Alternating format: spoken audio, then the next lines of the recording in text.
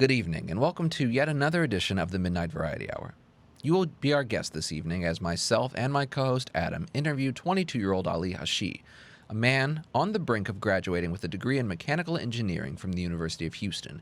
He will also be graduating as the university's chapter president of the National Society of Black Engineers. His interests include underrepresented youth in STEM, martial arts, ghosts, and eating bananas with pasta. He has lived all over the world, born in Toronto, reared in Minneapolis, and then lived for 12 years in the United Arab Emirates in the esteemed city of Abu Dhabi. He has a wealth of information to share with us and some amazing life experiences that we hope you enjoy hearing about with us tonight on the Midnight Variety Hour. You are about to participate in a great adventure. You are about to experience the awe and mystery which reaches from the inner mind. With the emergence of global internet, a human population of several billions, an electronic noosphere, that we are now within the shadow of this transcendental object at the end of time. I find it a little difficult to say what the subject matter is going to be, because Magic is an enemy and truth is a menace.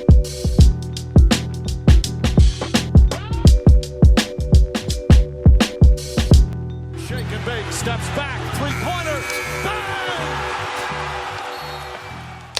Oh, Welcome to the podcast. that was a total failure. God, leave it in. Hello, welcome to the Midnight Variety Hour. We are here. I'm Tom, And I'm Adam. and we are here with a very, very special guest. This is my good friend who I just met 5 minutes ago, Ali. Ali, how are you doing today? Not too bad, man, but we're already best friends, you know what I'm saying? That's right. That's It's how it already should gang. work. You should be best friends with everybody you meet. We are here Absolutely. to talk about a lot of things. I just cracked this open, and I offered you a water a little while ago, and you said you're fasting. So you're not even having water, which just blows my mind. Yeah, no water, no food. What's crazy, it's also no music, just basically any, No music? yeah, like, so it's not necessarily no music the whole month, or like the whole month of Ramadan. It's like no music while you're fasting. So we fast from sunrise to sunset. Okay. Right? And like throughout the month, like we're also like praying consistently. Like usually, like we pray 5 times a day on normal, and then like during Ramadan we pray 5 times a day, and like at the 5th prayer we also pray like an extra little bit for like we call them rak'ahs, which just translates to like repetitions. Okay. So like on the 5th prayer we usually do like 4 repetitions, but like during Ramadan we'll do like I think it's like 18. Right? Like It's 20. similar to like a mantra, almost like a repetition of something that's like you're Yeah. repeating multiple times. Yeah, it's like to- you're repeating certain movements multiple times. Right. So like we'll just do those like maybe I think the max is like 23 or whatever, but usually like the vast majority of people do 8, and then they kind of just go on with the rest of their night, you know. But like for the fasting thing, it's really just like no water, no food, no music, no vices. Wow. No, the one I struggle with is no cussing.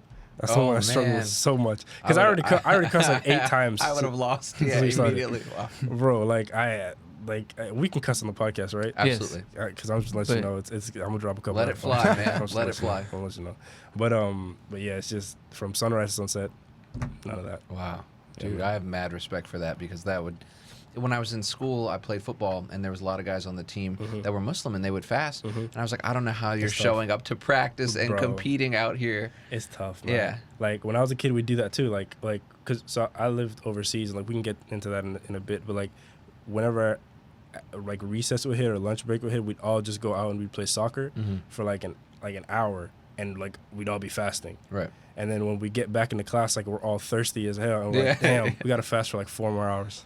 Oh, that is rough. Yeah. Yeah, Jeez. it's. I think fasting is fascinating to me. Like, and even the part I didn't know the part about music or vices. Yeah, I it didn't kind know of that makes either. sense when I think about the stuff I have learned about Muslim culture and stuff like that. But fasting can be so beneficial to you. Yeah. And Like health-wise? health wise. That's how I got into it. I was listening to doctors talk about it, and then because it became this huge deal with like they discovered that you can extend your telomeres at the end of your DNA, so it extends your life cycles. They started to do this on yeast. It was the first things they started to experiment on, and it extended their life by like multiple, like extended their life like dramatically. And so we're learning that this happens in mice and other animals, especially in humans, that the body like breaks down and basically gets rid of all the bad stuff and helps all the good stuff. So it's basically almost like an adaptogenic thing. So it knows what to do and where to fix, and so your body's just extremely intelligent, you know. And it's like, so they're saying like by fasting, like you're just extending your life, like your life cycle, like Yeah. your lifetime. Yes, I mean there's crazy. a lot of ongoing studies on this right now, and that's basically what the conclusion has come to, is like whenever you fast for long periods of time with no water, or we can't do water fast as well, which is okay, because you're not really, it's just calorie restrictions. Yeah. That's really all it is. It's just calorie restricted diets. You can call it fasting, you can call it intermittent fasting. There's That's different the one I know techniques and about different too. things like that, but ultimately we're discovering that you can extend your life by restricting calories. So it's fascinating, but there's so much more than just that. That's just one part of it. Yeah. But I think there's so many benefits to it, even like spiritually. And you see this throughout all the religions and cultures throughout history. Fasting has been a huge part of human society and culture for thousands of years. And I think for good reason, because people discovered, well, like you can really become like, I mean, spiritually inclined, and like you start to discover things about yourself you didn't know. Facts. Like whenever you go fast, I've done like, I think the most I've done is a 2-day fast, just a water fast. I just drink water, and like you start to learn like those cravings that you get. You also learn that you don't have to eat. That you don't. If you once you understand, like you have control over your body and what you want. Like you don't have to do a lot anything. of it is mental too, Yeah, right? it's so mental. 100%. And then it's like you see people eat, and it's like you kind of want to take their food away from them. You start to realize that like how primal you can be, like you know what I mean, your mind, like stuff like that. Is a lot that's really fascinating about it. Yeah, especially when you, the one that that like I really like appreciate is when I take away kind of like a lot of like vices and music specifically, because I love music. Like I listen to music every single day, during the day, during like my workouts, whatever it may be. I'll listen to music. So when I'm not listening to music during the day for about was 5 a.m. to like 8 p.m. So that's about what, like almost 15 hours or so. Like I'm not listening to music for 15 hours straight.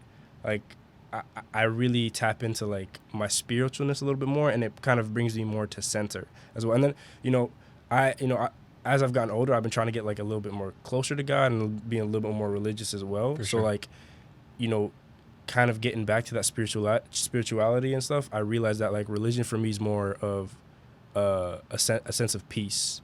Like whenever I go pray, and like whenever like I'm at a mosque or something like that, I'm not necessarily just going just because I have to, or like just because like it's an obligated thing. Yeah. It's really because like it's a time for like 15 minutes, like 15 to 20 minutes while I'm praying. Nothing else matters. Like I'm literally just in a zone, and I'm just like focused on one thing. I'm just focused on praying, and the whole world around me is just blank. You know what I'm saying? So it's really like a moment of zen almost too. Yeah. 100%. That's why I'm always asking you about like meditation and stuff. Anytime I see this guy, because I always see his Instagram is like, his literal Instagram's name is Adam Yoga Anders. You know what I'm saying? So like, I'm like, bro, I've been trying to get more on like yoga and like meditation and finding my zen, finding my spirituality, like also outside of religion as well. And that's why I'm always asking you, like, hey man, how the fuck do you meditate? How do you do that? No, meditating how do you is do that shit? crazy. It's something on paper it seems so simple, but then you think about it, it's like, shit, how do you do that? You know? Well, you just described meditation to me. Yeah. Like when you're going to the mosque and you're focused and you're not worried about anything else, you're just in a focused, You're present. aware state. Yeah. Like that's basically meditation, because you can do that for anything. When you're Facts. working out, when you're writing a paper, whatever, right? Riding your bike. Like if you're just focused on that one thing, and you bring everything, all of your senses to focus on that one thing that you're doing, that's like you're getting into that meditative state. Facts. You're understanding like that's what it is. Like being in the zone, like the term in the zone is so applicable to that whole thing. For sure. Yeah, like meditation, we did a guided, what was that, 2 episodes ago? Yeah, Ann Friedman. Yeah, we had Ann Friedman on the show who runs a meditation clinic, and she did a guided meditation on the show. And a lot of people said they really enjoyed that because, like, for me, meditation is something that's pretty new to me. I've only done it a few times.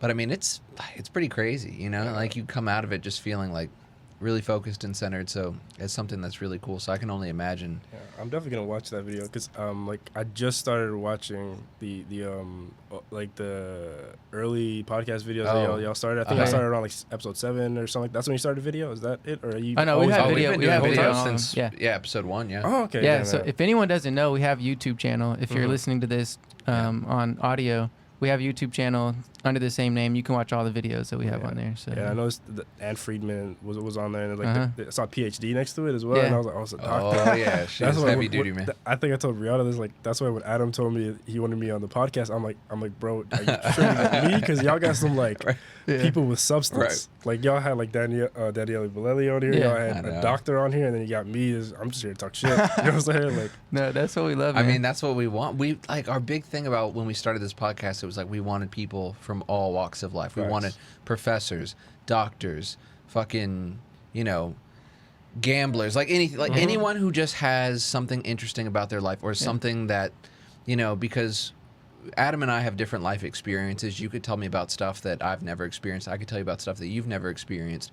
And so if we get as many people on this show as we can that have all experienced different things, I think it would make for a really cool listening experience for people kind of to just enjoy that human experience from all walks of life, because we're all different. We all have different experiences to share. And so since we're early on in the podcast, why don't you tell us a bit about yourself and like what you study, what you go to school for, some of your interests. Tell us about yourself. oh man, I gotta do the elevator pitch now. Yeah. I'm fine. Got 30 seconds. No. Go. All right, so I know. Yeah, my name's Ali Hashi. That's like the original pronunciation of my name. I also go by Ali. Also go by Chief. No, it's not fine. But, Oh shit! No, That's I don't. in the episode description, episode 14 with Chief. Ali. No, Yeah. no, because I don't get canceled. I don't get canceled for that. Right. You know what I'm saying? But yeah, so like who I am, I guess, in hindsight, I'm 22. I'm turning 23 this Saturday. Shit. Majoring in mechanical engineering. About to graduate actually Okay. this Saturday as well. Congratulations. So I'm graduating on my birthday. Whoa, that's awesome, man. It's pretty cool. I've been in Houston for the past almost 6 years now. Let me start off way back, right? So I was born in Toronto. Okay. I was born in Toronto in The 1998. Yeah, the 6. Sorry. I was there for about 10 months, and then when I was 10 months old, my family moved to Minnesota. Okay. And we lived we're just outside of St. Paul. Is like Roseville. It's kind of like a suburb of St. Paul in a way. So grew up there up until I was about 5 years old. So do you have a Canadian citizenship? So no. So I can obtain dual citizenship, but I never Like it's have. easier for you to obtain it because you were born there. Exactly. Yeah. Okay. So like my brother had it, like my older brother, because he was born in Toronto as well. So he had it for the first, I guess, like 10 years of his life or something like that. And then when you have to like renew your passport or something like that, I don't think he ever like renewed his Canadian passport per se. Okay. But for me, when I was born in '98, like after 10 months, we were in the U.S. So I had an American. Okay. I was an American passport pretty much Okay. my whole life.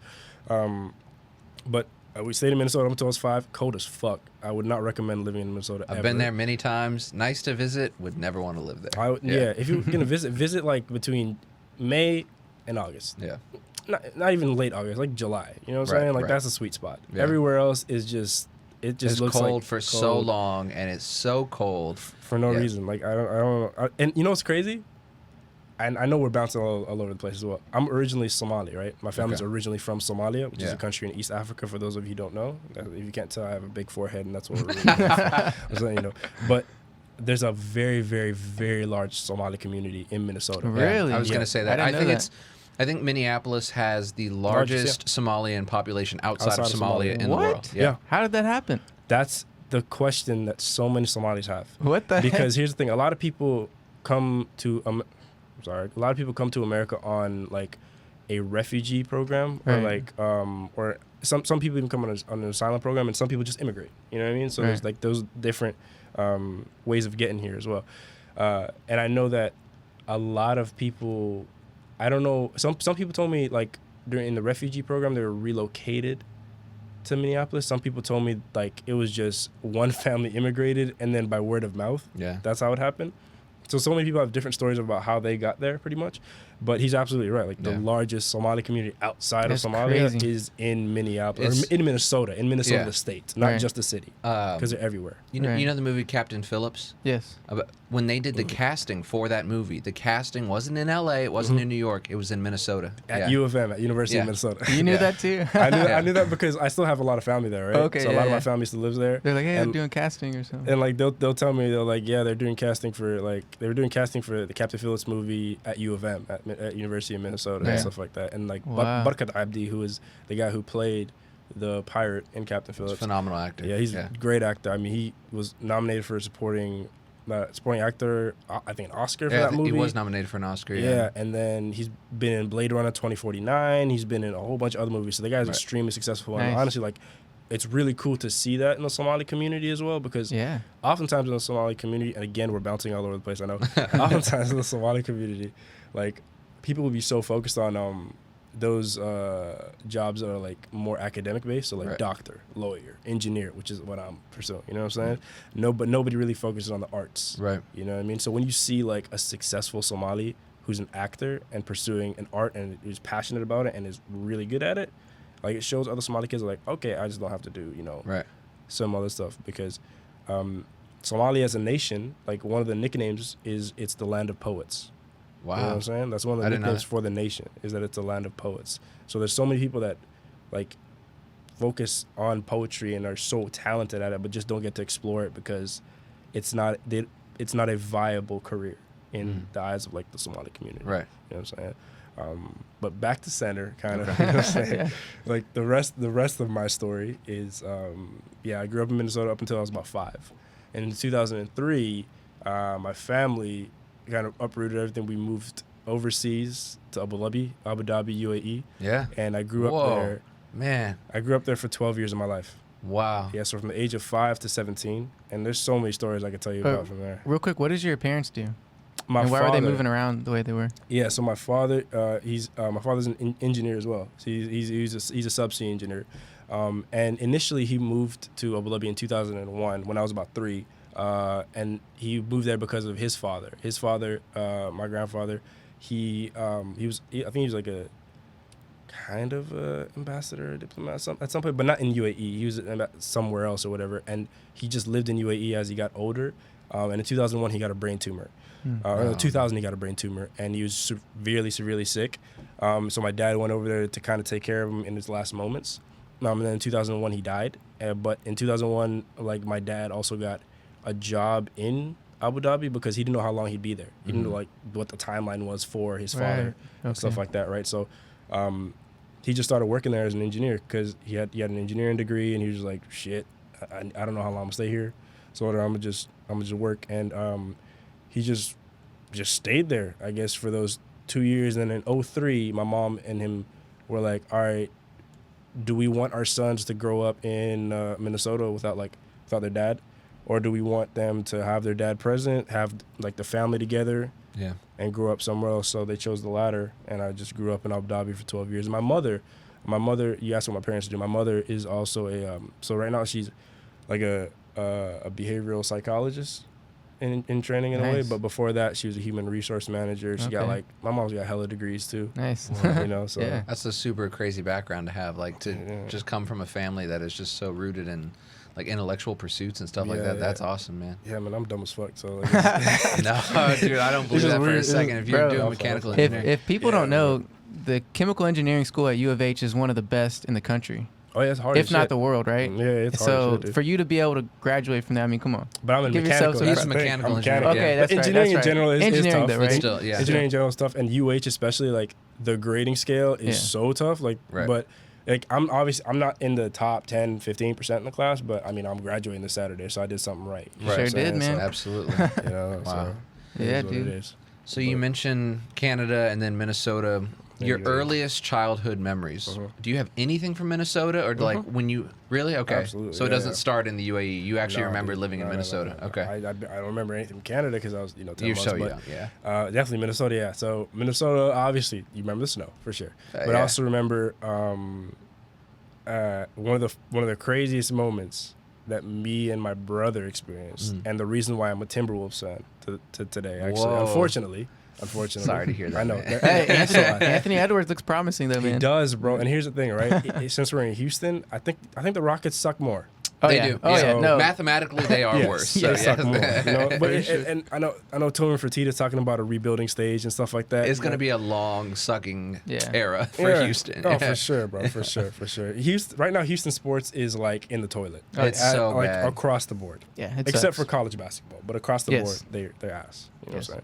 But earliest childhood memory Yeah. in Minnesota, and my favorite one because I kind of remember it, and then my brother kind of tells me about it, and then I remember it more.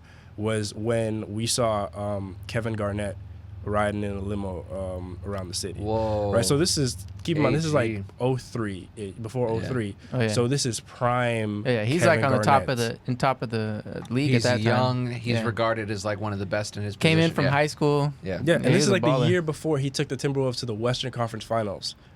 Like keep in mind the Timberwolves are ass. Yeah. They're terrible. They were the Right. worst. They're Yeah. so bad. They're terrible to this day. For sure.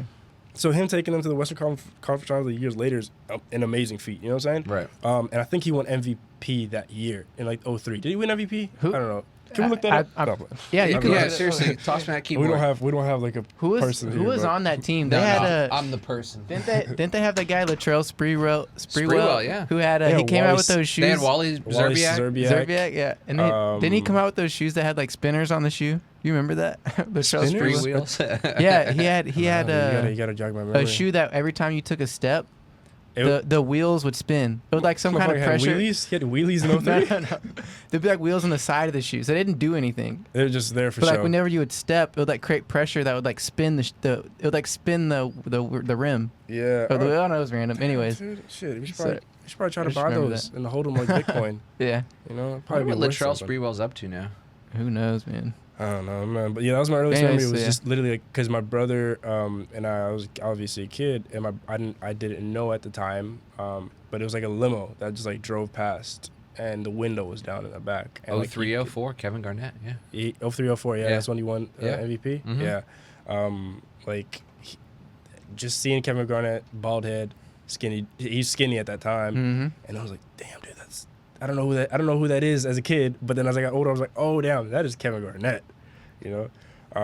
But that's definitely like my earliest like childhood memory from Minnesota. There's another one that a story my mom loves to tell, and if I'm rambling on, No, No, dude, cut we me this is want what- you to just talk. cut me Yeah, off. for This sure. is what the podcast is for, Yeah. bro. Yeah. Just come out here and cut talk. me off.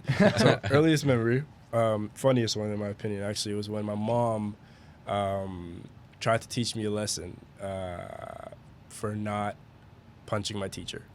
So For not punching your teacher? sorry. My mom wanted to teach me a lesson to not punch my Oh, teacher. okay, Sorry, gotcha. I worded that wrong. English no good. English not very best. Yes, all right.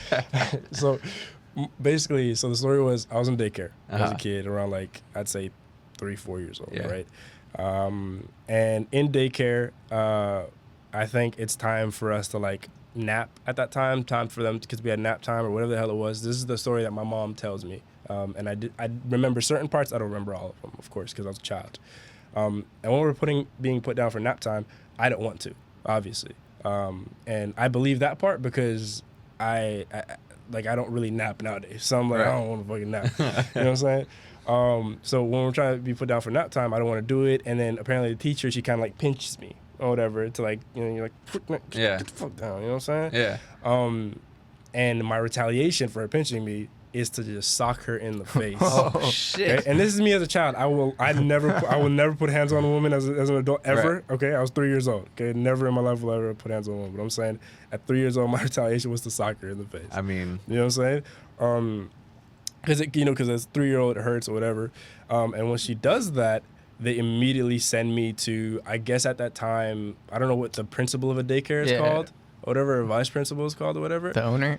yeah, right. Whatever the fuck. Yeah, like it's just a lady that used to work at Walgreens. That's Right, all it is, exactly. You know what I'm saying? But they send me to her, and like they make me wait there until my mom gets there. When my mom gets there, they immediately tell her what happened, and my mom. I distinctly remember this part. I remember my mom looking at me as if like you are in a little trouble, right?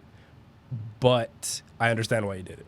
Right. You know, because my mom, as I got older, she always taught me like to kind of defend myself. Yeah. If somebody like hurts me or somebody does something to me that Especially I a stranger. don't like. Yeah. Yeah, especially an adult. If an adult like pinches like a 3-year-old pretty hard, like 3-year-old doesn't really know how to react to it. Yeah. You know, they might cry. My retaliation was to let's fight. Mm-hmm. That's probably why I'm a big MMA and martial arts fan Right. to this day. Yeah. But like that's my retaliation was just to do that. So when my mom took me home that day, on the way home, this is how she wanted to teach me a lesson.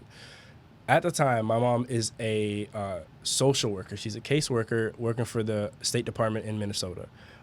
So she works on a lot of domestic violence cases, domestic abuse cases. So oftentimes what she'll do is she'll work with the Hennepin County Sheriff's Department, which I believe was the not Hennepin County, Ramsey County Sheriff's Department in St. Paul. I don't know what I said, Hennepin. I think that's Minneapolis. Ramsey County Sheriff's Department in St. Paul. And one of the officers there was a man named Officer Andy, right? And my mom and him, you know, they were cool because they worked together often and stuff like that. So the way my mom wanted to teach me a lesson, and I hope that she never tries to do this again, she pulls up to the department. She calls Officer Andy, tells them to come to the car, and they're friends. Like they're friendly and stuff like that.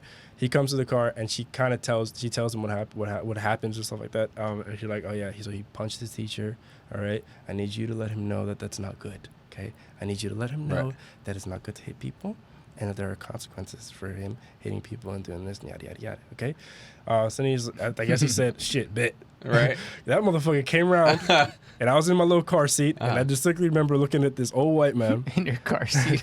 Okay, I distinctly remember looking at this old white man, dead in his face, and him just not yelling at me or whatever. Right. He's like, "Hey, buddy, I heard that you put your hands on somebody today. Okay, I just want to let you know that that's not something that you do. It's not good. And you see this building right over here? A lot of people, when they get older and they do that, they end up here. They end up in jail, and they become bad guys." I distinctly remember him saying bad guys end up here, and to that day, I was like, "Fuck, bro, I don't think I'm gonna put hands on anybody." Never do that shit again. Yeah. But I've been in like 8 fights since then. Right. So it's not like this. But all of them have been with men, so I'm not putting my hands on it. Right. There you go. I guess you learned your lesson. I Damn. learned my lesson halfway through. So do you practice martial arts? Yeah. So Or- yes and no. Right. So I took up Muay Thai.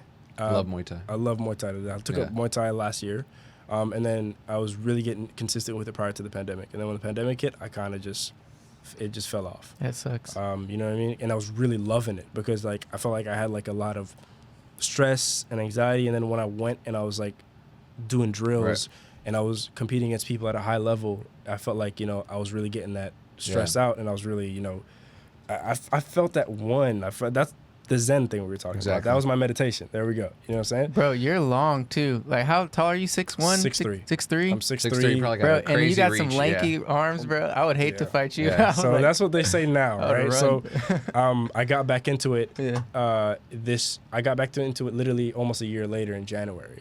So like when the pandemic hit, everything shut off, and then, you know, school started up because I'm in my senior year, and then also I got my organization as well that we can talk about later, and like all that stuff started hitting, so I was like, I don't really have a lot of time. So when I started it back up in January, that's when I started getting back consistent with it. And I was like, if anybody's listening, I just want to shout out Hilly and Gracie, Missouri City, Jiu-Jitsu gym. It's Professor Paul Song, amazing Muay Thai. You said professor. Gracie?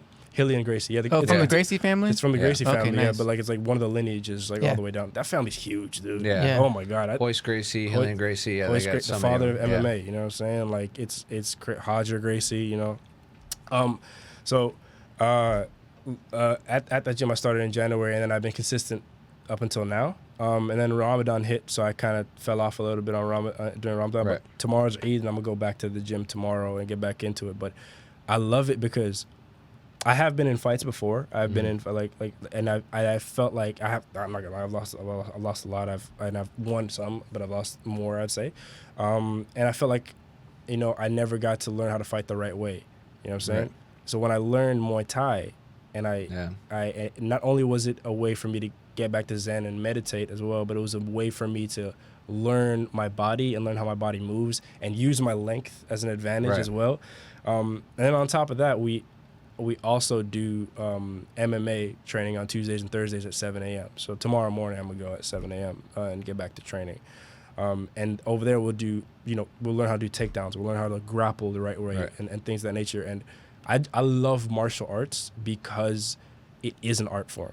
Oh, definitely. Like, that's something that people forget, is that whenever you think of art, right? You think of paintings, you think of music, you think of poetry movies, and writing, poetry, things of that nature. You don't think of fighting, No. right?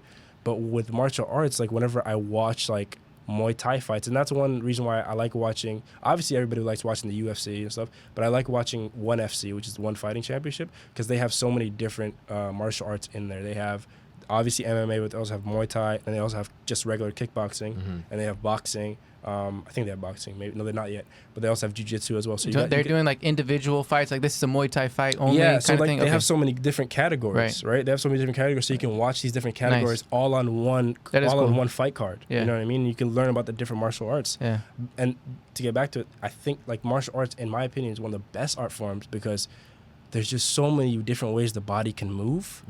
And there's so many different things you can do with the body, and so many, like, you can use your body as a weapon, but you can also use it as a shield. You know what I mean? So it's just, martial arts in general is just such an amazing art form and a beautiful thing to explore. You know what I'm saying? Definitely. And that's why I love it.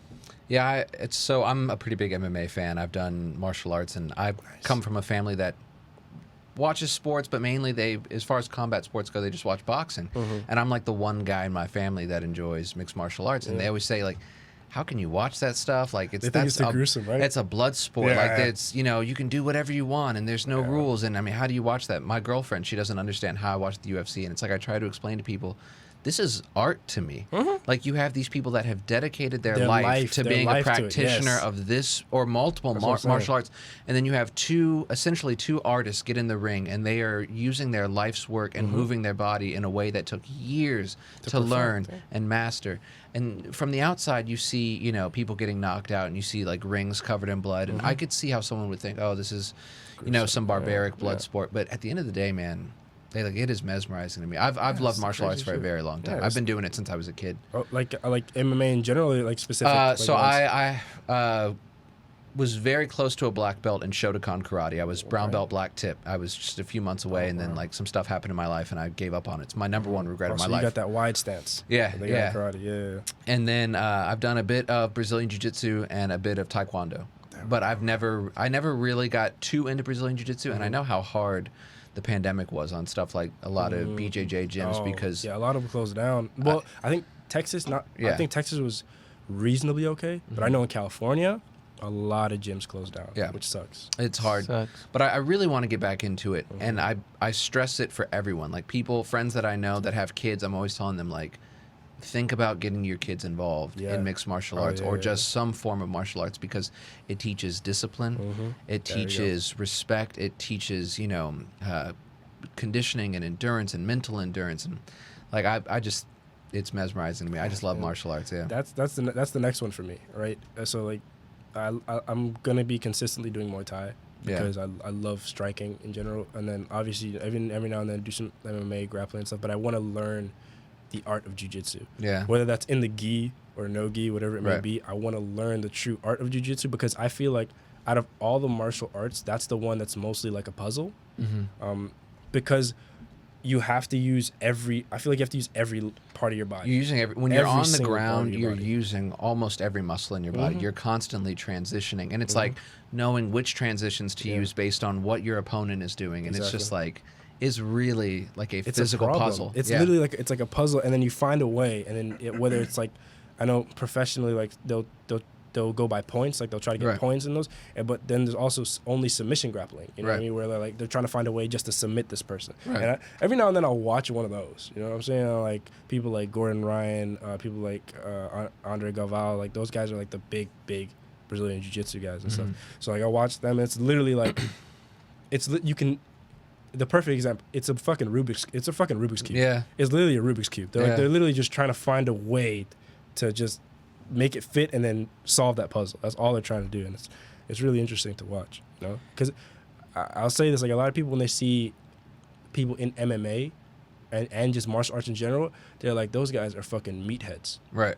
They're like, they're just, granted, if you take a lot of shots to the head, you know, you will slur a little bit. You know what I mean? And some things will happen, but in general, like some of the most intelligent people I've ever met are like people who have dedicated their life to martial arts. Right. You know what I'm saying? Have you ever seen Choke?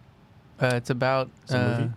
Yeah, one of the Gracie brothers. Yeah, it's like a documentary film about him, and I forget which one. Rick was one of the original ones. Starts with R, I think. What's his name? There's Hodger and Hoist Hoist? Gracie. Are Hoist. probably I think it's the- Hoist Gracie. Yeah. Actually, He yeah. is like the OG. Yeah. And there's Hoist a, Gracie. they made a There's movie about Jim, him. or there's no, it's Henzo Gracie Jim. Sorry, never mind. Yeah, it's basically just like a mini documentary following his life, or not his life, but whatever point.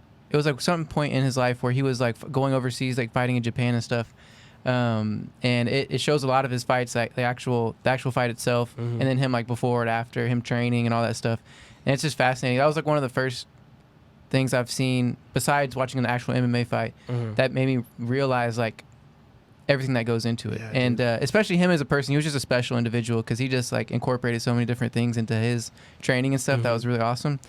But another part of it that I find fascinating about MMA is like the intensity of it, like knowing that you're about to get into a ring and face somebody, and knowing that, I mean, there's a real chance and possibility that you get knocked out, that you get hurt extremely bad, or you could possibly die. It's still that small chance, right? Yeah. And so it's like that. What the psychology behind it, right, is like fascinating to me because I think about like what it would be like to go into a war, or what it would be like to put yourself in that position, just because of like the human condition, just understanding like what humans have been through, and that's like a modern day, like battle, like to death, you know what I mean, kind of thing. Yeah. It's like, I mean, you're not most of the time you're not gonna die, Enter but the a lot of Dragon times type it's shit. like, yeah, it's like man, Enter the Dragon but type like shit. putting myself into that mode, I'm like, man, what would that be like to like experience that? It just like, I mean, there's fear, there's like all of the emotions that go on. It's like, man, but like people are doing that every day, like going out there and like doing that, and it's crazy to watch, man. Yeah, like that possibility of injury is so fucking real, man. Like my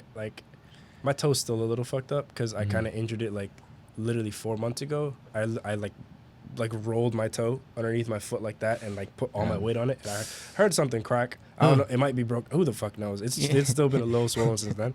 Like that possibility of injury is so real because I don't, did you guys a lot of people probably watched that UFC card, like where Kamaru Usman knocked out Jorge Masvidal. Yeah. Under that just card, happened. yeah. That was one of the best cards I've seen in a very long Bro, time. honestly, one of the best 3 title fights because every single one was a finished fight. Nothing went to decision. Dude, that Rose Namajunas fight. Oh and my god, that head kick. We could get into that, but Yeah. I feel like the direction you're going in, you're about to talk about Chris Weidman. Absolutely. Yeah. Absolutely. Did you see that injury? His legs like Oh snapped. my god. Yeah. So, which is insane because literally not too long ago, like the person who got me into MMA, the UFC, I'll say, and MMA in general was Anderson Silva. Anderson Silva was the person. Because the reason why is because, so I don't like you said, I'm tall, I'm lanky. So I gained a couple pounds now, but I was like this skinny, lanky guy, like for the majority of my life. Yeah.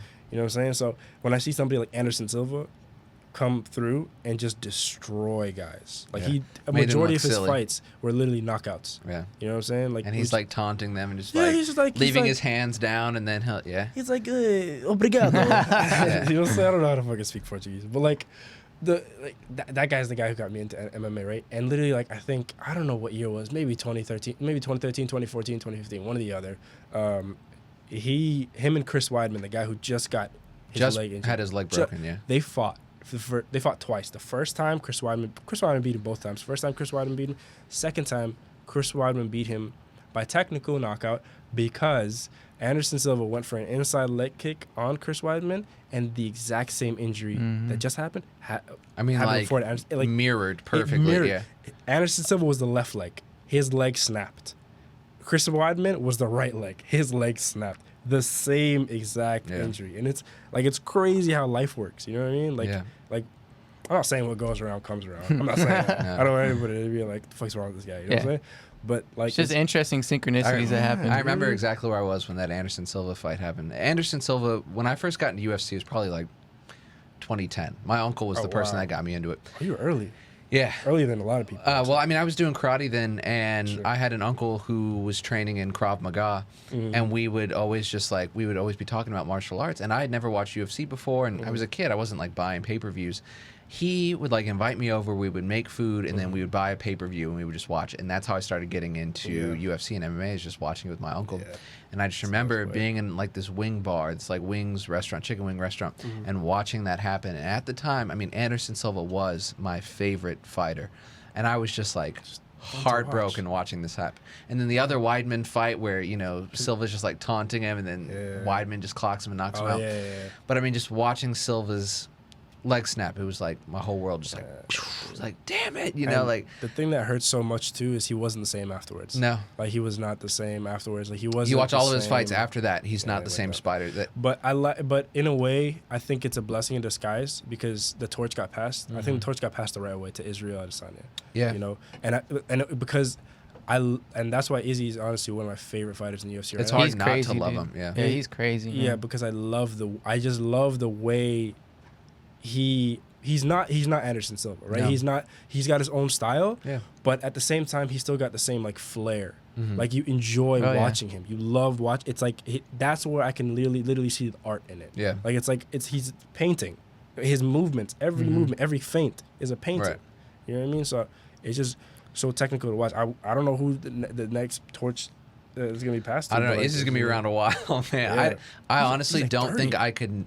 There's no one I could name right now that I think would just be like a solid chance at beating him. I don't think at anyone. middleweight. At middleweight. Yeah, at that weight. Yeah, his- sure. his But at middleweight, that yeah, weight class, I don't see anyone taking that yeah. belt from him. I know they have the Martin Vettori fight coming up, and he beat Martin Vettori before, and Martin Vettori does look good now. I won't lie. And I know my Muay Thai coach, my Professor Paul Song, he was actually one of Martin Vettori's teammates Oh wow. at King's MMA. Yeah. In I don't know if it's in LA or San Francisco. It's in California. That's all I know.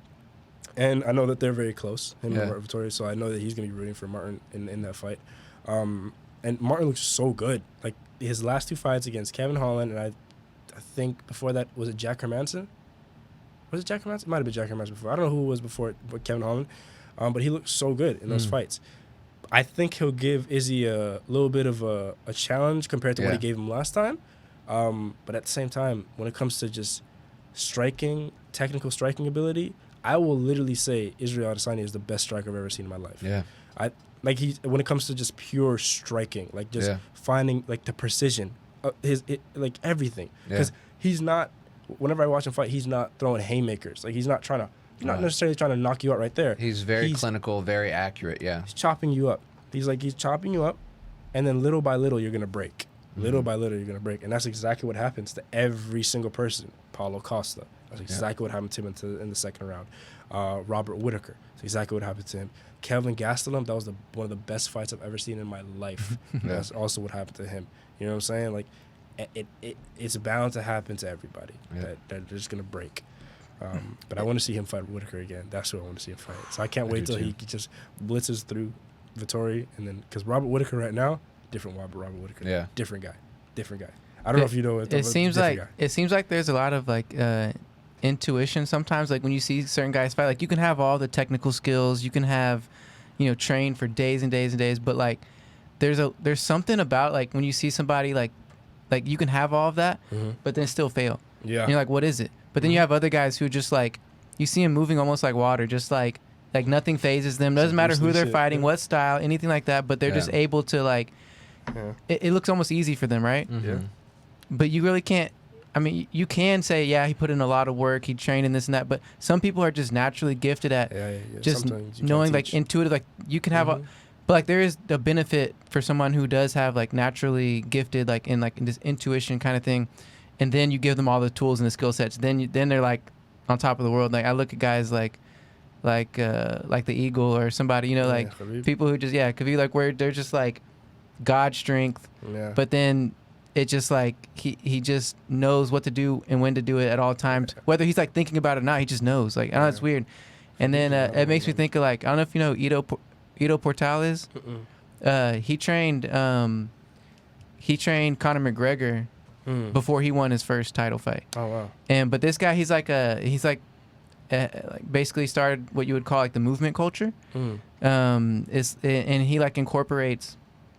So like he comes from a whole bunch of different backgrounds. He's from Israel, I think, originally, and so he did a lot of like dancing. Like they have this certain dance like it's like a mix of dance and martial arts. It's like capoeira. I think at capoeira, and then there's like a couple other things that he would do like on the side, and it was like really interesting stuff. And then he basically put all this stuff. Yeah, he trained fighting, he trained dancing, he trained all these different things, right? And he put all this stuff together, and like basically created his own style of like training the body. So it's not necessarily to get stronger or to get faster or to do anything really. It's just knowing how to move your body in different ways. He does a lot of like hand-eye coordination stuff, like just a lot of really interesting things. And he has a couple of gyms. I've been to one of them in Boulder, Colorado, because one of my friend Anthony goes there. He Y'all originally are told always me. in Colorado. Yeah, You guys are I'm actually about to Colorado. go in a little bit. I can't Oh, for wait real? again. Yeah, but Shit's yeah, it's beautiful. fascinating. So this guy ended up training Conor McGregor, and you can actually look him up. And he's a fascinating guy. He's done like podcast interviews and stuff. Really interesting person.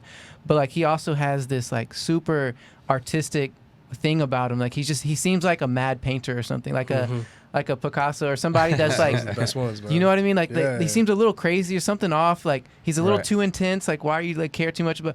But it's like that's what makes it The obsession. fascinating and interesting. Like, and so I don't know if you know Conor McGregor, who like walk in with like the monkey The Billy arms kind of walk, thing. yeah, yeah, the That's Billy where he walk. got that from, Ito Portal. Oh wow. And it's basically that's like a warm up kind of thing. Like Ito Portal, like he'll do these To get weird loose. movements, like spinal waves and weird things, like you're moving your body in weird ways. But like that's where like he got that from. Anyway, that's what it made me That's- think of. But That's yeah, dope, though. it's interesting. I didn't so. even know that because Yeah. my whole life, not my whole life, but like ever since Connor's been fighting, I thought that was just the Billy walk. That's what Yeah. I think he calls it, like the Yeah. billionaire walk. And Yeah, stuff. I yeah, thought yeah. that's what it was. Yeah. But he's really just like he's loosening it up. Yes. That's. And I'm a that's big great. Conor Yeah. McGregor fan. I'd never heard that before. Yeah. You kind of look like him right now. I'm be honest with you. The way he looks right now, with the buzz cut. You know, buzz it's cut weird. and the beard, that's his There's twin. so I've never tried to do this, but throughout my life, my haircuts and my beard situations have always sort of like mirrored Conor McGregor. I'm never doing it on purpose, but like I used to have my hair pulled up into a top knot and I had a long beard when he did. Yeah. Then I had a period of time where my head was shaved and I had a crazy long beard like he had it.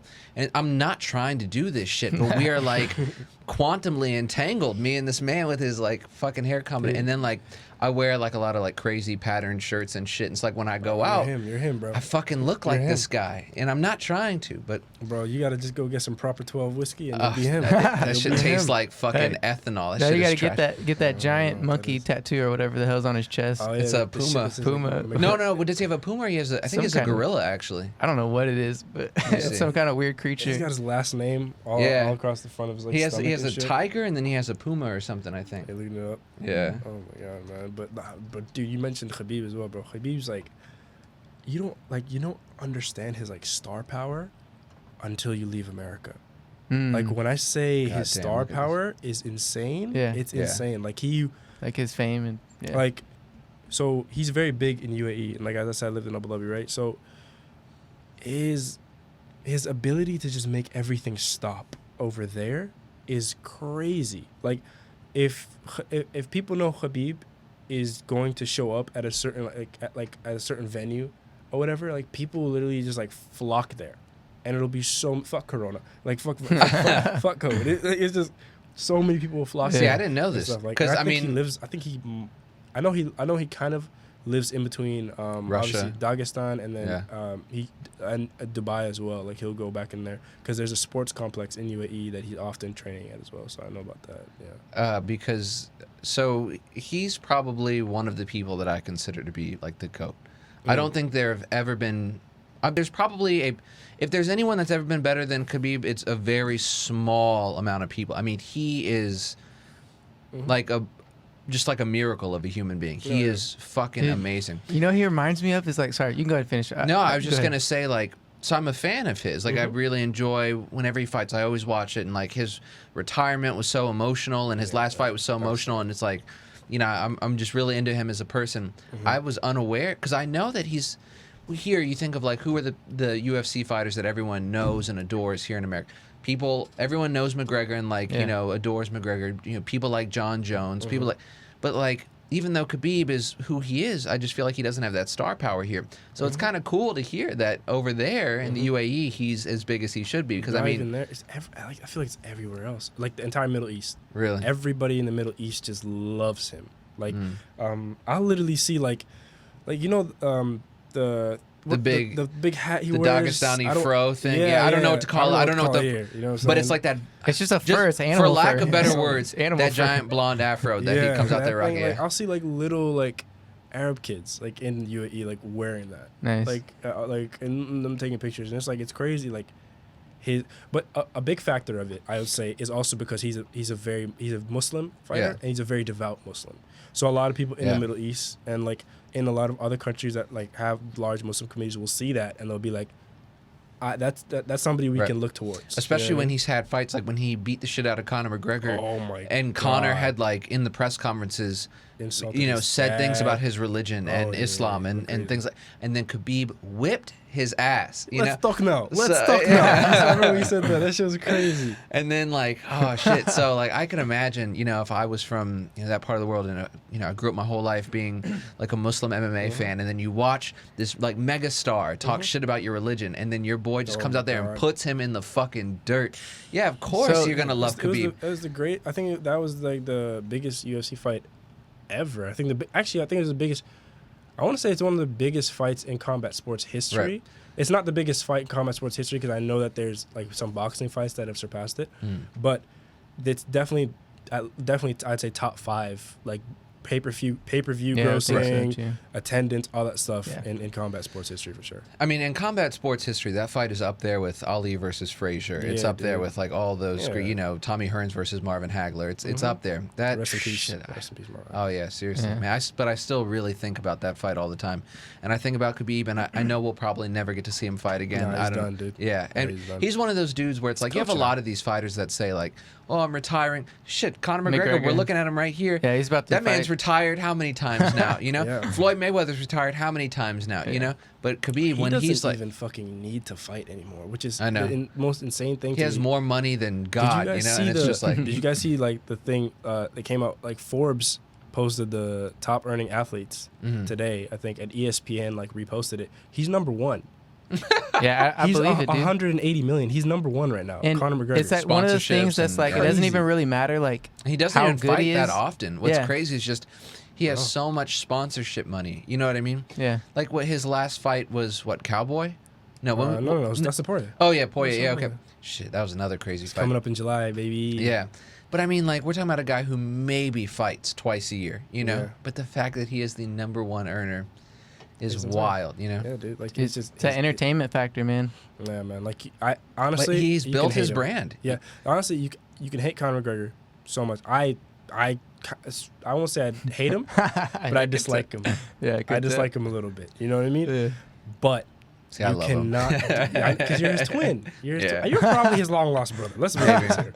Okay, but like you cannot deny what he's done for MMA. Oh, yeah. Like you can, Without like, a doubt. He's if brought he so didn't many exist- eyes to the sport, yeah. If he didn't exist, MMA would not be where it is today. Yeah. UFC would not Yeah, be where it agreed. is today. So like it's just Agreed. It's insane. what he's Uh, done. Going back to Khabib, I wanted to bring up like, Yeah, okay, man. what was the like town or village that he grew up in that's known for like breeding like some of the most Dagestan. dog? Is that where it is? Yeah, that's where he's yeah. from. So that's where they're known though for breeding like some of the most badass like Like, crazy yeah. fighters to come like out right. wrestlers and shit. Yeah. Like, he fucking wrestled a bear.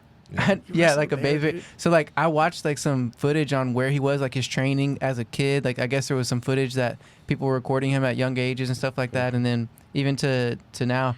And dude, it's crazy. Some like there'd be trainings of him just like running up mountains in the ice, and like or like him picking up They're giant just built boulders. different out there. He's just like They're just carrying built different. Built giant different, for real. boulders and do like workouts with giant boulders, like swinging them around and shit, and like Mm-hmm. doing these insane workouts that like you can tell he's just built like a different human. And I'm actually listening to this series by Dan Carlin, The Wrath of the Mongols. He's Mm-hmm. a history podcast, one of the best in the world, probably the best history podcast if you're interested.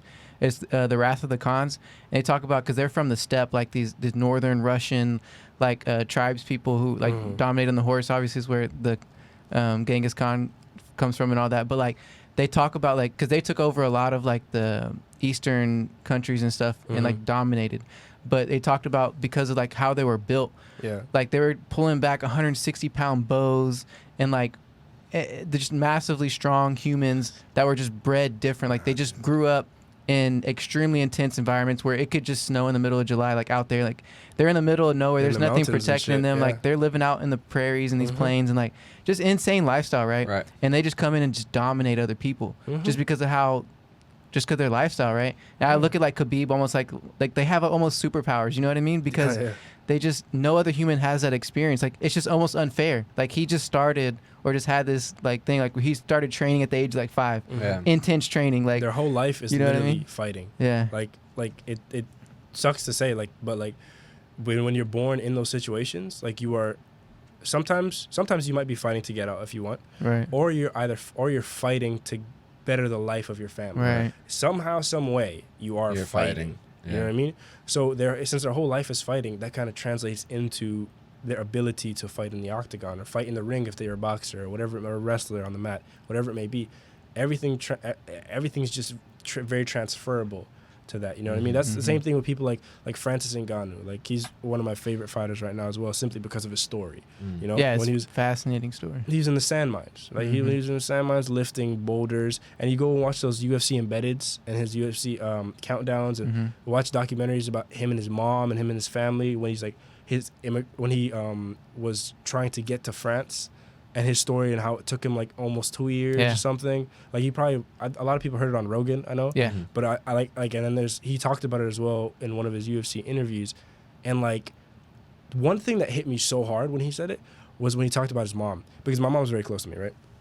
And when he said like before he went to embark on his journey to France, he looked at his mom like the night before, and he was like he was just staring at her because it may be the last time you saw her and stuff. And I think when you're that close to a certain person in your family, and you get to that point of where you're looking at that person and you're like, this might be the last time I see you because I am trying to go accomplish a dream. I'm trying to fight for something. Like if that's the thought that's going through your head, it's like at that point, nothing can deter you from that dream. Like nothing can deter you from that vision. Nothing can stop you from trying to achieve that, because you've already looked at somebody who's like mad important to you, and like who's like literally like your world. And you've looked at him and you're like, I may never see you again. But the reason I may never see you again is because I want to go achieve something that I've had on my mind since like I feel like I was born to do. I was born for this. I was born for this. Yeah, You know what I'm and saying? in that alone can give you like a superpower, like Without a super doubt. strength. Without a doubt, dude. That's why like whenever I look at Francis Ngannou's fights, like now, I'm like, this is a different human being than like when we first saw him as well. Because now he's tapping into like why he's doing this. Because now he's also trying to be a beacon of light for Cameroon as well. Like you guys see the welcome home he got? No. Oh my God. Are we able to look this up? I don't know copyright. Tell me what I should search. Look up. Let's go to YouTube. I don't think we can play it, but if anyone can watch it, we can watch it, but people would have to watch it on their own. Francis If it's on Ngannou, YouTube or something, Yeah, Francis if we Ngannou. play longer than like 15, 20 seconds, we'll get copyright claim. Oh shit. Damn it. That's just how it works. You think they'll really? No, for sure. Yeah. All right, tell me what I should search. All right, but like Francis Ngannou, Cameroon,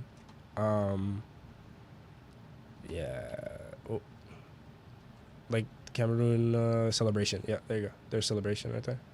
Is this? No, that's not it. That's not it. Just the third one. Heroes welcome right there. Yeah. Heroes welcome. All right. Look at this shit. All right, so we'll put this in the link of the description of the video so that you guys at home can watch Yeah. this, but you I won't be able to see it on the podcast. I feel like this is it. I apologize for your listeners as well, because I know they probably want to see it. Some people probably have. Yeah, I mean, you can look it up easy. Everyone has YouTube.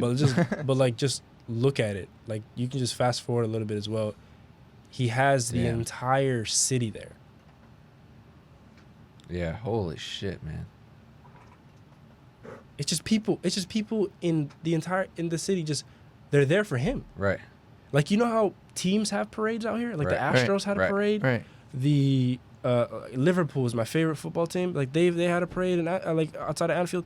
This parade is just for him. Right. One man. And it's because he's the first UFC champion to come from Cameroon. Yeah, it's amazing. Wow. It's incredible. Yeah. I'm sorry if you guys get copyrighted. I really No, it's no, fine. they won't. I just barely throw like a couple of seconds on there and it will be good. I think it's longer than like 5, 10 second or like 10, 15 second mark. I think then they start to like notice. But anyways, Cool, man. so I it's think awesome. they did a segment on sports science. I think he might they like did some. They have like a punch tracker thing where they Yeah, can like. okay. I think they might have verified that he has the hardest punch on earth. Yeah. Yeah, Which they said is he hits like a mad. Ford, was it a Ford Fusion? Or a Yeah, Ford it's something. like- They said Ford something.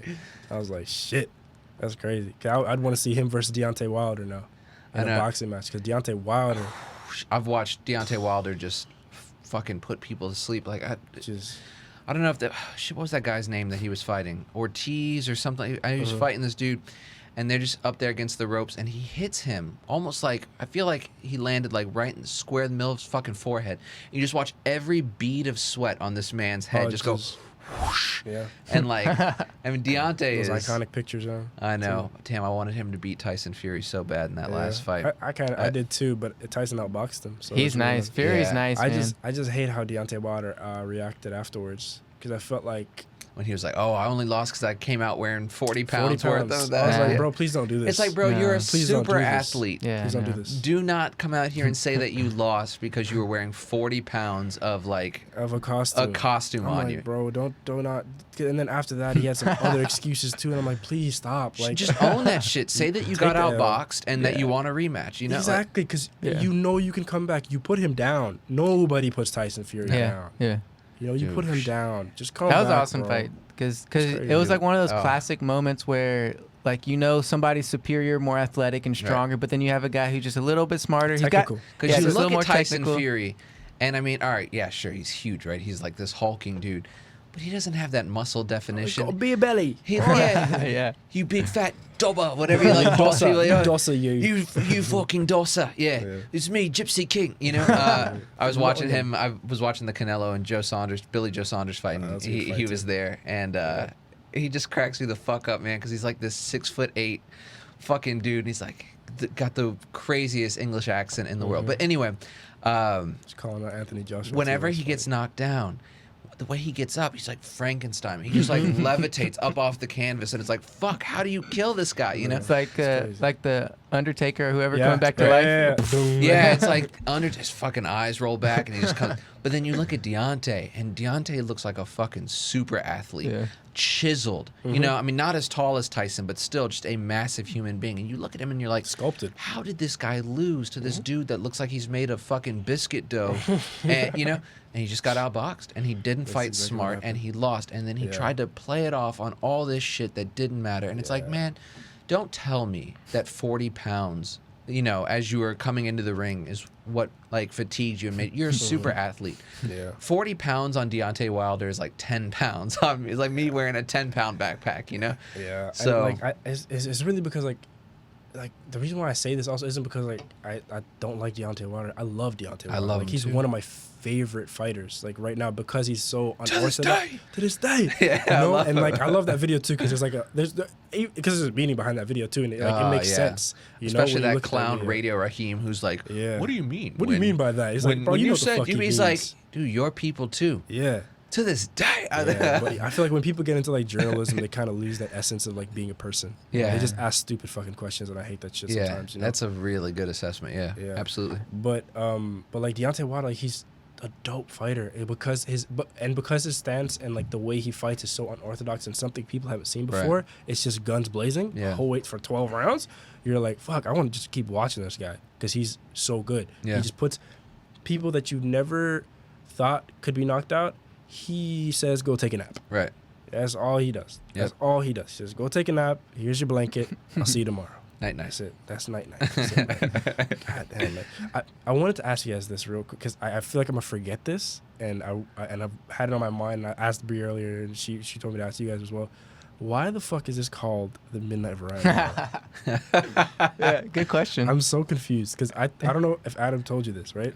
But when he asked me to be on, right, aside from obviously like I was like, shit, you got people of substance on here. What am I talking about? Like I also asked him, I'm like, I didn't ask him, but in my mind I was like, so do I have to come in at midnight? Like, do I have to come in at No. midnight and record? But then he Yeah. asked me what time to come in, and I'm like, oh shit, all right, let's do 2:30. So, midnight ultimately comes from the fact that these premiere at midnight. Okay. Friday nights at midnight is when these come out. So that's where midnight. Well, comes that's from. part of the reason, because the original reason was like we were inspired by somebody who works here with us, who's a co-owner of our company. who we had on the show. Yeah, his name's Pat Fant, and he started back in the day something called Mother's Midnight Media Mix was like one of the first like original like things to be like simulcasted, and it was just this whole thing, but it was so weird and just different and psychedelic and strange. And we just thought, oh, it sounded cool, like Mother's Midnight Media. It sounded so like weird and interesting. So we're like, okay, we kind of like the midnight aspect to it. But then we're like, okay, let's make sure it makes sense to also release it at Friday midnights. You know what I mean? Because it's kind of cool. Because Tom was like, it would be dope if people like kind of stayed up a little bit or waited till like midnight and then have it the whole weekend to listen to or something like that. But yeah, dude, like it's super interesting. And so then variety, so like in radio and TV, there's a term just called like a variety show. And ultimately that's what this is. There's no real concept or format other than it's something different every time. We're talking to a variety of people. Every conversation is completely different. And so there's no real genre you can put the show in. So what is it? It's a variety show. It just is. And then Midnight Variety Hour, even though these episodes are never an hour long, sometimes they're an hour and a half. We've had episodes go 3 hours long. Damn. Midnight Variety Hour is just... let's do 7. Yeah. I mean, honestly, I got nothing to do for the rest of the night. So we really like the idea of like old radio shows, like radio shows from like the 1950s before everyone had... You know, back before everybody had a TV in their home, a lot of people turned to the radio for entertainment. People would do shows on the radio where it was either some sort of story or it was a talk show or whatever. And so Midnight Variety Hour, you know, Midnight and Variety encompass 2 aspects of the show, but then also Midnight Variety Hour seemed like the name of a show from the 50s or from the 40s, and we just wanted to kind of harken back to those old days in radio. And so we just put it all together. I'm connecting all the dots right now because when on y'all's intro, it's kind of like it takes clips of like old radio sounding. I'm connecting the dots now. That makes so much sense. So there you go. That's the Midnight Variety Hour. God, that's crazy, man. And like how I know you guys have been friends for a while, right? Like almost 4 years now. Yeah, I think about 5 years now. Did you guys meet here at the job on my first day? Yeah, Adam had already been working here. So it'll be 4 years later this year. I think about 4 years. Because I started here 2017? September of 2017. Yeah. So 4 months from now will be 4 years. Y'all know your friendiversary? September 14th. Oh my God. I remember it because it's my first day of work, but also... Wait, no. I think I met you first at the... At one of the was a music meeting. Music meetings, right? It was that the same 14th. day? Okay, the same day. Okay. Because that was the day that they told me I was hired. Right. So... And he came showing up wearing a suit and tie. And it was like a casual event. Because, so this was my first job that I got out of college. I graduated in college in 2017. Gotcha. And so I got this job, and I just... Like, they told me that, well, you know, we have a meeting every once in a while downtown at this building, One Park Place. Why don't you just meet us there, One Park Place, Thursday evening, 7 p.m. Nice as and shit. I'm like, oh, shit. I know that building. So I'm like in a fucking, fitted slacks, got the shirt on, tie clip, I got Cole Haan shoes on. Like you were dressed and I walked in there. I even went and got a haircut for that night. I walk in there. People are just in like ripped jeans, hoodies and shit, and like everyone is drinking. Adam in a fucking man bun. Yeah, Adam's hair wasn't that long back then, but it was still pretty long. Oh, true. And people, him and Bree weren't even married yet. Y'all weren't even engaged yet, were you? Wait, 2017? Yeah, y'all been married September of 17. No. Yeah. Wait, did y'all get married in 2018? Aaron had just gotten engaged. Aaron did. In fact, that was the My music brother. meeting, I think, where Aaron and Jesse announced that they had been. Aaron is Adam's brother, who was also on the show, if you guys don't know. Right. So I think Bree was just like your girlfriend at the time. I don't think you guys were fiancés yet. Yeah. Anyway, so yeah, that's when we met, September 14th of 2017, and now we're here in May of 2021. So 4 years, and we'd been talking about doing this show for like 3 of those 4 years. We're always for a long always time throwing it around. Hey, what if we just did a podcast? because we just work in the record it? room across the hall, and it's like, dude, we have a podcast studio right there. Why don't we just do one? Yeah. So I'm anyway, glad that's you how the guys, show I'm got glad started. Here we you are, guys dude. fucking did one, honestly, because it's the shit. I like it. Not even just like being on it, but also kind of listening to it. It's about, because I'm a huge podcast like fan. Yeah. Like I listen to I'd say at least 15. Like 15 different ones? 15 different ones. Nice. Like a variety of like What are some of your favorites? top 5 right now. Yeah, top 5. Top 5 right now. Number 1, I gotta go with 85 South Show. I don't know that one. You don't know that one? 85 South Show. It's kind of a comedy podcast. It's my couple comedians: Carlos Miller, DC Young Fly, Chico Bean, Clayton English. Okay, I know DC Young Fly. You for DC sure, Young Fly off Instagram, right? Yeah. Yeah, and Wild They're in Wild Out. Yeah. Yep, they're there, and they're just pretty much kind of like we're doing. They're talking shit, but they also have a lot of really cool guests on there every time. Yeah. Like sometimes like they'll have people who are there who are comedians as well. They'll have artists there, and they'll have like people who are activists. Like they've had Busta Rhymes on there. They've had fucking Chairman Fred Hampton Jr., who's the son of the revolutionary Fred Hampton. Yeah. You know, they've had people on that, like, so, like, seeing that, and when I was listening to that podcast or whatever, or actually watching it, I like watching it on YouTube. I like seeing people's mouths move more, you know? Yeah. I was listening to it, and I was like, this is so different because, you know, you hear so much, like, you hear so much about how bad, like, the United States government and the CIA was, like, to underrepresented communities, and I hope we don't get like you guys don't get shut down for this. No, dude, say whatever you want. Yeah, you know what I'm saying? That would be our like one of our goals is to crowning have moment. That'd be to our have crowning an episode moment. get canceled. Yeah. Oh, that'd be Yeah, amazing. this show is all about people being able to say whatever controversial shit they want. I love Yeah, that. so yeah. But like, you don't realize how bad the CIA was until like you hear it from people who were directly affected by it. Oh yeah. Like, you just read articles, you just watch documentaries, you just stuff like whatever it may be, or watch movies or TV shows that are loosely adapted on it.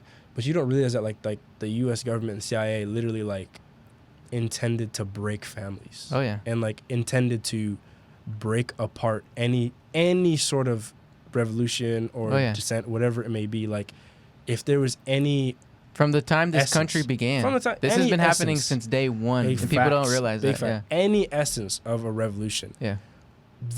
I'll be honest, the CIA and the CIA and like a lot of these three-letter agencies are very good at dismantling them because they know exactly how to.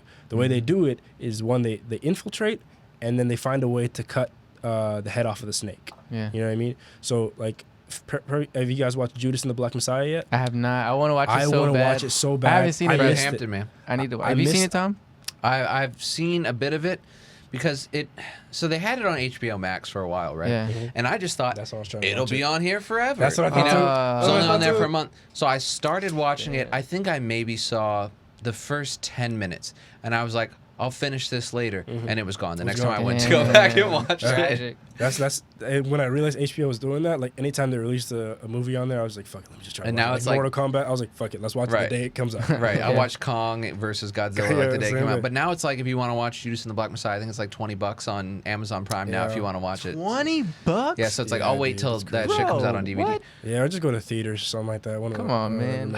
I would love to go $20. see it in a theater. But I mean, I really want first of all, because I think Daniel Kaluuya is an amazing actor, and I think if he's anyone is going to play that part. Phenomenal. Also, I really love Lakeith Stanfield, and I think he's going to be amazing too. Yeah. So I have to see it. But like, yeah, just like to go back to like the way they do is they infiltrate. So Judas, the guy, Lakeith Stanfield played, forgot Buddy's name, but he played him, and that was essentially their way of infiltrating the Black Panther Party. Because they had dirt on him, and they were like, we can make this go away if you do you this, get this, us the this. inside on the Black Panther Party. Exactly, and that ultimately led to the death of Fred Hampton. The Yeah. assassination. I apologize. The assassination of Fred Hampton. Yeah. Let me say that. Well, growing up, when I learned about, or I guess the initial things you hear about or learn about the Black Panther Party was like, criminal organization or Yes, things like yeah. that, That propaganda. But when I was started, crazy. yes, and then when I started like actually reading about what they did, what the things they were doing in the community. The free breakfast program. Yes, that giving shit is food, crazy. giving free like health care to. They built like a hospital or small hospitals and schools and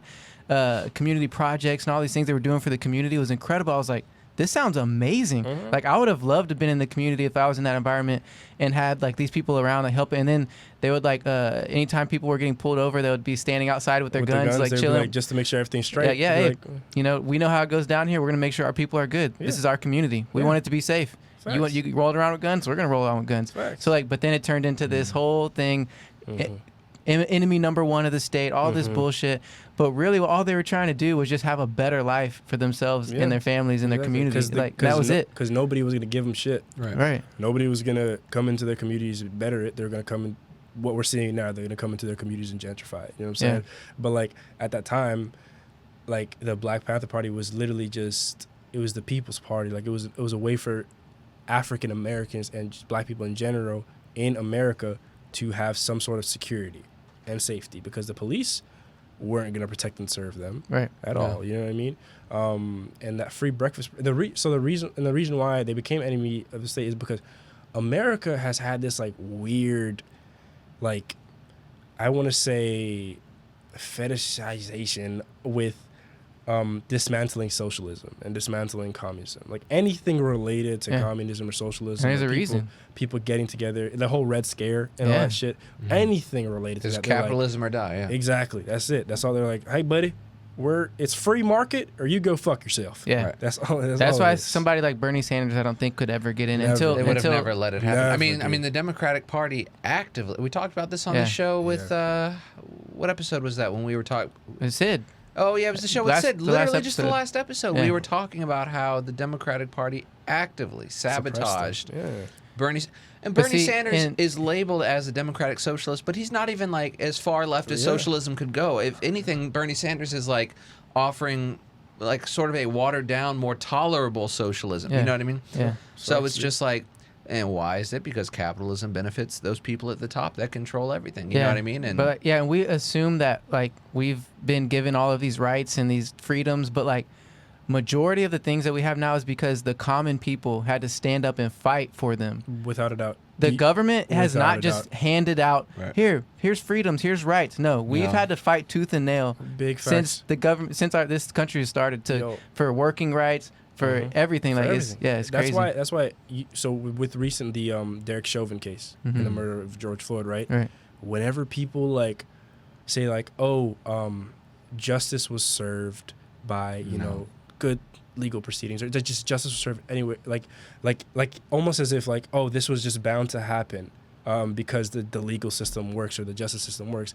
Like that's in a way it's a big fuck you to a lot of people who technically fought for this, because honestly, if the precinct in Minneapolis wasn't burning down, if people weren't out here getting their voices heard, if people weren't out here protesting and this shit would have just slipped away. it would have been like every other one. So like There would have never been a only way- trial. There would have never been. never. And And we if would there was, it would have been 10 years from now. and we all would have forgot the name Derek Chauvin. Oh, Like, without a doubt. He'd be at work next week, be like, "Hey guys, how's it going?" hey, remember when I killed that guy in the street? Yeah, you that's know. all that would happen. You know what I'm saying? So like when people say justice is served, it's like the only reason why that justice was served and why we got that verdict was because people had their foot on the neck of America. They had their foot on the tiger's neck. That's really what it was. They had their foot on the tiger's neck, and that is the only way shit has actually worked out. It's Yes. the only reason why we got the Civil Rights Act passed. Yes. The only reason why we got the Voting Rights Act passed.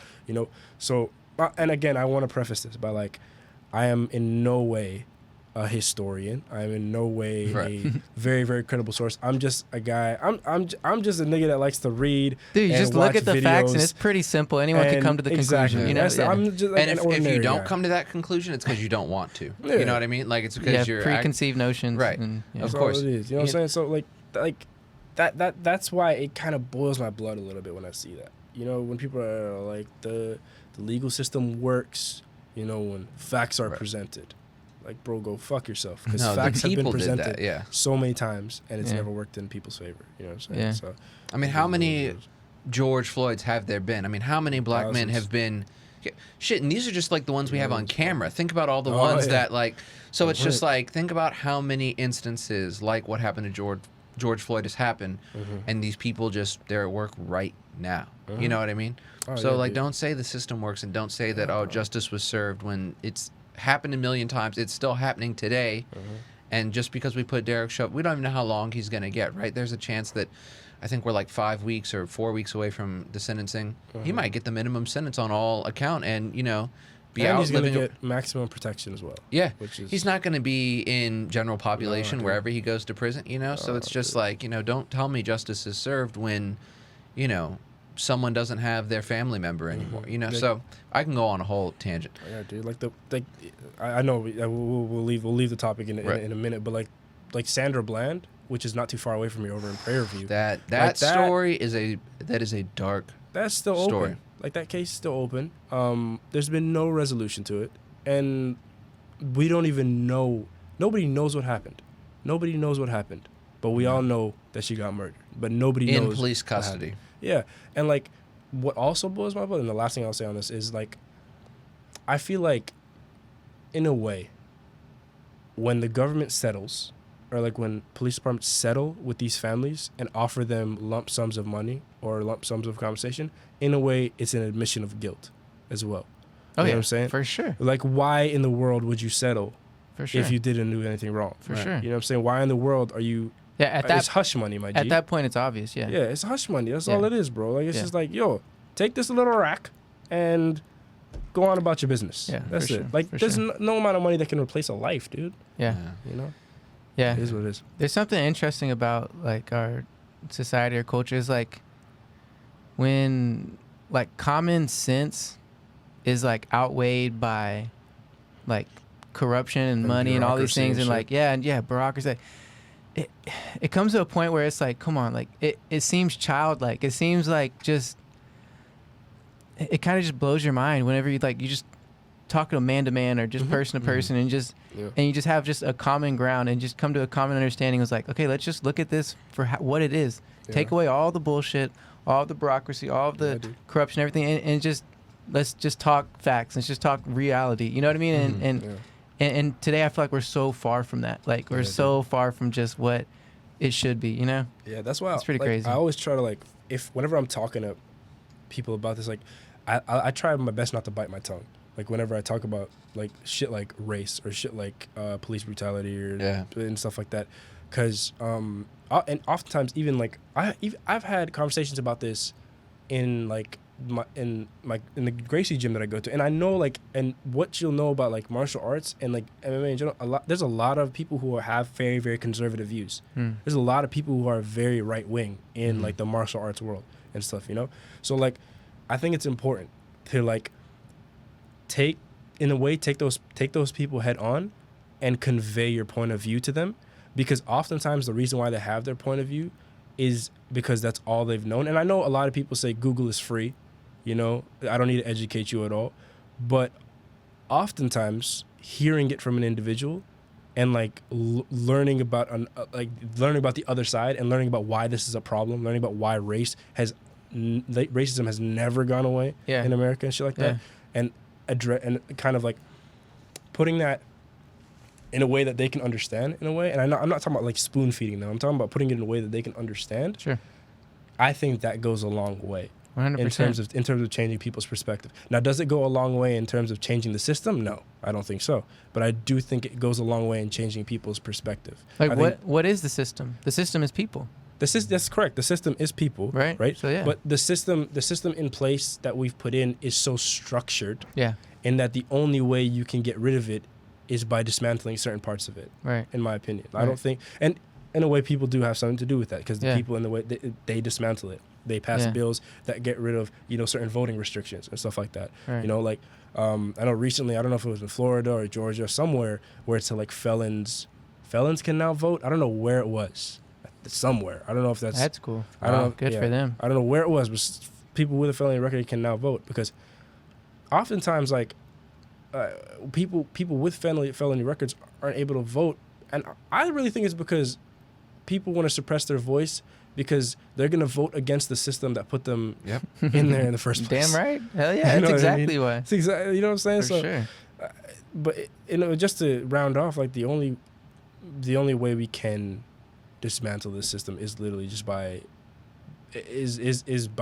taking away parts of it, if that makes sense. I know that doesn't mean shit, but like it like makes sense in my what head. you're doing with NSBE, I don't think we've got to mention NSBE shit, yet. we It's the didn't National mention Society of Black Engineers. You were the president of last Yeah. year. Are you still now, or is it switched over? You're on the transitioning process. Christian Eldridge, the homie, is now the president. Yeah, And but we your got to have wife- Christian on Oh too. yeah, I was gonna tell you that the other day. I was like, we should have Christian on. Yeah, Christian's Yeah. awesome. You got to meet Christian. He helped us move one time. Oh, for real? Oh, yeah, I remember Yeah, when y'all Adam were moved out of moving, his- and I had no idea. I know you all were moving, but I wanted to come help out, but I had no okay. idea when y'all were moving. Yeah, it's all good. But, and Brianna's the vice president now, you know what I'm saying? So they're carrying the torch, and they're going to be doing some great things once we go back in person and shit like that, too. So doing that, I only brought that up to say because I feel like you are making change, and I think you said the only way is like kind of to dismantle it. But I think that's another step. But I think one step behind that is awareness and bringing awareness to people. Because like that's a just simple for the thing. listeners, could you tell us what NSBE is? I mean, I know what it is, Let me but get just to so it. that people who are listening, they're probably going, Look at the pitch. He's Yeah. the president of what? You know? Got the camera right there. Yeah, there How you we go. doing in America? I'm sorry. National Society of Black Engineers. But no, National Society of Black Engineers, NSBE, or also known as NSBE, is an organization where I'll say the exact mission statement, which is to increase the number of culturally responsible black engineers who excel academically, succeed professionally, and positively impact the community. And basically what that means is we focus on developing our members, our collegiate members, both professionally, academically, and personally, and giving them the tools they need to succeed in a world where they are not only the minority in the world, but also the minority in their field. Since, I believe it's less than 3% of all engineering graduates are black or African American. So NSBE has this goal that is 10K by 2025, which is to graduate 10,000 black engineers annually by 2025. And the way we do that is by implementing programs at the ground level as well as the collegiate level. So we have our pre-college initiative program, which is for third graders all the way to 12th graders. And it's really to increase engagement and interest in STEM and try to let them know that STEM, science, technology, engineering, and mathematics, that's the acronym for STEM if you don't know, is an avenue for them. Oftentimes whenever young black kids look at role models, they see a lot of athletes. Obviously, they see a lot of rappers. Just recently, they saw a president, which was great. But that's in the limelight. Those are people who are on the big screens. But the people in their communities, they don't see a lot of doctors. They don't see a lot of engineers. They don't see a lot of lawyers. They don't see people who are making strides in the professional world and are bettering their lives and the lives of their families. So NSBE has so many programs that just gives these kids a glimpse into what a viable career could look like for them, and how STEM is actually fun. It's not just fucking numbers and shit. Right. I know people say, Yeah. and look, engineering, I'm not going to sugarcoat it. Engineering is, a pretty difficult major. It's a lot of work, and the rewards are great. But NSBE also does a great job, and we do a great job in making it fun. Like, whenever I'm around people from NSBE, I forget that I'm a fucking engineering major. I'm just around people who are good vibes. Right. And just, it's a social atmosphere, and we're all having fun. And then the last thing I'll say about NSBE is just, like, they also help you financially, man. Like, this year, again, I got to shout out Brianna again. She gave out 15 grand in scholarships as for our chapter for collegiate members. 2,000 of that was to go to our pre-college initiative, which was for high school seniors who are graduating and pursuing a degree in STEM. They each get $1,000 towards their tuition and stuff like that. So it might not pay for their entire tuition, but it helps make a dent. You know what I mean? Right. So, just the year before that, when I was treasurer, I gave away 10 grand, So the treasurer after this might give away 15, it's 17, 18, 19, 20, So it's just going to keep getting better over time. And I think that's how we bridge the gap and increase those numbers and, get some more black people in STEM. So that's the pitch of what NSBE is. Yeah, and it's an amazing thing. Yeah. I've been fortunate enough to be able to go to some of the events and see the people and hear the success stories. Yeah, And it's been really awesome, like, to see people who have been in NSBE come out. Now they're super successful doing whatever they're doing, and they come back and, like, giving talks and presentations. You hear their story, and it's like, man, like, it's making real impact in our society and community. So it's awesome that you're a part of that, man. Yeah, he's been. Yeah, when I say he's been a part of it, he's actually been a part of, like, a motherfucker. Like, he's been in at a lot of our events, like, just chilling. Right. And I remember do you remember the first time we met? I don't think you remember the first time we met. Is that a banquet? It was at a banquet. Yeah, There we go. Yeah, it was. Yeah. It was at a banquet, and it was so weird, right? Because I had never seen him before, and I didn't really know Brianna that well either. So, Who's like, this white man? he walked. I was like, hey, sunshine. I was like, but, like, he walked up, whatever, and, like, he was just good vibes, dude. And then ever since that, we've been cool. Like, Adam's good vibes for sure, dude. Yeah, I appreciate it. You are too, But you're man. also a piece of shit. No, I'm playing. Oh. I was fucking with you. That's why I wanted to have you on, honestly, is because Yeah. the last time we talked, we were at a bar. I forgot what the name of that bar was, but it was like an outdoor. Present Company. Was that what it was? Yeah. it was a good And bar. I remember the Colts game was on that day too, because I was watching the Colts. But and they fucked up the Texans. yeah, we had a talk. They let the Texans We had an fuck awesome themselves talk where it was the first time I actually got to sit down and, like, just talk to you about your life. We're talking about Somalia, a few Yeah. things, and And it was like we're talking for a good 30 minutes. Everyone else is hanging out. We're just Yeah. in our own little world conversation. But many times I've had great conversations and great times with you. And that's why I wanted you to come on here and talk, because I love your energy. I love what you're about and what you do. And your story I thought was fascinating too. So There's a lot left in my story. Yeah, bro. If I want to go. if I talk Let's about my go whole back story, to. We'll be like here for like 80 hours. Well, I want to go back to like just I guess breaks. just like a quick brief, because you said you were overseas for 12 years. Mm-hmm. Yeah, I wanna hear about Yeah, that, man. just a quick a brief, 03. or we can tell a couple stories if you want from there. First So- of all, moving from fucking Minnesota to to the And then we'll UAE. get back to- and then we'll get back to It's this. got to be like the most fucking different weather situations. Oh, yeah. Minnesota to the United Arab Emirates. Like, Yeah, Yeah. man. There's So- also this real quick. Sorry, Hmm? that is what I love the most about like these things, is because people who are from America or grow up here their entire life, a lot of times in the same city, we don't have a perspective other than what we see on the news or what we're told by maybe a friendly friend or this and that. But when you get to hear like actual like accounts and stories of Yeah. what it's like overseas in different places, it really just brings a new perspective to your life. And to me, that's been impactful. So that's why I Absolutely. wanted you, to share Absolutely. I think that if you are listening right now or watching, if you have not traveled outside of the United States, you like put it on your bucket list. You only have a select few years on this planet. You know what I'm Right. saying? You only have limited time. Right. So you might as well see as much as you can of it. You know, so like if you haven't been to the Middle East, travel to. I think the UAE is a perfect place to start. I think Dubai is very touristy. You know, it's a perfect place for you to kind of get eased into that world while also learning about, you know, other cultures and stuff like that. I grew up in Abu Dhabi and I love that place. It's about an hour and 20 minutes away from Dubai. So, you know, shit, come see me. I'm actually, what day is it today? It's the 13th. Yeah. I'm actually flying back in a week. Oh shit! How long are you gonna be there? But I would say my girlfriend's calling, but I'll call her back. I love you, baby, if you're watching. I say that again. I'm sorry. No, I was just saying, like, how long are you gonna be there? Oh, about a month and a half. Okay. Yeah, because my dad still lives there. All my friends are still there. I got a lot of family still there, so I'm just going back after I graduated. Yeah. Kind of just to go and Did you come here to relax. go to school, or Yeah. Yeah, I came here to go to school and kind of like,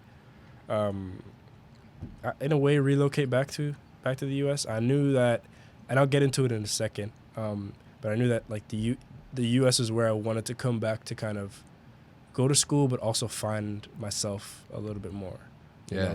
know? So in Abu Dhabi, what you'll notice, and I hope you guys go there one day. 'Cause Yeah. whenever you guys I'd love to. whenever you guys go, definitely hit me up, because I think that it's a lot better if you go with somebody that's lived there. Yes. I just want to go like where I know someone so I could stay there, because Yeah, dude. everything there looks so fucking expensive, man. Bro, Dubai is definitely expensive. I'll say that much. But I mean, Abu Dhabi looks like, because I'm into racing a lot, and I always watch F1? Formula One when they Yeah, go to dude. Abu Dhabi, Bro, and I I love just it. watch the rides people roll up to the race in, and like what everyone is wearing, and I'm like, Oh my god, fuck, I can't afford Bro, anything in the UAE. The thing I love about Abu Dhabi, it's the perfect.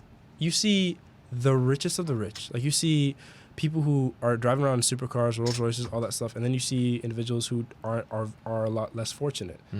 So you get to see both sides of it as well, and I think in addition to me living overseas and learning a new culture, I also got to learn the value of not only money, but learn that money isn't everything I want in life. And I have to value more things like experience. I have to value more things like family. I have to value more things like building my own legacy, things of that nature, you know?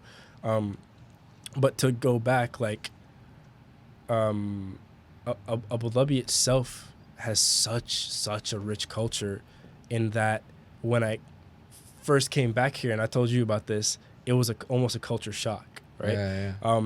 So I had been gone for 12 years, right? I had been fully immersed into this culture of the United Arab Emirates, and I learned Arabic while I was there. I'm originally Somali, so I speak Somali. Like, it's not completely fluent.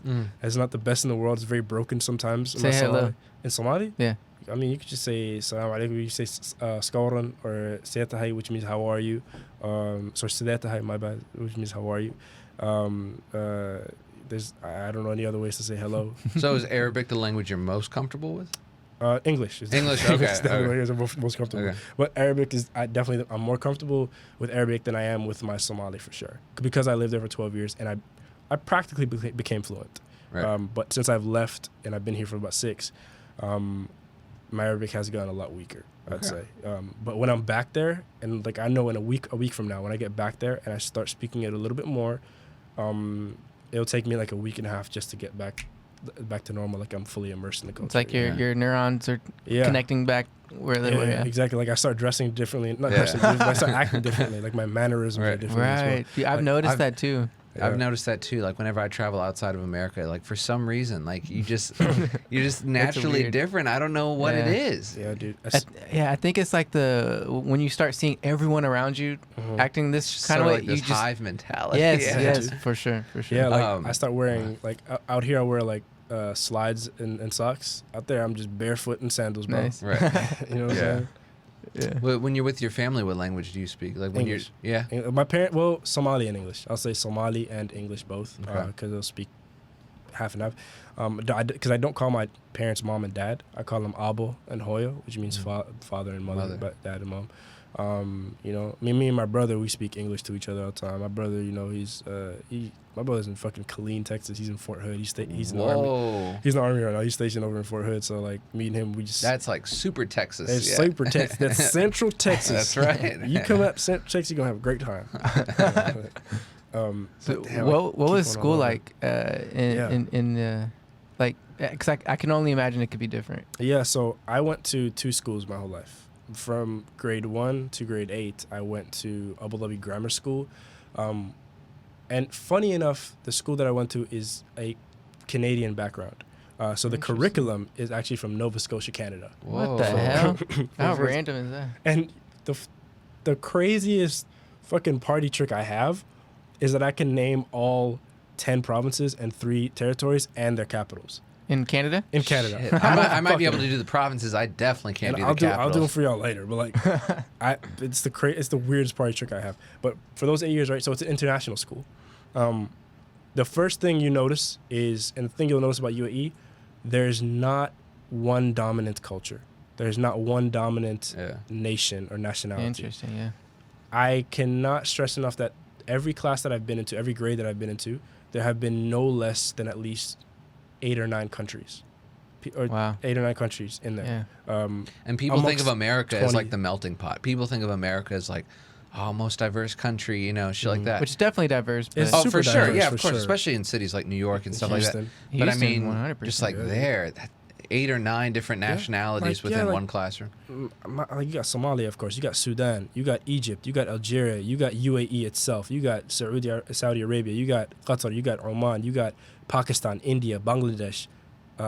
Shit, I knew some motherfuckers from Norway. God damn. So your friends were like literally from all around the world. All around the world, and I love that because Melting I pot, knew yeah. how to say hi in so many. I know how to say hi in at least 10 languages for sure. Right. I know how to say hi or how are you. I know how to say something in a whole bunch of languages, and it allowed me to speak to so many people and learn about their different perspectives and how they grew up, where they grew up. I know one guy. His name was Philip. He was from Slovakia. I was the first black person he ever met, which was insane to It's me. amazing. Yeah. Which was insane, and that was in Damn. like 9th grade or something. Like when I went to another school, but it was like I was the first. Me and my friend Saleh, who's Somali as well, but he lives in Vancouver. He lived in Abu Dhabi with me at the time. Me and him were literally the first black people he's ever met. Wow. And he looked at it. He was like, "I thought you were on TV." You know, Wow. he didn't think like he didn't Wow. really. Yeah. He never really met black people in his Yeah. life, so he didn't know how to react to us or whatever. But he's a nice guy. You know, he's willing to learn about it, and I think that was the most beneficial thing about going to school there, because not only am I learning about different cultures in class, like I'm learning about Arabic culture, of course, because I have to take courses where I learn Arabic. UAE is a more Muslim country, so there's actually Islamic class for Muslim students, and then for non-Muslim students, they kind of just have another class instead. I don't know what it is. It's kind of like you just chill out pretty much, or you should do something else, whatever it is, man. You know, but going to school there wasn't just educational academically. You know, it was educational culturally. Like I was just learning so much. You know. Right. Yeah, man. I mean, I went to a school that was like really diverse. Like in high school, I went to an academic magnet school, and I think 80% it was like maybe like 75% of the school was Asian. So this was like a school that it was public school, you know, but it was all focused on academics. We had no sports teams. It was all college prep. Like we were taught in a way that wasn't similar to other public schools. Like we were almost like self-taught. Like we would have seminars almost like you would have with the professor, like where the professor would teach a lesson. Yeah. And then we were given a packet of work, and it would just be like, all right, this is the deadline. Get this thing done on your own terms, but just have it done by the deadline. Yeah. And like you'll have a seminar with the professor, and like they'll teach you and stuff like that, and work in groups and all that. And so it was like really different where, you know, normally at a regular high school you're being taught every day, and it's like you sit here in this one little desk, and this class is in this room, and this class is in this room, where it's like at the high school I went to, we had the math center. Every math class was in this big ass room called the math center. So you had 9th graders taking algebra 1, you had 11th graders doing pre-cal or whatever the fuck. You were all sitting in this one room, and you were allowed to like walk around and just collaborate with other students. It was really cool. It was really interesting. But I mean, I was going to school with the majority of the kids were either, you know, Indian, or they were from Bangladesh, or they were Vietnamese or Thai or Chinese or Japanese, or, you know, and so it was just like, it was a melting pot, but it was weird because it was a melting pot from just Asia. So it was like you had a few, but there were like very few black students. And so I'm half black. I was probably one of like, I don't know, maybe like no more than 5% of the school was black. The majority of the school, overwhelming population of the school was Asian. And I mean, you know, Houston has a very high Asian population, but it was really cool because it was almost like I was immersed in a different culture just going to this high school in Houston, Texas. But across the street was Taylor High School, which is a massive school of like 4,000 kids. The predominant population in that school, literally just across the street, was black. The majority of the students there were either black or Hispanic, because it was an A-Leaf, and that's, you know, a predominantly black and Hispanic neighborhood. Right. But at my school, just on the other side of the street, is where all the Asian kids were at. That's crazy. So, yeah, I learned how to, you know. And you know what another crazy thing about that is? How many students there are in those schools. Oh, I know. Like it's so 4,000 kids in school. Bro, there are towns that have a, you know, there are so many towns in Texas that only have like 1,000 or 2,000 people. And the idea of it's just 4,000 kids in this one building. And then like we would share buses with them because we were across the street. So you would like get on a bus, that bus would take you to the school across the street, and then once you were there, you would get on the bus that was going to take you home. But it was just like the bus ramp of this high school. It looked like you were at the fucking airport or something, you know, it was crazy. So anyway, like my school wasn't as diverse as the one you went to, but it's just really cool because I also kind of learned in a really diverse environment that isn't typical to what you would imagine the classic American high school to be, you know? So it was a really cool experience. So like Houston has a neighborhood, you know, some people call it, you know, oh, you know, I'm on Bel Air, or some people call it Chinatown or whatever. That's where I hung out as a kid. Like, I wasn't like going to the mall I was like going to tapioca tea shops and like getting milk tea with my friends, or we were going shout out to those tea shops, man. Yeah. Honestly, like go ahead. I was just saying, like we would just like go and like we'd all meet up and like just go get Thai food and stuff like that. It's not like we were doing like the classic shit you would imagine American high schoolers to do. And so it's just like really cool that I had that experience, you had that experience. You know, it's just awesome. Like I'm really grateful for where I went to high school. It's the shit. I would not trade it one bit at all. Like I would not like, you know, there's a lot of stuff that I think a lot of, you know, Middle Eastern nations need to work on for sure in terms of laws and everything. But I would not trade that experience of growing up there and being fully immersed into a true melting pot. When I say like a true, like there's so many different cultures that you can like take from and everything, you know, and like just, and I think that formulated my personality to this day. That's why anytime I meet somebody that I've never met, that obviously I've never met before, but I've never met someone of their culture before, whatever it may be, I don't have a predisposed notion. Right. Like, I know a lot of people here, and I've talked to a lot of my friends here. They've told me that, like, you know, I grew up in the suburbs my whole life. That's why whenever I'm in Third Ward, I get a little scared. You know, or when I'm in Fifth Ward, I get a little scared because I've just heard so much about these communities, and I don't know. I've never met anybody from them, so immediately I'm more on the defensive. You know. Whereas because I grew up in Abu Dhabi and I was around so many people of different cultures, anytime I meet somebody that's not from the same place I am, my immediate first question is not after where you're from, is just like, oh, so what language do you speak? Right. Oh, so what? So did you live there for a little while? I'm just trying to learn more Right. about them. You know what I mean? And it's even if they're just an American and they grew up in Third Ward, or they grew up around the corner. I'm just like, oh, so you went to high school here your whole life? Tell me more about you. You know, like let me get to know you a little bit more. Right. And that's really why I stress anytime somebody asks me like, where should I travel to? Like, and they're like, oh, should I go like to Miami, or should I go to LA, or should I go to New York to, for vacation or whatever? I'm like, that money you spend on a ticket to Miami or New York, spend it to go to another country. Go somewhere else and be immersed in a culture that you do not know about at all. Unless you're going to some amazing national parks, which we have, Yeah, like that's Yosemite, true. because those are incredible. I really got to ask you about some because I've only been to a couple. So That's he's been me and my more than me. girlfriend. Yeah. We travel a that's lot. you So- guys thing. yeah, I last year I traded in my car and I bought a pickup truck and we have a bunch of camping gear and like that's all we do for fun. And like I would love to go camping. like last summer I drove to Utah and did some of the national parks out there. I've been to multiple national parks in California. I'm Yosemite? all about Yosemite How's that? is my favorite place on earth. I've been to other countries and I've been some really great places, but Yosemite to this day is the best place I've ever been. It's like El Cap. yeah, I've seen El Cap, I've seen Half Dome, I've seen the Redwoods, I've seen a lot of California from SoCal to NorCal, but Yosemite is just like, It's a whole nother world, huh? yeah, man. Like the first time I ever went, I've been to Yosemite 4 or 5 times. First time was when I was really little, and then I went again in 2018. But like the first time I experienced it a little bit, because I'd been multiple times as a toddler, but then I went as like a teenager. The first time I ever went to Yosemite as a teenager, I almost like teared up. Because it's just like I've seen it in the snow. I've seen it when I've been there in the summer.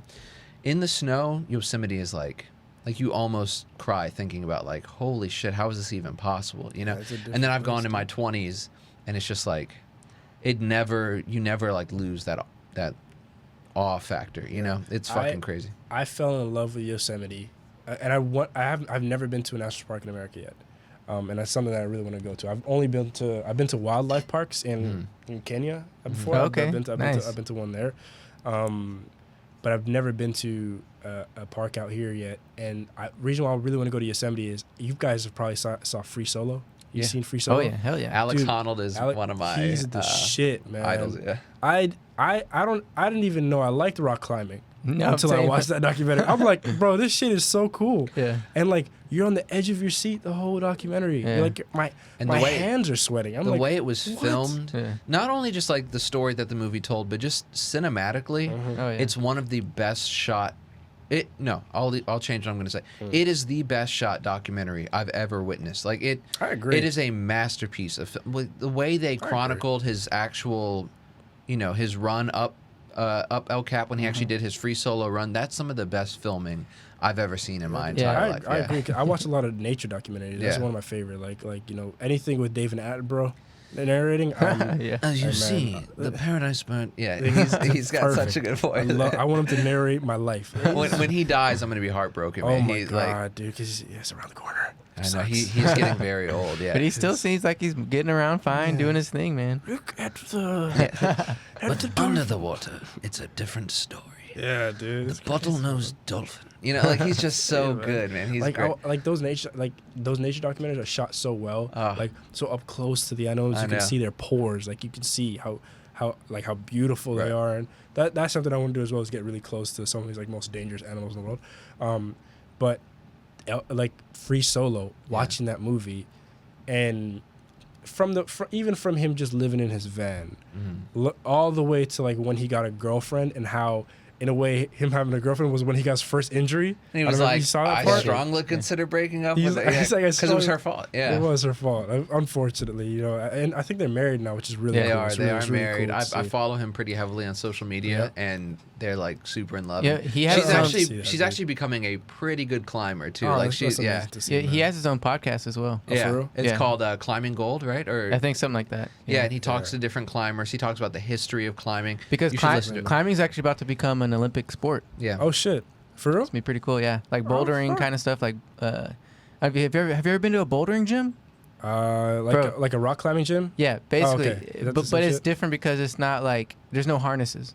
I've never done that So before. it's bouldering is different good. because it's on maybe like a 10-foot wall, maybe a little bit. Yeah, it's probably not like like you're 12 foot climbing wall. high. It's Yeah, like it's like maybe 12 foot, 15 at the max. You but just like, fall, but if you fall on your ass, it's like mats. it's mats. There's Okay, mats. cool. Yeah, I just so wanna make and sure. you But definitely have to fall like controlled to make sure you're not, you're doing landing anything on crazy. your ankle and shit. Yeah, Oh my yeah. god. but those are like some movements and some muscle requirements that are not common. Like it's Yeah.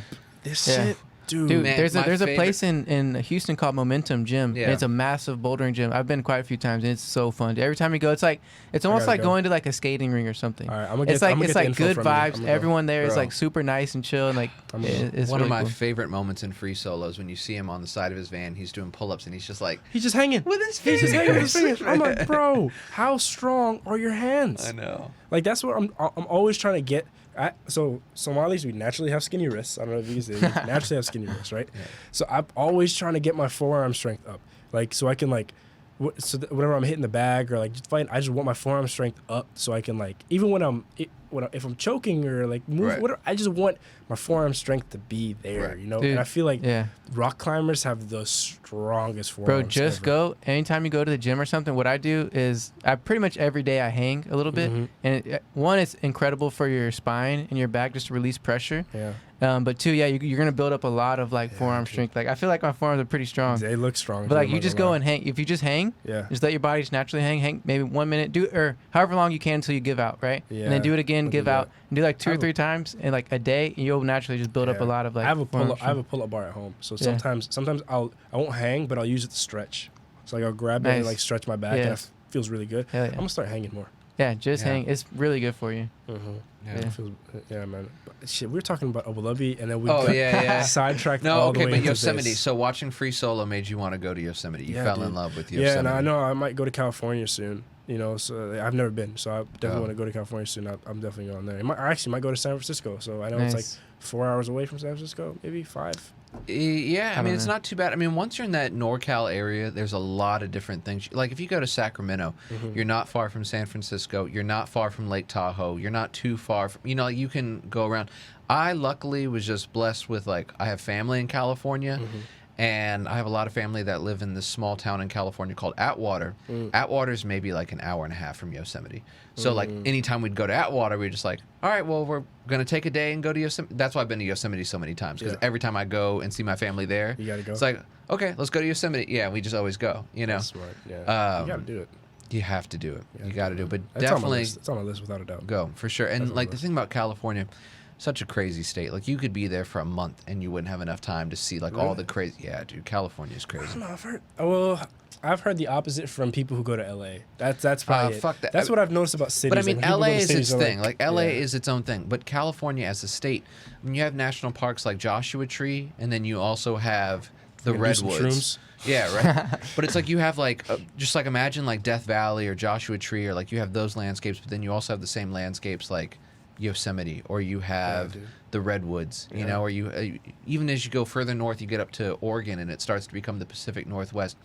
I mean, like Texas has a lot of different biomes and shit like that. It's all flat though. It's all It's all flat fucking unless you start flat. getting up like into like the Panhandle. Or go El to Paso. Big Bend. If that's probably the closest national park you could probably go to. It is. Yeah. Yeah, I It's just Big was Bend there. National hours, Park. though, right? Yeah, but it's worth the drive, bro. It's 100% Might as well worth go the to El drive. Paso. Might as well see if I can go to El Paso. And then No, go to Big Bend. go to Nah, Big go. Bend, and it's totally worth the drive. It's definitely worth All every right. penny.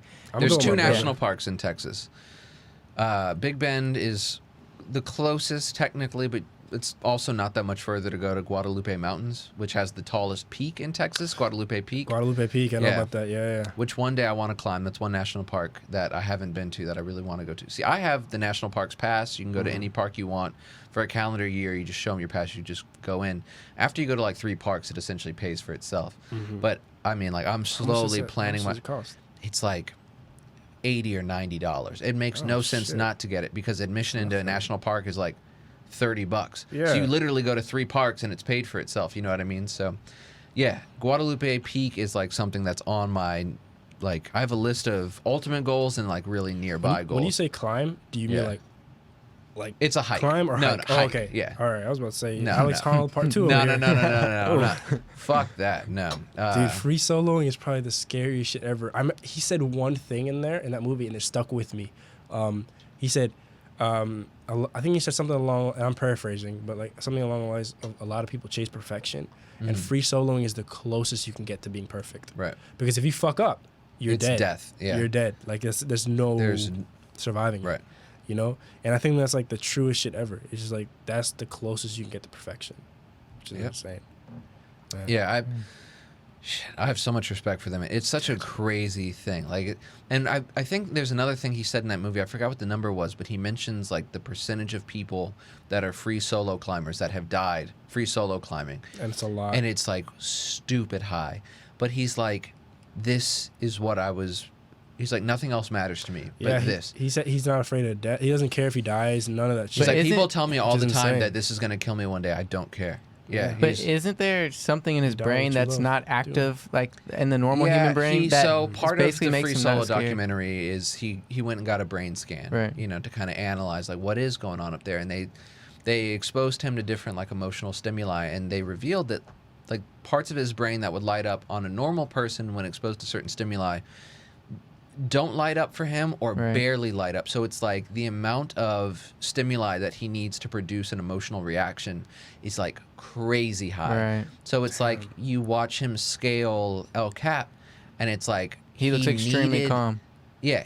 He's like whereas I would be like I would be shitting my pants. Yeah. I'd get to the top and I'd be like pounding the rock and screaming and like crying, and he's just like, that was awesome. You know, it's just like That's like, he's next? like nice. but like, I mean, on the inside, I'm sure that was like very impactful for him. But it's just like the level of emotional response that. So, and yeah, when he slips, like whenever he's on the harness, there's a couple times he slips.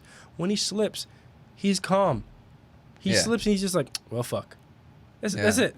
He's not like, oh shit. There's nothing in it. There's if nothing I in his ever got up eyes. that high and I slipped, harness or no harness, I would be like, I'm done. Yeah. I don't need to do this anymore. I'm okay. Yeah, I like I'm to be alright. alive. Yeah, you know. All right, man. It's I mean, like he got into a relationship and then he got injured, and he actually questioned like whether he's like, yeah, maybe relationships should start for me. I mean, if it gets in the way of climbing, then I just can't have one. And it was like, whoa, you know. Yeah. honestly like that's a different level of thinking that a lot of like, I feel like a lot of greats have that. For sure. People who are like amazing at whatever craft that they do, For sure. there's a part in their brain where they just don't have that same, I don't know if it's sympathy or empathy, I don't know what it is, that normal people would have. Like Yeah. they're like, I may have to sacrifice like my relationship with you, or sacrifice my friendship with you, or sacrifice Yeah. something. It's almost like But you it's- need to be I need to do slightly it. emotionally removed to be Oh. able to commit Yeah. completely, you know? But I mean, what we you say said. great, and I like to put quotation marks around it because, like, what is great? You know what I Right. mean? And because a lot of those people can suffer from extreme, like, emotional Trauma. disconnect and, trauma and different things where it's just like, in order to be a whole, healthy, rounded human, you kind of need that. You know what I Right. mean? You kind of need to feel that. Like, I wouldn't want to switch brains with Alex Honnold. You know what I mean? Like, Right. I wouldn't want to live in a body where, or in a mind space where I just have very little emotional response. And, like, Yeah. sure, I'm sure it allows you to lock in and be fucking cold, like, Yeah. Mamba mentality, cold-blooded. You just can, like, dedicate yourself to something, and you just are able to chase perfection so great because, you know, you just kind of emotionally removed. I wouldn't want to Yeah. live like that. Yeah, and then we also have, like, historical figures like Alexander the Great. You know what I mean? Or, like, Yeah. The fuck did he do? all these basically conquered civilizations like ancient Persia and Yeah. basically took over I mean- a good majority of the world Oh, shit. He's within like 13 years. At the age of 20, took over shit. Like, took over the Macedonian army and just conquered peoples. What the fuck am I doing with my life? No, It was like 30% of the world or something like that. It was some Yeah. stupid high number, yeah. But anyways, they put literally next to his name great, Yeah. right? But was he great? Like, I mean, he did some, if you want to consider great things, by like taking over certain people, like just to have an army and to be able to command an army and to have that type of influence. Yeah, it takes a lot of whatever that is, right? And but he also killed millions of innocent people. Never mind. Never Right, mind. but this is what you have to do. Like, and this is what all of the great kings and conquerors that we call Genghis great. Khan I mean, you and all talk, that stuff. or you talk about Caesar. People look at him as like he's like this great Yeah. person or individual, but really he was the leader of a mass genocide in modern day France now with the Gallic tribes. I know Literally Alexander the massacred. Great. I'm tripping. Yeah. I'm tripping. But anyways, these people like you put great in front of their All name, of like this. you know what I mean, like. This was his empire. All of this shit at like age 20 to So like 33. 32 or 33. Yeah, he died at. He conquered all of this. That's insane, dude. Yeah. That's different, man. That's a. But yeah, I in a only way say that that's- because in a- like in a way it's different. It's different. I feel like it's different, but it's different in a bad way. Let's put it that way. Right. yeah. Like, you know what I mean? But it's like, not- but they also had that disconnect. What you're mentioning is why I brought it up, because in order to be someone like that, you had to been okay with killing innocent people, killing a Yes. child, killing an older a mom, or Yep. like being able to look at someone in the eyes and be like, "You're dead. Sorry, Mhm. this has to move on." You can't have that. Mhm. And, I mean, you You gotta can. be completely There are those checked out. there are those individuals who like were like, you know, there's obviously throughout time there's been hundreds of thousands of different kings and rulers and people who I'm sure that you had those exceptions. But if you wanted to like conquer and to like take over and like make your empire grow, Yeah. you had to have been okay with just killing innocent people, Sure. millions of them. Without a And doubt. so like that's why it was interesting you say great, and and comparing someone like Alex Honnold, like, or anyone who does great things and has like this emotional connect where like some people, they don't even want to have a wife, they don't want to have a girlfriend, like, no, forget that, I don't want anything distracting me. But like, you know, it's just interesting to think about the human psychology behind that, and why people are great or do amazing things that look extraordinary to you, right? And think, Yeah. like, is there anything in your life that you would chase that fervently? Like, Yeah, is see, there, I don't know. is I there don't think anything so. in this world that could make you go like, if Bree's got to go, she's got to go? Yeah, like, I don't think so, man. I I don't gotta know. be the best podcaster ever. right. Okay. Right? I mean, If yeah. she gets in the way of the podcast, that's That's it. what it is. Yeah. Yeah. Oh my god, Yeah, no, it's it's nothing. interesting. I don't think there's anything, man. Because like sometimes they have to do that to like, man, like people they've known their whole lives too. They gotta sacrifice them. I know. Like you fucking like their moms or brothers would be like, hey, look, I haven't seen you in, and it's just like, yeah. fuck, Yeah. man, that's There insane, could be man. times where that could be beneficial. Like, for example, sacrifice them. yes. Some people- yeah, okay, all right, lay it on me. Well, okay, think about this extreme situations, right? Okay. Like your family's about to starve, and hey, we got to kill somebody to survive. Okay, there's been hundreds of times throughout history where people are literally stuck, or maybe their supplies have been cut off, or something happens where they don't have any food. Mm-hmm. They have to eat. You're gonna Yeah. starve to death. So someone's got to go. So you You got to resort to cannibalism. That's- Someone's got to go, and then that's so true. you know what I mean, like in that point, or Yeah. everyone dies, or and then your bloodline is gone, or whatever. That's one extreme example, but there's plenty of one of those. examples I where like get it. you do have to Yeah. make some sacrifices, and that's been a part of human life. Where Mhm. it's a part of it, man. Yeah, dude. It's extreme, but it's happened plenty of Yeah. times.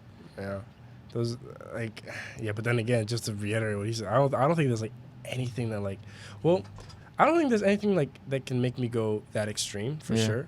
And I think a lot of that has to do with probably the era that we're living in now. I feel like a lot of people, I don't know, maybe because like we're so stimulated by so many different things. But I feel like that's probably why a lot of us don't have the gene where it's like, I have to go get this by any means necessary.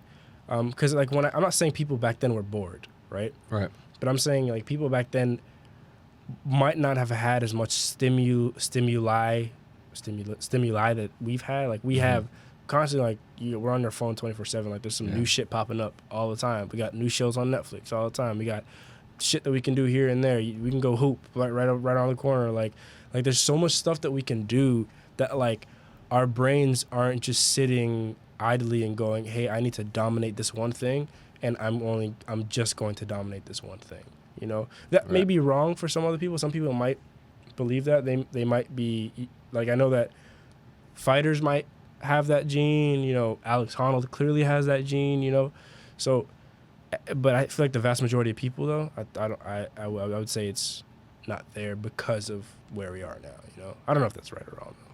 I mean, yeah, you definitely have a good point for sure, especially in our culture today. Yeah. When you think about, that makes me think of like how, like, I mean, if you look back at like people in like ancient Greece, or I mean even in ancient like Muslim countries where people were like masters of so many different crafts, like they would master, mathematician, physicist, or what, not it wasn't called physics back then, but maybe like astronomer, mixed with like teacher, whatever. Like they had so many different disciplines that they mastered, right?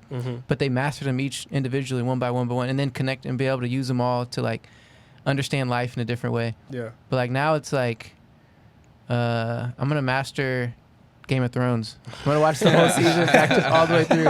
I'm gonna master the entire Avengers, Yeah. whatever, like Master or like Disney Plus whatever it is that's like subscription. whatever that's like bringing you that value, or like bringing Yeah. you excitement to life or entertainment, and it's like that like learning a craft back in the time was like entertainment. Like I'm pretty sure, I obviously don't know because I wasn't there, but like to me Yeah. that's what it kind of seems like.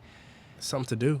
Yeah, it's something to do, but you're also bettering yourself. Yeah, dude. And like bringing like enjoyment or bringing like living more fulfilled life. You know what I mean? Almost. that was kinda thing. that was their vice back then. You know, like that. Like obviously, yeah, drugs, alcohol, of course. I'm saying, but like Yeah. that was their thing that they needed to like get them through the day, type shit. Like the way we have like Netflix and Hulu and all that Right. shit to get us through like our days and our down days and stuff. Yeah. They would just go throw spears at a wall or some shit.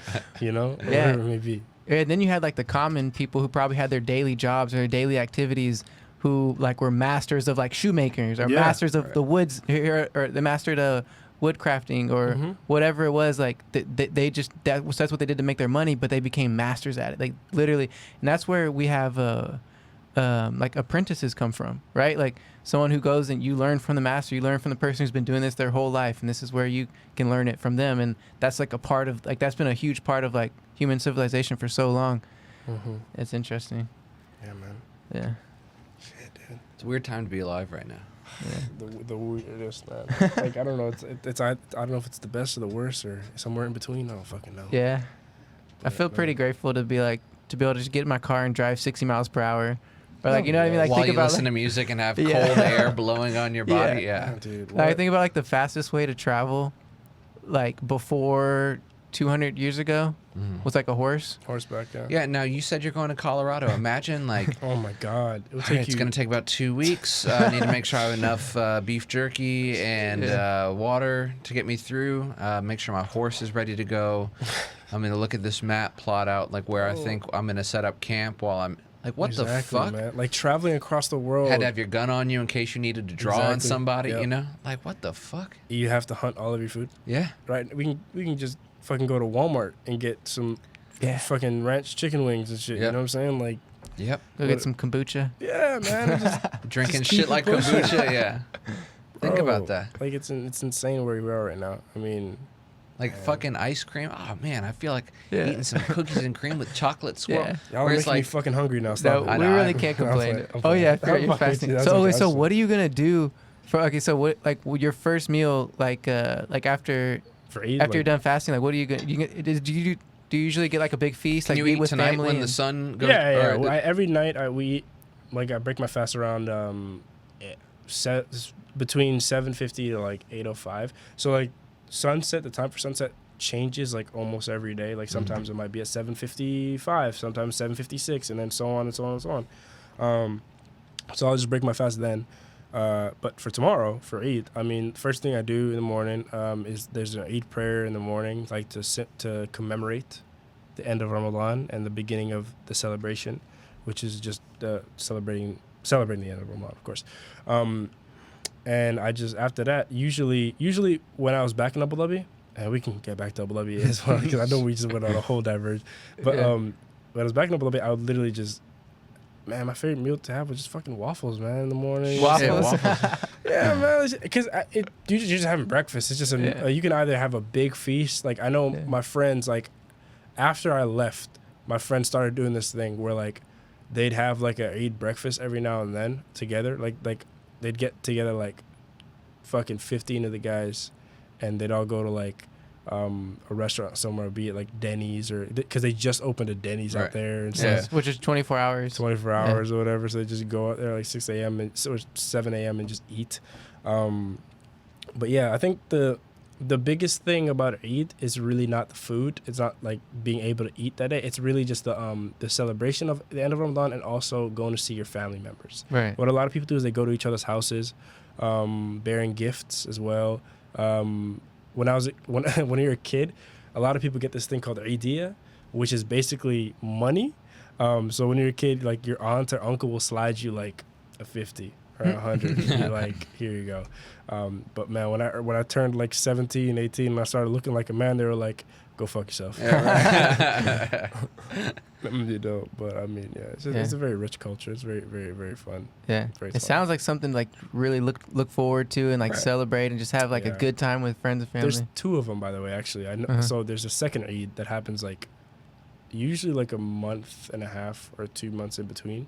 And at that Eid, it's probably something that a lot of you guys know. So it's called Eid al-Adha, and at that one, one of the main things we do is we sacrifice an animal. We sacrifice a goat Okay. or a sheep. That's what a lot of people do. Okay. So growing up, right, in Abu Dhabi, my dad, it's probably why I'm very desensitized to this now, but my dad would always take me to the slaughterhouse. Mm-hmm. And we literally pick a goat, and then we take the goat, and he's looking at me, he's like, what the fuck? But Well, it's just like the idea of like, yeah. which one of these do I want to kill? Exactly, That dude. one, you know, And like we pick a goat, then we tie up the goat. We tie up the goat, and we take the goat, and it's at the municipality. That's where the slaughterhouse is. Everything's completely legal. Right. Let's start there. Okay, It's completely murder animals. Just disclaimer. And I know. I mean, I'm all about eating meat, so yeah. and I know you're vegan, and I apologize. No, I'm not vegan, but just You're not vegan vegetarian. too? He's I just thought you were. vegetarian. You're just vegetarian. My bad. No. I apologize. not even vegetarian because I do eat fish and You're I do pescatarian. eat Pescatarian. shellfish. But I'm not even pescatarian because like You I don't do eat eat other meat, things Adam. too. So You don't. If I I eat said, fish as Adam, meat. eat this Popeye's chicken sandwich right now, you wouldn't do it. no. Okay, so you're fucking pescatarian. man. There you go. Okay. Come on, And labels. goat- We need our labels. Goat Okay. is I know. delicious, by the way. It so, is. all right. When So, it's cooked right, it's amazing. so you're how old are you when this is happening? Like when you're going to the My slaughterhouse? first time I went to the slaughterhouse was like when I was like 10. Now, was this like hard for you to like pick an animal to kill, or were you just like let the me first say, time? The first time it was weird because I knew we ate goat, right? But now I'm going with my dad. But he's not slaughtering the goat. It's out there. It like legally you cannot slaughter a goat yourself within the city. So you can't take a knife and go, you know what I'm saying? Like you can't do that. But you just pick a goat and you take it and you go online and then you hand it over to the municipality, give them your ticket, whatever, and then they slaughter the goat for you. You tell them what parts of the goat you want. You're like, so like we don't want the head, we don't want the goat head, keep it, whatever. But we want the rest of. I know some of your listeners are gonna be listening to this and gonna be like, this guy's a fucking brutal maniac. No, I mean everyone who's listening to this shit eats fucking meat except for Yeah. Adam, and so it's like none of this shit should be like crazy to No, y'all. it's This not. is what happens when you exactly eat what meat. happens. Yeah. Exactly what happens. So like the first like 1 or 2 times, I'm an idiot. I fucking named the goat. Oh no! Now you're attached to this. Fucking named the goat. First one I named was Rashid. His name was Rashid or Rashid or whatever you want to say it. The second one was named like Abdullah or something like Yeah. that. So I named these fucking goats and I get not emotionally attached to them, but like I'm just taking them or whatever, and they shit all over the floor. And if Oh, you, damn, have you yeah. ever seen goat shit before? Oh yeah, it's like little Fucking pebbles. Cocoa Puffs. Yeah. Bro. It's like little pebbles. Right? Yeah. They're peeing on the floor and all that stuff. So like that's why they say don't wear your best clothes, because what people do on Eid is they dress up to the nines, like they like to look good. Right. So like don't wear your Eid clothes, don't look good at all when you're going to slaughter a goat. But yeah, first one was probably 10, and then I went up until I was maybe 17. Up until I left. I left in 2015, and that's when I was 17. So yeah, Wow. up until then, dude. But So you take it to the municipality. You tell them what you want, like in Yeah. terms of I want, yeah, you're like you tell them what you don't want. Right. You're like you tell them like, I we don't want the this, head, we don't want yeah. this, we don't want that, we don't want the balls. Just keep it. That's the best part. No, I'm just kidding. A lot of people do eat goat balls. You know. Yeah. If I'll say this right, if you eat the fucking eyes, you don't deserve rights. Let me just say that. Not playing. Damn. No, but I just really think that like fucking eating the eyes of an animal Right. is so weird. I know people eat fish eyes. What about the brains I've done and that the? before. That's weird too. I don't just eat the body. Now I could Eat the understand body. if you were like a peasant and you were That's just like I have to make understandable. every Yes. piece of this animal count. Exactly. Yes. But if you are just like in a middle class family, whatever, it's 2021, you don't need to be out here eating like goat dick. You know what I mean? Like, What are you trying to accomplish? Like, I don't get it. Well, okay. One, I think a lot with those certain parts of the animal body is very ritualistic. It's like Yes. certain reason. There's definitely a reason. They're not just gonna eat it just because maybe they taste good. And then maybe they are. But then, but like I know for sure, like with the organs, like kidneys and the hearts and different things. Yeah, of the people animal, eat those. Yeah, That's we like eat those. those have like a ton of nutrients, Yeah, like yeah, yeah. super nutrient dense. Probably the most nutritious thing you could probably have on the planet is animal organs. Yeah. It's like ton of minerals and vitamins. Because Like they're just sitting concentrated in around there. eating plants all day, and then you're ingesting their, all the nutrients that they get from Yeah. eating Yeah. all those I plants. never liked liver though. I like a big delicacy in Somalia is bear, which is liver. Of that, people eat goat liver, people eat cow liver, not so much, and that tastes so bad in my opinion. I just don't like the way it tastes, dude. Like that's really why. Even I if have it's an like issue with some seasoned of in the like stuff. crazy seasonings and it's just got one of those. Yeah. Like, Is it just like fatty? It just looks like. I mean, a liver just kind of looks like. I would say so. I say it's a little fatty, and it tastes more tangy. I don't like that. tangy. Ugh. it's probably from the minerals. Yeah, It's probably man. from the minerals that are in Like there. all the goat. So weird. Goats love Like those like minerals, blood yeah. tastes like iron. Yeah, yeah. Probably similar thing like that. Yes, some motherfuckers, like in who, obviously we're not talking about people who like do this ritualistically and it's part of their religion or their culture. That's understandable. Yeah. I'm talking about crazy motherfuckers, right, who drink fucking cow's blood and shit. That is, I can't get into that because some people drink the blood of animals. Yeah. I don't understand. Did you guys see this video of a? I know we're all getting tired. I don't. But did you guys see this video of a little girl who went hunting with her dad or whatever, and I think they got a deer, and she ate the fucking heart of the deer right after they killed it. Yeah, that's like, traumatizing. like shit. a heart of the fucking deer. cave girl, like little fucking Like Oh, why? to take its energy or some shit. I don't know. I remember this story I gonna heard fuck up a about kid, man. Crazy Horse from the Lakota tribe, Native Americans, and one of the things he did as a child, I think it was probably common among the Lakota people, was like his dad took him out and like they caught a turtle, and there's a weird thing with like turtle hearts. Whenever you pull them out of the body, they're still pumping. So it was like still like pumping in his hand, and he told him like eat it, like, and like, that was like a rite of passage kind of thing that he had to do. It was like. You're like, that's traumatizing, bro. Like, Dude, that must have been like very eating like a traumatizing for a beating kid. heart. Like, I And mean, this is on video. This Yeah. girl eating this. So obviously, like, it's not one of those videos that like it probably is on YouTube because it's like they're not showing her killing the deer. Right. I think it's just the deer's heart is in their hand. Yeah. And there's like a fucking and she just takes a bite out of it and there's blood in it or whatever. That's all it is. But you could just watch Game of Thrones when just do that. when you know? it's a little more censored version, but special effects. That's so crazy, man. I cannot imagine doing that. it's You know. Dude. Man, oh, pretty crazy. Yeah, I've seen videos of like people like slaughtering, like in the Middle East, like killing a camel and like eating the, like they'll literally just pull it out. Like one of the first things they do is pull out the organs and they eat that first. Like they start Yeah. passing around like here, like this is the kill. Like this is like only the men eat it, and it's like a Yeah. very ritualistic Right. thing. I think it's amazing. Have you guys part- tried camel meat before? I haven't. I have not. It's pretty good. It's not bad.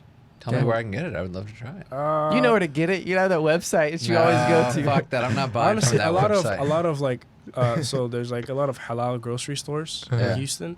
A lot of them do have like different varieties of meat. Is like, there a restaurant that I? Because I mean, like I don't know how to fucking prepare it. Ooh, I mean, I could obviously cook it on the I know stove, but I mean, there's a Somali restaurant over on Hillcroft. I forgot what it was called. yeah, man. See, I love going to restaurants from like Yeah. different cultures. I would love to go to a Somali restaurant. Yeah. I Can would you take love it. us? I can. I mean, I used to go. I went there like a couple times. Or maybe we can go to your house. Is your mom still cooking? My mom does still cook, so I mean, shit, That's if what we I get some want straight camel from meat- the house. Or when you guys come to Abu Dhabi as well, we'll definitely get you some camel meat. Oh, Because having shit. camel meat with like rice, it's amazing.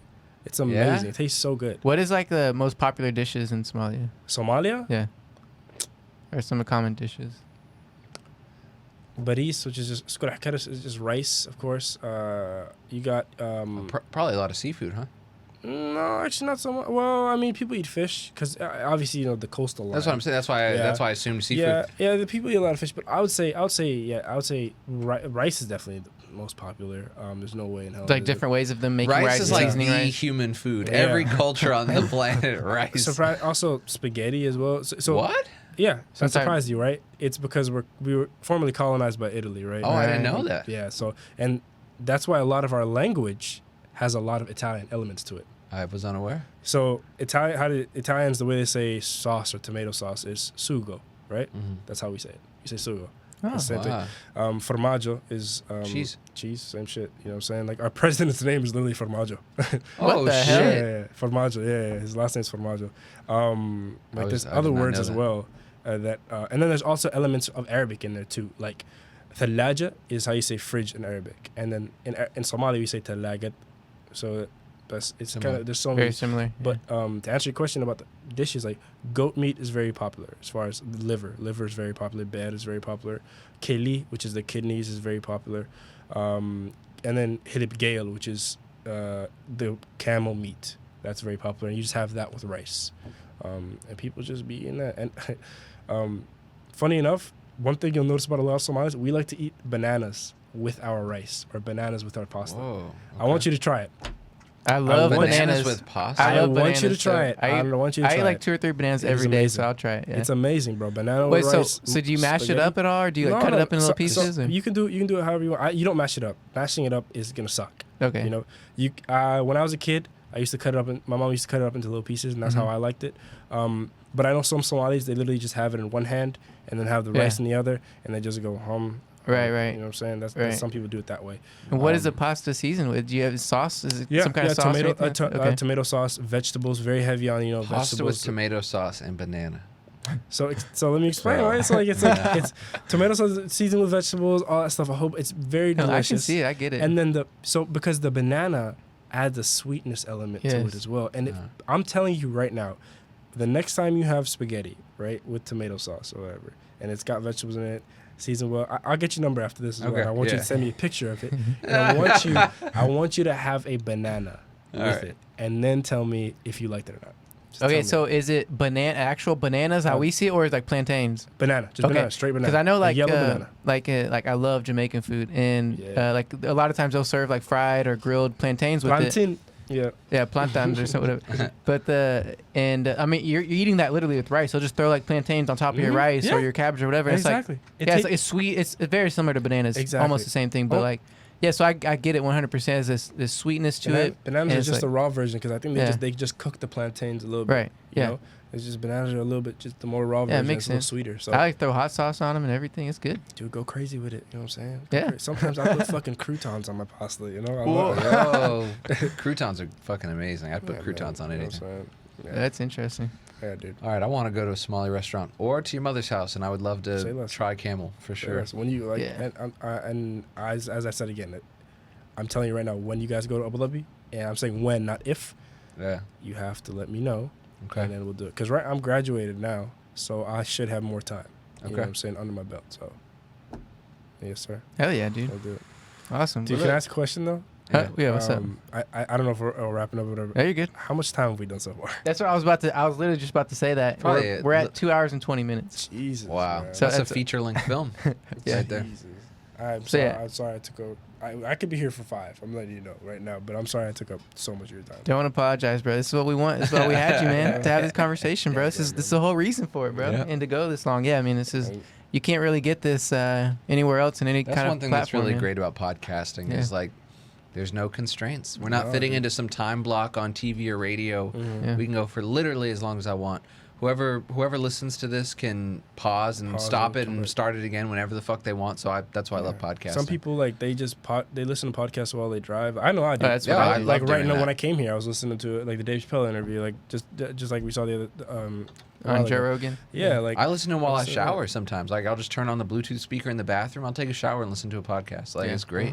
Yeah, it's super relaxing too, man. Oh, fuck. You know, you asked me a question earlier today about podcasts. and Yeah, we only named one. Oh, we only named one. Yeah, and I you was gotta about to give finish you my that top then. 5. Oh, yeah, I'm yeah. so sorry. I Oh, apologize. yeah, dude. Are we excluding Tom and Adam's Midnight Variety Hour? Yeah, don't you have to say that? You- Because that's a real, honestly, it's up there. I'm not gonna lie to you, I it's up appreciate there. it, now. It's man. up there. That's good. You know, Thank like you. it's definitely in my top 10 now. Wow, I shit, like it. all I like right. it. I like Thanks, it. bro. I like it. But top 5 for me would definitely be 85 Style Show. That's number 1. And I know Okay. we get into a whole tangent about it, and I think you guys should watch it. Number 2 is Your Mom's House. Tom Segura. I mean, Okay, I know I Tom love Segura. Tom, and I've listened to that podcast I multiple love times. Tom Segura. So like Tom Segura and Christina P. I think is his wife's. Yeah. Yeah. Their podcast. is She's also fucking hilarious. Yeah. hilarious. Tom I might love be it. like, if it's not Bill Burr, Tom's my favorite stand-up comedian. Right? Yeah. I love it. Have you seen Tom Segura stand up? Oh, yeah. Oh my god. Yeah, he's I love awesome. it. It's hilarious. Third, I have to go a little education. I'll go with Planet Money. Oh shit! you I got don't know what that is, but it Planet sounds Money. dope. familiar. It's NPR. NPR Oh, is okay. Planet Money. I like it because they kind of educate you. It's not really just educating on investing or whatever. It's educating on like how money works in America. They educate you on the fucking National Reserve and Nice. the fucking mint Mm-hmm. and stuff like that, and learning how money's produced, learning how money fluctuates within society and how it affects us all and stuff like that. That's really a good one. The fourth one would definitely have to be Bad Friends. I don't know if you guys have heard this one. No. You know who Bobby Lee is? The comedian, yeah, and from then- Mad TV and all that shit. And I know Bobby Lee. Andrew Santino, you know who he is? Okay. Those Yeah. guys, they have the funniest fucking podcast. Bobby Lee is fucking hilarious. He's yeah. hilarious, bro. He's always trying to show his dick. Like, Yeah, he's weird, man. he's so weird, but he's hilarious. He's a funny guy. So that's definitely number 4. And number 5, I'd have to go with. So it's actually a friend of mine's podcast, and like Okay. I was on there. I was their first guest. So you've done podcasts before. This is my And you didn't tell me. Experience. This is my second. Nice. But this is my first one where I've actually been like with a mic, because Yeah. the other one was on Zoom. It was like just Right. like because they You're were just in your starting house. out. Yeah. Yeah, they're just starting out, and they were like, all right, it's my friend Fazal and Fuzzy. Like they were just starting out their podcast. They were like, let's just have the homies on there, you know. Right. So like they just had me on Zoom. We just talk shit. My audio fucked up, so it sounded choppy or whatever. But not this. So far, this is my favorite podcast experience. Okay, I'll nice. say that. Oh, Because shit. of, All right. I mean, We'll have to have you back on again. I hope so. When I have something to promote, maybe if Yeah. I like, because I don't want to like, mess up your guest schedule, because I know you guys. Hell Are gonna no. have, I'm telling you, from here on out, I know you guys are gonna have hella guests, because the way this podcast looks and the way that it's going, I feel like it's gonna do some good Yeah, shit. I think we're putting Hope so. in more effort. Like Yeah, I want to start making like unique thumbnails for each episode, and I Dude. think we're really gonna try and just make this like a really high quality show. Yeah, but the number 5 was Bro What. That's what the podcast is called. Bro What podcast. Bro What? Who Podcast. does that one? Fazal and Fuzzy. Oh, your friends. Yeah, okay, they gotcha. do that one, Fazal and Fuzzy. Yeah. It's pretty funny. Yeah, honorable mentions, obviously Joe Rogan. That, I mean, everybody loves Rogan. Everybody Yeah. listens to that shit. Yeah, so that's honorable mention, man. Nice. Yeah. Well, That's dope. another good thing about podcasts, man. Is like literally anybody can have one. You know what I mean? Let's talk shit. It's like you could start a podcast so easily. It's other than like paying a hosting fee like to SoundCloud or whatever. It's essentially free to have one, and you can talk about whatever you want. You know what I mean? So it's really great that like that platform exists. And also, who would have thought that today podcasts would be so successful? Because everything now is so visually driven. Like everyone is constantly like on social media watching videos or like streaming movies and shit on Netflix. Who would think that an audio only based media platform is fucking thriving? I mean, granted, like you could watch this podcast, you could, but for the most part, podcasting is an audio based platform, and Yeah. I just think that's fucking awesome. For sure. I think that's incredible. And Yeah. a lot of the ones I'm noticing that are starting to be successful now are kind of ones that have like their own theme to it, or their own kind of like culture as well. Like y'all's theme that I've noticed is Midnight Variety Hour. So Right. like you guys release it at midnight. So that's Yeah. your thing. Like that's Yeah. that's what people will like know you guys for. Like Friday at midnight. Friday nights at midnight, yeah. Tom and Adam. I told you it should have been Tom and Jerry. Tom and Adam's Midnight Variety Hour is coming out on Friday night. Like those podcasts are the ones that are like I think are doing Right. a lot better than a lot of the other ones outside. Yeah. On this topic, one of my favorites is Rich Roll podcast, and he's Oh. more about like health and wellness. But like he's like a Link me to that. ultra athlete, like triathlete, and but he's also vegan. Mm-hmm. But he has like actually get a lot of my like medical knowledge from him because he has like some of the best doctors in the world on his podcast, and they just talk about like all of the nutrition, lifestyle, and all this amazing stuff, dude. It's just incredible.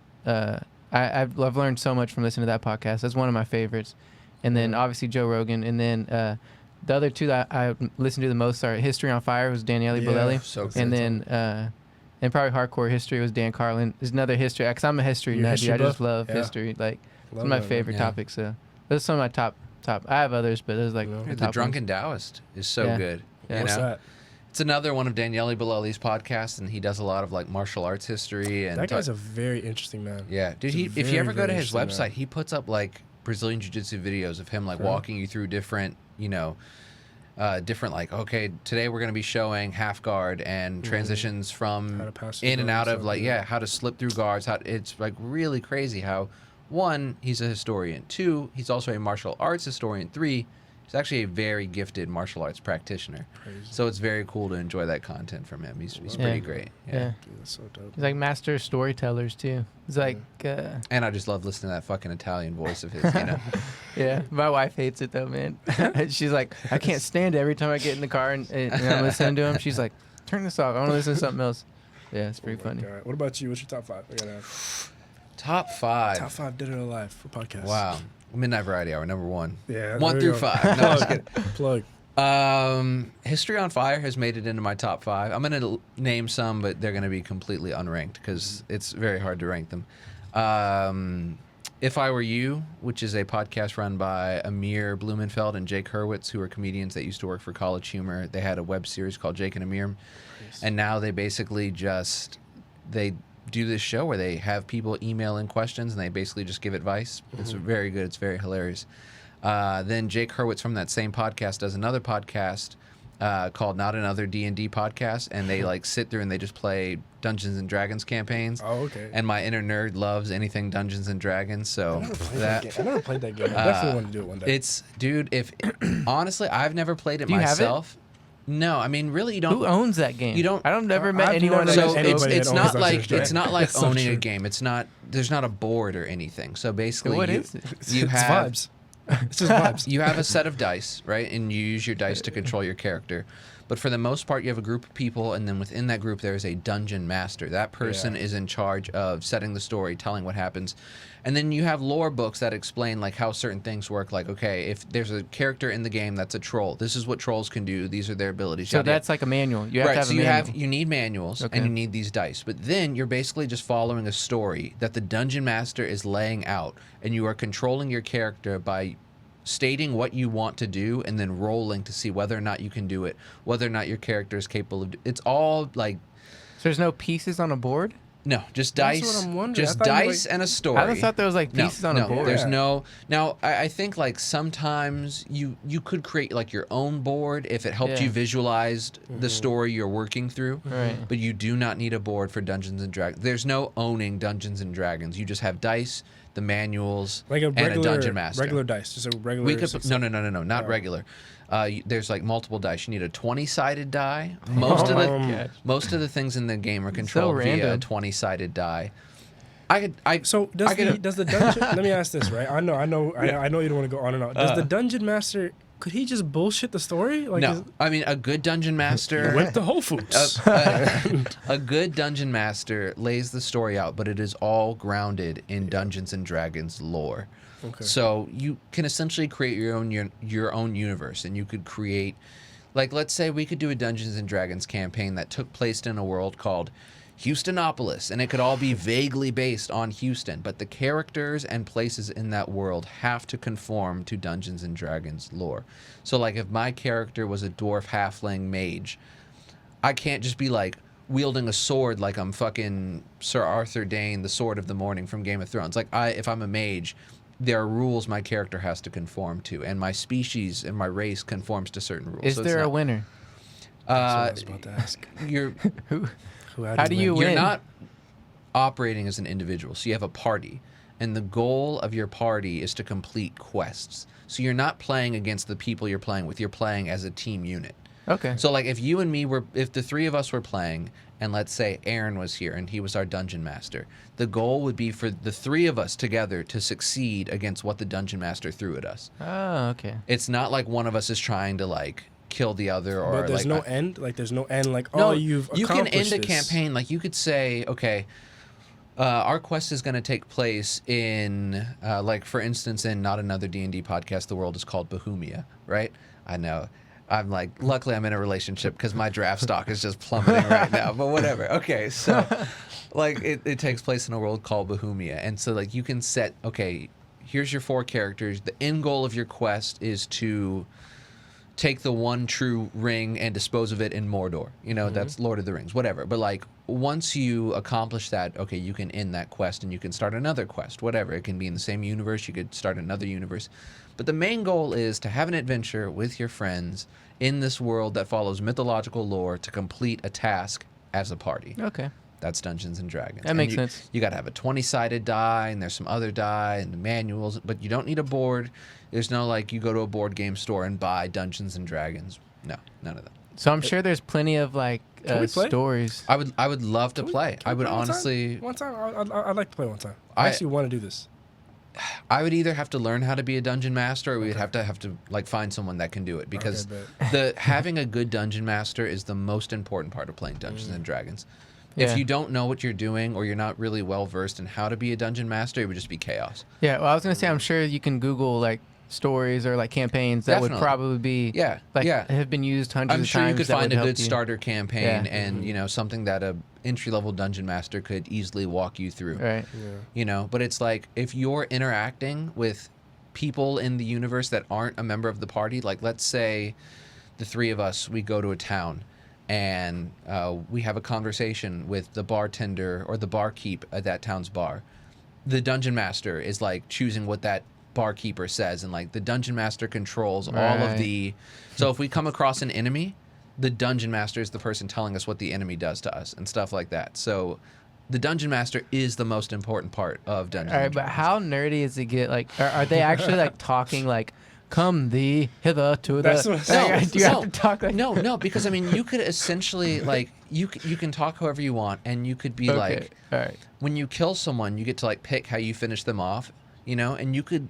It doesn't have to be, I smite thee with my sword. You could be like, I smack him with my dick and then kick him off the edge of the cliff. Okay. Oh, I rolled an 18. It hits. And then Okay, the dungeon cool. master would go, okay, you rolled an 18. You successfully smack him with your penis and kick him off the cliff. Okay, like, cool. yeah, you can do whatever you want, essentially. I mean, okay. there are loose rules, but for the most part, you don't have to be like, I banish thee to the shadow realm from 'Cause whence that's my all I father see. came. All I see in those movies of like people playing Right. Dungeons and Dragons is like, come hither, hark, Sarah. It's way shit, you know? way more casual than that. And honestly, start not another Dungeons and Dragons podcast from episode 1. It'll teach you everything you need to know, because I might say it. Yeah, I might do it. 2 of the people in the party at the beginning of that podcast had never played before. Okay. So, and they're all comedians. It's all pretty funny. But there's so many episodes deep now, and they've gone on some wild adventures. But I watch that, or I listen to that. If I Were You show, obviously First Take, because I love my boy Stephen A. Smith and Max Kellerman, and huge sports fans, so I do that. Damn, we barely talked. Well, we did. We talked about MMA. Yeah. You want to talk more sports? Shit, dude. I don't know how much time we have. Here's But okay. we could- we could- that- we could Here's probably the save that for last another day. question that I wanted to ask you, and I was going to ask you when we were talking about MMA, and then we just like, You just have to come back on, dude. it's yeah, cool. you'll have to come back on. I mean, But honestly, what I want to ask whenever y'all want me you, back, just let me know. because it's relevant for right now, how do you feel about YouTubers getting involved in combat sports and them generating Jake Paul. millions of dollars worth of pay-per-view bucks, and like them fighting established combat sports fighters? So I'll say this, right? I will never in my life be a hater when it comes to somebody getting their back. Right. If you can somehow, Unless you're doing it in a way that Unless you- hurts other people, exactly, there we go. get your fucking back. Yeah. there we go, exactly. Unless you are doing something malicious, where there's and unless if it's a victimless crime type thing, Right. you get your back. Go ahead, whatever. How do I feel about people like Jake Paul? Yeah, exactly. Is I honestly think that his boxing career is going to crash and burn right now. Yeah. The reason why is because, you know, I know he has stake in Triller, and that's why, you know, he's the face of Triller right now, the Triller Fight Club. And, you know, Triller Fight Club, is it respectable? Who the fuck knows? At the end, only time will tell. I mean, really. there's fights on those undercards Exactly, that are yeah. legitimate There are boxers. Yeah. professional fighters. I know Teofimo Lopez, I think, is Yeah. a part of Triller now. You know, so it might be a legit boxing promotion like Golden Boy or Matchroom or is Matchroom promotion? Matchroom is promotion, right? Yeah. Or are they matchmaking? I think they're just matchmaking. But like it might be a good promotion. But how do I feel about YouTubers specifically? I take it as seriously as I would an amateur fight, honestly. But what about when they honest start to God. going like Logan Paul is fighting Floyd Mayweather next It's month. an exhibition. It's not. But I It's mean- not. It's not. Even if he loses, it won't be on his record. I don't think. Right? No, but what I'm saying is like, it's not like he's fighting other YouTubers anymore. Now they are actually pursuing. Yeah. You have Kamaru Usman is like, I Yeah. will fight Jake Paul. I love that so much because I know what Kamaru Usman's doing. Kamaru Usman yeah. is doing. He all he's saying is look, he's gonna continue cleaning out the welterweight division. Right. The only person that can test him is Colby Covington. Honestly, even though everybody and fucking he hates will. Colby Covington. I cannot wait for them to fight again can't because I wait think he either. will bash his face in. And I love watching Colby Covington get his ass kicked. I so love it too. I'm all I about love it too. I think everybody loves it. Yeah. And I've heard except a from- certain group of people who I'm sure Exactly. love Colby Covington. Exactly. Yeah. I've heard some things about Colby from obviously people out in podcasts, and then also people like my professor as well who would say like it's an act or whatever. But at the end of the day, bro, Regardless, he is a good fighter. He yeah. can fight. He is for can real. fight. Yeah. Yes, exactly.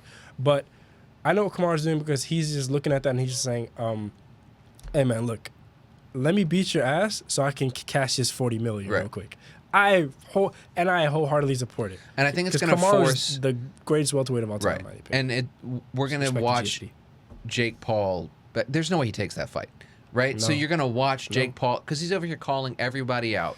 You know, we're going to watch him publicly not duck a fight because Kamaru, he has nothing to fear. So he'll come he'll after that take fight. it. He'll be Yeah. like, "Yeah, dude, I'll fight you right now. I won't even have a training camp. Let's fight right now." Yeah. And we're going to watch. The world is going to watch Jake Paul But- duck a fight, and I think that'll be It's like about. That's why I'm saying like, it's either gonna crash and burn or Triller are gonna play it safe. Like, because if Triller and those promotions decide that like, all right, let's give him a legit boxer because the only person he can fight now is a legit boxer. He cannot fight any more YouTubers because clearly, I will say this: out of all the YouTubers, Jake Paul is the best fighter out of all of them for sure. Like the YouTubers, like KSI and all those guys. KSI beat his brother though. He beat his What brother, do you think would happen if but- KSI fought Jake Paul? I think Jake Paul would still win. The reason why is because KSI isn't active.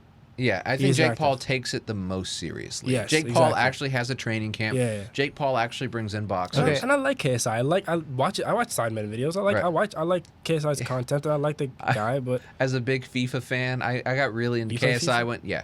I got really into KSI when he was mainly just making FIFA content. Road to Division 1. Yeah. That shit. Road to Division 1 was the shit, dude. I have a question though. What if Jake Paul wins? Against who? If he fights any professional, That's what I'm if he saying. wins? Like, they're what gonna if he, give him a professional boxer, but somebody who doesn't have a lot of experience. I think either that, or they're gonna give him an amateur fighter that is just trying to get into the All professional. right, what if he boxing starts realm. beating legit guys? If he, What then? Like, what's a legit guy, right? Somebody who's had hella fights, but Yeah. who's had a losing record. Is that a legit guy, or is a legit just guy a professional boxer, just any like professional, someone who does this for a living. You know what I mean? Let me put it this way: I'll respect Jake Paul because at the end of the day, look, even if I hate you, and I dislike you as a person, I can respect that you're a good fighter, right? So, I will respect Jake Paul's ability to be a good fighter once I see him fight a boxer that one has a winning record, like so he has more wins than losses, of course, and has had a couple fights on his record.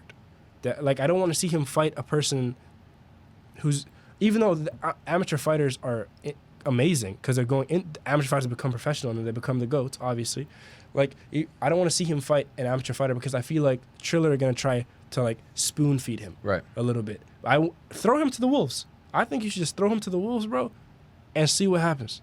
And granted, he's probably not gonna fucking listen to what I'm saying. Who the fuck am I? But Right. I'm saying like throw him to the fucking wolves and just see how he reacts. And if he reacts as a fighter would and takes it on the chin and fucking wins, respect. If he loses and then he says and he owns up to that loss and then he comes back again, still respect. It's just really how he reacts to it, honestly. Yeah, In my opinion. yeah. No, that's a good point. I would love to see it happen. I would love to see him fight. I mean, he wants the shot at fighting an actual boxer. So Yeah, I mean, give or it at to least he seems to like he motherfucker was- purports to want it, but I don't know. I mean, like that Ben Askren shit. Oh my god. First of all, Ben Askren is not a striker by any means, right? He's never been. But he is. this shit. He does this shit. Yeah, and he does came this out shit. there looking like a fucking, Respect to him, bro. he was not prepared for this fight. Like he did not train at all. He was not physically fit. But then I can also like say I've watched Ben Askren fight in the UFC. I've watched him take punches before. There's no, I don't want to say like he did it. He took a dive for the money. I've watched him get hit, which has happened by someone hundreds of wearing times. gloves with a lot less padding. I've watched him 4-ounce gloves. I've watched him get ground and pounded on and pop back up and get right back in the fight. Like I've watched him knock people out with his hands. Like on the ground, I've watched him punch someone until like a fight is called. So him getting dropped by Jake Paul in like less than 2 minutes or however long it was feels a little weird, but also it's like, I mean, Jake Paul did beat an athlete, like a professional combat sports fighter. Granted, he was retired, but I mean, still, I mean, how long ago did he retire? Fucking year and a half ago? Yeah. After, Dude, but that body looked, oh my God. Bro, that he- beer belly. Oh, I don't know if it was a beer belly. I don't know what kind of no, belly man, that was. he had Let me just say that. love handles. Like he Who is had this guy? love handles, man. He looked like a fucking. He never had like a chiseled physique. No, even he when was in never like UFC. one of those- But this was different. This was like let himself go type body. This is like Harden coming back off of off season. Yeah, and Harden's got Yeah. the weirdest body ever. Dude's like big one day and he's skinny as shit the next day. Yeah. It's so Yeah. weird. He So, I cut, like, mean- 80 pounds. All right, so what do you think is going to happen? You think Floyd Mayweather just beats the shit out of Logan Paul, or Yeah, I think that's because Floyd is the in my opinion, Floyd's the greatest boxer of all time. I know we have. Really? I know we have that's Tyson. a hot take? I know we have Tyson. I know we have Ali. Of course. Well, I don't know My if- name is literally Yeah, Ali. So I don't want to Marvin say it's a hot Hagler? take because I mean a lot of people. Marvin Hagler, but- of course. Yeah, Floyd Mayweather is Rest in definitely one of the. He's not my greatest, but I mean, It's in just- terms of, I would say Floyd Mayweather is the greatest fighter defensively I've ever seen. In terms of That's just what pure it is for me. That's what it is for me. elusiveness That's what it is for me. and pure. I mean, the fact that he had 50 fights and there was like zero wear and tear on his body because he None. almost never got None. hit. I've never seen him. The shoulder roll. Yeah, Oh my I was God. watching some clips of him fighting, and like his shoulder rolls are just art. You know what I mean? Like his head movement. Right now, as far as current active boxers go, I think Canelo probably has the best head movement, maybe that I've ever seen. But Floyd's head movement, I mean, like Floyd is the greatest defensive boxer I've ever seen in my life. In terms of pound for pound greatest boxer, It's tough. It's very tough because obviously you have Tyson. yeah. And You have Tyson was the youngest heavyweight champion in the history of, I think, combat sports. Well, not combat sports. I may not say that. In boxing for sure. Yeah. Because I think it was either 20 or 22. I mixed those two up. I don't know if it was 20 or 22. Tyson in his prime, pound for pound, I don't know if there's another boxer who's ever lived that beats him. Yeah. Like, I'm a huge Muhammad Ali fan, but if Yeah. Tyson in his prime fought Muhammad Ali, I think Mike Tyson would win. I think so too. Okay, but all this shit aside, Yeah. Logan is a lot bigger than Floyd. That's what it is. That's why I don't take it seriously because it's like a heavyweight fighting. He fought at middleweight or lightweight? Floyd fought at middleweight. Middleweight. Yeah, he fought at middleweight. Yeah. What the fuck? Like I can't. That's so weird to me. So, what weight are they fighting at this fight? Do you know? No. I have to look this I don't up. know. You gotta look it up. I don't even. Is there a weight class? I feel like there should have to be. I feel like, Yeah. I mean, because Logan's it's an like- exhibition, they don't have to conform to Yeah. boxing standard rules. But I mean, I don't think Floyd would take the fight if he was coming into this fight 30 pounds less than. But I think I mean- he is though, because Logan's definitely heavier than me. I mean, weigh, like, there's no way 203, Floyd would 204. go up to him. Logan would have to cut. I mean, so much. First of all, Floyd is about 5'8". Yep. Logan is about 6'2". Mm-hmm. All right, so that's a 6-inch difference. Reach difference, Yep. drastically different. Different. And Logan weighs so much more than him. So, let's see. Oh yeah, we gotta look this up, man. Because It's- I really want to know what's gonna happen. it's different, man. But I like how fighting is the at the forefront of kind of bringing everything back to normal. It's Yeah. weird. It's like the UFC, boxing, like the Canelo fight that happened the other day with 70,000 fans. It's kind of bringing It's normalcy crazy. back as well. I mean, shit, I'm vaccinated, so I kind of want shit to get back to normal, you know? Yeah, same here, man. Yeah. You know what I mean? You pulling it up, Tom? Yeah. Yeah. Let me just. I don't know where it's gonna be in this Goddamn, article. 47. But Adam, I thought I was gonna ask you something, but I forgot, dude. I forgot what I was gonna ask. Me? What's up? Yeah, I forgot what I was gonna ask. It was something related to the podcast. To this podcast? Yeah. To doing it? Yeah. Oh yeah. Oh yeah. So like, because you mentioned Warzone before we started, right? Huh? I was gonna ask, like, are you guys gonna have like, kind of like a Tom and Adam's Midnight Variety Hour, like extension into like gaming and like streaming your Warzone? Like, No. You guys don't want to do that? I highly doubt that'll happen. No? I highly doubt it. I mean, one, because I don't play Okay. enough, Yeah. and two, we're not good enough. You're not yet. good enough yeah, yet? You that's guys number won. one. Number Did one, you we're guys win last yeah, night? I mean, I have like 40 something wins. Yeah, so, come on. But, like, there's guys that's- who have 40. like 3. Yeah, Damn. Dude, there's like But I there's guys mean- who have like 3 wins and like they I know. fucking I know. place like 80th all the time. I know, but I think what we're more interested in, and what would be more fun for us, is doing a sports edition. So we're thinking about doing probably this upcoming week before the actual playoffs for NBA start. Sign me up. Yeah, so that's what I'm saying. So next time you come on, it could be something like that, right? Yeah. Because we didn't even talk one bit about basketball at all. Yeah, that's what I'm We saying. talk about basketball, football, none Yeah. of that stuff. So I think the one after this podcast, next week we're gonna do one with Kyle, My little cousin. his cousin, and Okay. we're probably gonna do like a pre-playoff like predictions, what we think about the teams and stuff like that, and just talk purely sports. Our Just make plan it all about is sports. we're going to do a sports show for every round of the NBA playoffs. So I like we're going to that, give dude. like our takes, who we think is going to like, maybe we'll even build like a little bracket or something. We'll go through Nice. each round.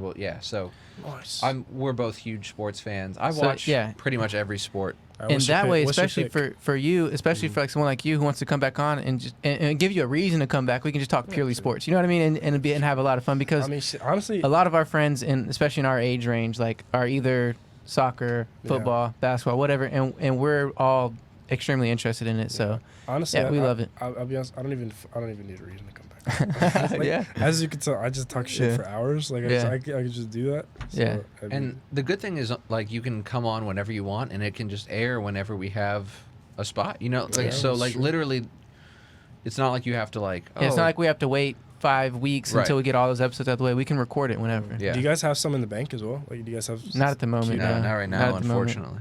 We did Fuck, for a minute. I don't know, man. I don't know if I don't think there is a weight, dude. I'll be honest with you. I don't think there's a weight that they have to fight at. Because can you look up what Floyd's weight is currently and what Logan's is? I'm pretty sure there's like a It says there's 40-pound difference. No, right here, according to this MSN article, it says there's a 30-pound difference. Floyd weighing 160 and Logan weighing 190. But he must have slimmed down for that 190, because I mean he's a big boy. Like he seems like he should be. Yeah, 190 should be. I mean, well, six. You said 6'2", 6'2", 3, 190. 6'2"? 6'2", 190. Should be a Come little on, bit man. heavier than that. Yeah, man. And it's like he's He's I don't bigger like than the me. guy, but he's jacked, right? Like he's Yeah. a very strong human being. So I mean, if he just hits Floyd once, you know what I mean? Like Yeah, that's the thing about that's the thing heavyweights, about yeah. combat sports is like the entire fight can change with just one Oh, yeah. lucky shot. You know, That's what I'm saying. Like, what if he wins? Like, what if he beats Floyd Mayweather? What does that say? Like, you know what See, I mean? Like, one it's good interesting, thing like, what happens? that I really enjoy about him fighting Floyd is there's, you know, two things that Floyd cares about. One is money, and he cares about money a lot. But there's maybe one other thing, Yeah. and this is like the only thing in the world that he cares about more than money, is his reputation. And I don't think Floyd would ever take a fucking dive. Like, if Floyd loses, it's going to be because he really lost. Like, you could make the argument, Yeah. it looked like Ben Askren took a dive. It looked like that fight was rigged, you know? Mm-hmm. If Floyd fights, that shit will never be rigged, because Floyd true. Mayweather prides himself on being Yeah. undefeated. Whether it's an exhibition and whether or not it'll appear on his record, 50. Floyd is not going to allow himself to get knocked out or to lose to a fucking YouTuber Disney star. You know what I mean? So if he loses, it's because he really lost. So that's one thing that I'm excited for. But I think He can lose. That's the thing. Like, but it's whether or not Logan Paul knows how to use his size to his advantage, because that's the only advantage he has. Right. Is his reach and size. So if he can use that to his advantage and like keep Floyd at bay, and then once Floyd comes in, touch him up, then load up on a shot, maybe he might be able to. Who Yeah. the fuck knows? I don't know, but I'll probably watch it. Yeah, You know? I'll stream it. I'm not buying that shit. I'm sorry. Yeah, no, Yeah. not either. I I'm streaming mean, that. it's just so crazy that this is what's happening right now. Yeah, dude. This is what sells, man. But it's making people more interested in boxing, because for a long period of time, no one, especially people in our age group, gave a fuck about boxing. Yeah. You know? Well, for good reason. That's because, Y'all don't know shit about I mean, boxing. promotion, they It's weren't Floyd's promoting favorite it very well. You don't know shit about The, boxing. the cards weren't very well. I mean, it just wasn't exciting. It just wasn't, there It wasn't was just anybody like who was Triple popping G out. whipping people's ass for a Yeah. long time. Yep. And the heavyweight Always. class was so Yeah, whack yeah. for so For so long. long after Tyson. But now, I mean, it was just like for a long time, it was just the Klitschko brothers Yep. fighting no names and like. But now it's like this heavyweight clash. You got dudes like Anthony Fury. Joshua. You have Anthony Joshua. You have fucking Deontay Wilder.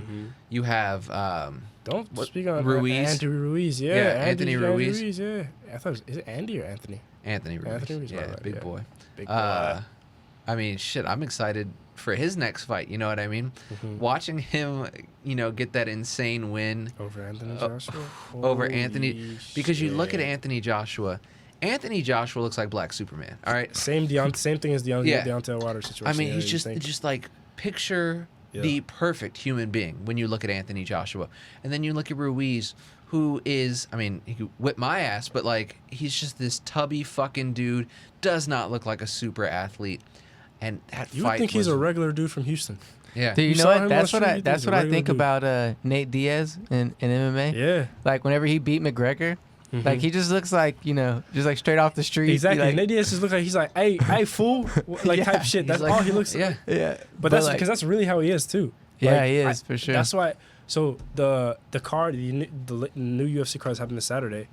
Is in Houston, right? Yep. The 162. co-main was supposed to be Leon Edwards, Nate Diaz. That got postponed to June. okay. So that fight was going to be a hell of a fight because I knew for sure it was going to be a barn burner. What's the main?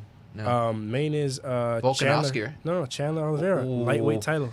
I think Chandler is gonna whip that ass. Chandler. Honestly? Yeah, Chandler is a bad man. Dude. I love Michael Chandler, but the way Charles Oliveira has been at lightweight is different. He is a anaconda. Like he's a snake. The way he can move, he's so slick, and he's fast. But then again, Michael Chandler like you said, he only knows one speed. He only knows one speed, was just pressure, constant pressure. I mean, he is. So, yeah. I'll make you bet. It's gonna be a good fight, man. Huh? If Chandler wins, you buy me a camel dinner. Say less. Say less. I got you. No doubt. Oh No shit. doubt, And man. then and if he wins, what do you want, Ali? Fuck, man. Make me a Dungeons and Dragons. Whoa, all right. Yeah, Now let's buy play me a some Dungeons and Dragons die. How about that? Okay. We'll do that. Or So I can get into that shit. I'll get you dinner at. We'll go to what's that fucking King's Beer House? We'll go get like a fucking Renaissance meal. Oh, We shit. eat chicken and just like, oh, bring me more. Wait, Turkey Leg Hut? What are you talking about? No, have you ever heard of King's? Turkey leg? No, have you heard of King's Beer House? Nah, dude. All right, you know the Renaissance Festival, Yeah, right? of course. Imagine a restaurant that is just the Renaissance Festival all year round. It's like you go in there. Oh, and like, no, I know you- what you're talking about. I know Yeah. exactly what you're talking about now. Yeah. Have you been to Turkey Leg Hut though? I love Turkey Leg I love Hut. it too, Yes. man. I went for the. Oh, my bad. You're good. Sorry, I apologize. I went for the first time to Turkey Leg Hut. I would say a couple months ago. Since I've been in Houston, Yeah. that place is amazing. I love that it's black owned too. That's dope too. Yeah, man. They and like people have like tried to shut it down a while ago with that whole lawsuit shit, but Word? yeah, man, it was like the people next door were complaining about something, right? It was like the ventilation. They said that the Smells like turkey the leg. fumes coming off the Turkey Leg Hut were impacting the. Somehow No, there I was a didn't know lot, that. and then I think there was a problem between the two owners. Anyway, long story short, is Turkey Leg Hut is still open, and thank God because Bro, it is them- one of the best restaurants in the fucking city. Yeah, they make so much money. Yeah. Oh, yeah. And they my charge like God. $20 a leg or some shit. Like, Dude, what? yeah, it's pretty expensive. Bro, if you want to go to another phenomenal black-owned business in Houston, have you ever been to Twisted Grilled Cheese? Yes, sir. Yeah. Twisted Grilled Barbecue Cheese Twisted Grilled Cheese, is yep. the spot. Yeah. Yeah, man. There's a whole bunch of it. Taste Bar and Kitchen's dope. I don't know if you guys have been there yet. They have the best chicken and waffles in the city, in my opinion. Best Better chicken and waffles. than Breakfast Club? I had Breakfast Club recently. Yeah. I had Breakfast Club recently, and I will say yes. Wow. Here's why, because they have like corn. Now I'm getting hungry. Damn. They got cornbread chicken and waffles. Like they, Dude, okay, like, I the love waffles cornbread, are literally so- made like kind of like Okay. cornbready, and they also have biscuit chicken and waffles. So the waffles are made like kind of like biscuits. Yeah, and I also love pancakes that are taste so made with good. the corn, like the corn batter Oh. pancakes. What do you call them? So Cornmeal? good. Not cornmeal. I think it's cornmeal. Yeah. Anyways, Yeah. I love like 'cause it's kind of like gritty almost. I love Mhm. grits. I love like kind of like that texture of it is Dude. amazing. Yeah, man. Yeah. It's just All right, I'm one gonna of try those that out then. chicken- It's not too far from here. It's over right as you enter Midtown. Okay. Really. Uh, Big ass Whole Foods. All right, so This is where we're gonna. I don't know if you want to put this on screen or not because it's like a business.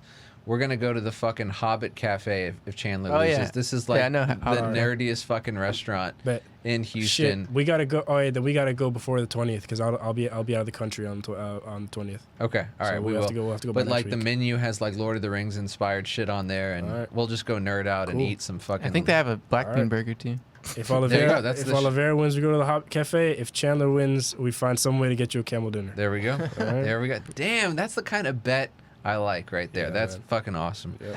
Well, man, bro. thanks for coming on the show. Absolutely. I really This was a appreciate great it. experience, man. I think we've probably gotten really Oh. close to 3 hours. What? Yeah, we're 4 minutes from 3 hours. Shit. Should we go for 4 more minutes? Fuck it. Why not? I mean, So that we shit. can say we got to 3 hours. Yeah. 3. Have you guys I mean- ever had a 3-hour podcast yet? Yeah. Once One. with my friend Jordan. It was very good. What'd y'all talk about? Shit, sports, photography, Let's talk fucking. about photography. Fuck it. Y'all take pictures? I'm a phone photographer. Same. I like Yeah. to try and take some nice pictures with my phone, but I don't Yeah. own a DSLR. Adam just bought a Sony camera, Sony DSLR recently. Yeah, I just recently Ooh. got into a Are you little into- bit. But I'm I mainly use it for recording purposes and for like what I do Really? for work, for like podcasting and stuff Yeah. like that. And But have you ever so- taken it out just to like Yeah, take pictures yeah. somewhere pretty? Or? yeah, I have. Yeah, I've gone to Arboretum and a few places around Houston and tried. And I got Nice. experimental with it. I was like getting on the ground and shit, like taking weird pictures. Those But angles and you know shit? what I mean? Yeah, just experimenting with like, oh, what would look good, like, or just doing weird angles, like looking up a tree in a weird way, or Right. doing different things. Yeah. It just looks really cool. That's and just, cool. It's such just a playing cool with art it. form, So many right? places Yeah. in Houston you can take some dope photos too. Oh, yeah, Like there's so many 100%. places. Oh Like, yeah, for sure. I'm like I just saw the water wall for the first time. Oh yeah, Yeah. Honestly, a little underwhelmed. yeah. I mean, it's not It's just a anything fucking- crazy. You This is hear a about fucking like the waterfall. water wall, but Yeah. then you like get there and it's like, okay, so it's a big fountain. That's You all know? it is. Yeah. That's all it But, is. That's where I took my prom pictures Oh, when I was in really? high Word? school. Me and like my date and the little Yeah, the group that little- we were in, we all went. Dude, a exactly. lot of people go there to take pictures. I know. But there's also right by in that same area in Museum District. Mhm. I forgot what that little garden area is called. It's right next to Herman the Park? park. Yeah, it's right next to Herman Park. But there's like the garden. They have like the garden area. I know what you're talking about. What is that called? I forget the name. The of it. botanical gardens. Yeah, I think it's Botanical Garden. I think that's what it is. Yeah. Like over there by the zoo. I know Yeah. exactly what you're talking Yeah. about, man. But they have like a really cool like a pyramid cone Yeah, I shape. know. I went It's like a there. circular Damn, walk what is that pathway, and then there's like a called? water that goes down it. It's beautiful. It's I know it's exactly what gorgeous. you're talking about. It's Yeah. gorgeous, and it's this giant grass field in front of it. It's a really pretty spot. Wow. Yeah, man, There's a lot that's of dope, places man. like that in Houston. Oh yeah, without a doubt, man. Houston's a dope. I feel like the culture in the city is just so dope, man. Like you can go on one side of the city and be immersed in like Hispanic culture and Yep. have like mariachis and Yep. stuff, like music playing and everything, and then you can go on like on the north side or something and see like African American culture and like a Oh, whole yeah. bunch of slabs everywhere. Oh yeah, And shout out stuff. to Homestead. Yeah, Yeah. you go to like Sugarland and those areas. There's a lot of brown, like a brown Sugarland culture, has like a Desi, huge, yeah. like Desi cultures, like Indian food, Oh, and stuff yeah, like that, and Arab 100%. food as well. And then you go down, So- drive down Bel Air, and Dude. fucking some of the China's- best Chinese exactly. food. Some of It's- the. It's Bel Air is one of crazy, my man. favorite parts of Houston, That's without what- a doubt. Yeah, That's where I grew up. Like that's what where was I gonna spent say. all my time in high school, and it's like some of the best fucking ramen houses, some of the best fucking sushi places, best Japanese. There's a Mongolian restaurant down there. Fuck, I forgot the name of it, but I mean, just like fucking amazing food down there. You know, That's what I was gonna talk about earlier when you said tea houses. I was like, I didn't know what boba was up until I moved to Houston. yeah. Never had it ever. And then my lady, when we went out one day, and like it was like I think it was last year. Damn. Like we went out one day. She's just like, "Oh, you want some boba?" I'm like, "No, I don't know what the fuck that is." She's just like, "Okay." So she got some, and I tried it, and I was like, "Oh, it's kind of good." So I got some for myself, bro. I've been hooked ever since. Like there's this one Yeah. spot over in Bel Air. I don't know if you guys have been to Tiger Sugar. Have you been to Tiger Sugar? That sounds very familiar. Oh my god! Probably Alright, have had it. baby, They serve it in, when we- in pouches. Or is it somewhere? No, it's like it's a boba, but it's It's like in an brown actual- sugar type boba. Okay. All right, when we settle our bet for Yeah. this fight, we're gonna go there. Dessert We're gonna over go there there, for dessert. Fire, Yeah. dude. I'm telling you, it's fire. So I'll definitely take that for sure, man. Fuck yeah. Without a doubt, man. I love Houston is a great city for food. Yeah, It's a really great city for food. And culture, just Culture, yeah. experience that culture. without a doubt. It's facts, Seriously. man. What's your favorite restaurant that you've been checking out recently? Oh, that's a good question. Like what restaurant is just like That's so hard, your spot though. right I now? know. That's so hard to pick. Well, I can tell you what I have for lunch right now, which is Cool Runnings, Jamaican food. Oh, That's over on the south side. oh, That's- Is it on Alameda? no, Or is no, that a different one? Alameda. No, it's definitely That's not Alameda. different. It's Never further mind. south. It's Oh, you said it's over. on It's south towards side. Bel Air. You got to go Okay. past Bel Air. All right. But that's Jamaican food. Probably the most authentic. I mean, as far as I know, like some of the best authentic Jamaican food you can get. I mean, chicken. I mean I mean, everything is amazing there. Like Bree had the oxtail. She said it's one of the best oxtail she's ever had. And I get like a veggie plate. They have like the peas and rice and cabbage, Rice on plantains. peas. Yeah, rice and peas, the Rice cabbage, the plantains, and I'll get like a veggie patty or something or whatever. Like they have amazing stuff there. But I mean, I love so much. There's so much out here, man. There's also some of my favorite ramen spots. Ramen Tatsuya is from Austin. They just came down here a few years ago, opened up shop. I love a whole bunch of Thai food. Okay, talking about black-owned businesses. Green Seed Vegan, black-owned vegan restaurant. Okay. And then There's multiple Sunshine's- black-owned vegan. Yeah, Sunshine. Sunshine's is also black-owned, all-vegan restaurant, and both amazing. I mean, they have a few things that are questionable, but a lot of things are really good on that menu, and will open up your world to like if you want to experience vegan food and you want to go like, support a black-owned business. Go and try these Speaking places of out. They're Sunshine, awesome. do you know why I called him Sunshine earlier? Why? Okay, have you ever seen Remember the Titans? Yeah, the quarterback. The they call him quarterback. Sunshine. Oh, He has shit, long yeah. hair. When he like, had long his blonde hair. hair long and it was down, like, and at first time I met him, I'm like, oh, it's Sunshine. That's literally what I thought. That's why I Remember called the him Titans. Sunshine. I haven't seen a movie in forever. Yeah, dude, great movie, Yeah, legendary movie. Denzel is the shit. Yeah. Denzel's the man. Shit, man. Now his son is a pretty damn good actor too, man. Yeah, Tenet. Have you guys seen Tenet yet? Tenet. Barely I need to watch understand it. I it, but haven't it's a got to great see it. movie. I've seen it twice. I had to watch that shit twice Yeah, just to understand it. start to understand it. Yeah, that movie is complex as fuck. It's like Inception in a way. You know, not Inception like the same theme, like the theme, but as well it's just in terms of like it's so fucking confusing, Right. and it literally bends your brain. That's Christopher Nolan, right? Yes. And did he Yes. direct Dunkirk? yes. No. So. Yeah, he did. he did. Yeah, he Have did. y'all seen Dunkirk? Not yet. Dunkirk's a great Not movie. yet. I heard about it, though. That movie was insane. I was just watching like Quentin Tarantino talk about the movie recently, and I forgot because I watched it in the Watched it theater, tonight. and I forgot how good it was. It was epic, dude. It was an Is it on epic film. HBO Max? I don't know what it's on. might be. honestly. I'm gonna watch it tonight. Because I've heard about it a lot, but I've never Yeah. got Dunkirk is a really great movie. The way it that was one shot. in 1914. I heard about that one. I haven't. I 1917. Yeah, 1917. Yeah. I said 1914. Sorry. Yeah. 1917. Yeah, like that one. I That's a great movie. heard. That was good too. I watched like 10 minutes of it on the plane like one time, and I just fell asleep. Yeah. I'm sorry. Yeah, 1917 is good, but it's like I don't consider it a war movie. Where it's like Dunkirk feels like 1917 feels like it's a dramatic story that happens to take place during World War One, but it's not a war movie to me. It's just like you're really following this one dude and his journey, but it's not really a war movie to me. Dunkirk is a war movie, and it's like historically, it's Dunkirk is great. It's really fucking Shit, great. I'm gonna watch it with my brother. Then he might like that. But Christopher Nolan is one of my favorite directors ever. A1 director. The reason why The Dark Knight was so good was because of Christopher Nolan. Nolan really like. Shout out to Christian Bale as well. He's an amazing Batman. But Shout I'm out just to saying- Heath Ledger. Shout out to Tom Hardy. Shout out to Wow. Rest in peace. Rest in peace. Rest in No, peace. for real. I mean, I honestly, and DC will always be chasing, another movie as good as The Dark Knight. and they'll Yeah, I never don't think do it'll it. ever Yeah. happen. Snyder Cut though. Snyder Cut Snyder was Cut? drastically better Haven't than seen the it. original Justice League, but ultimately, it took that movie from being an F to like A B minus. mi- Yeah, B minus, That's what yeah. I'm thinking too. Because there wasn't really a lot to beat. Like Right. Justice League was so shit. Right. Yeah. Like for a superhero movie of that caliber. Like when you see Justice League, you're like, all right, you're competing against the Avengers. Right. That's who your competition is. Right. So you gotta like either be up to par or just like, if anything, slightly below. But Justice League just pooped it the first round. I They mean, just pooped so bad. And then on top of that, Batman versus Superman is it. Was even worse than ass. Justice League. Was Yeah. ass. You didn't like it? No, hell no. Okay. I didn't even watch it because I saw the trailer and I was Oh, like, this God. trailer looks terrible. It's the so- characters, just the way they were acting and talking The to each other, I was ultimate- like, this looks terrible. The Ultimate Edition is a little bit better. Never seen it. It's on HBO Max. It's a little bit better. It's I a little was- bit long. I don't even think I knew that there was an Ultimate Yeah, Edition. it's about an hour long, and it gives more context. That's what Justice League was missing, and that's what the DC movies were missing was context. I don't know Like, if we needed 4 hours worth of content. yeah, That shit was way it too was so long, man. I couldn't watch it in one sitting. I watched No. it in two. Like it was just like what's his name, Cyborg. Yeah. In the first round of Justice League, he just showed up. He didn't. Where the fuck did he come from? Fucking matter. In the Like, Snyder Cut, he's he's damn near the main He's character. the main guy. Yeah. He is the main. The whole shit revolves around Victor Stone. Yeah. Yeah, It's a lot better. Snyder Cut's a lot better, but it's Watch like, it. fuck, man. Take a half day off work or some shit because you like for Yeah, you real, gotta it's watch it on way the too weekend. long. It's Yeah, way take too pee long. breaks. But it is good. It is good. Yeah, man. It's just I'm a huge Flash fan. Like the Flash is my fucking guy, Mm-hmm. and the dude that they cast to play the Flash, and just like the way Ezra they Miller? wrote the character, it's so bad.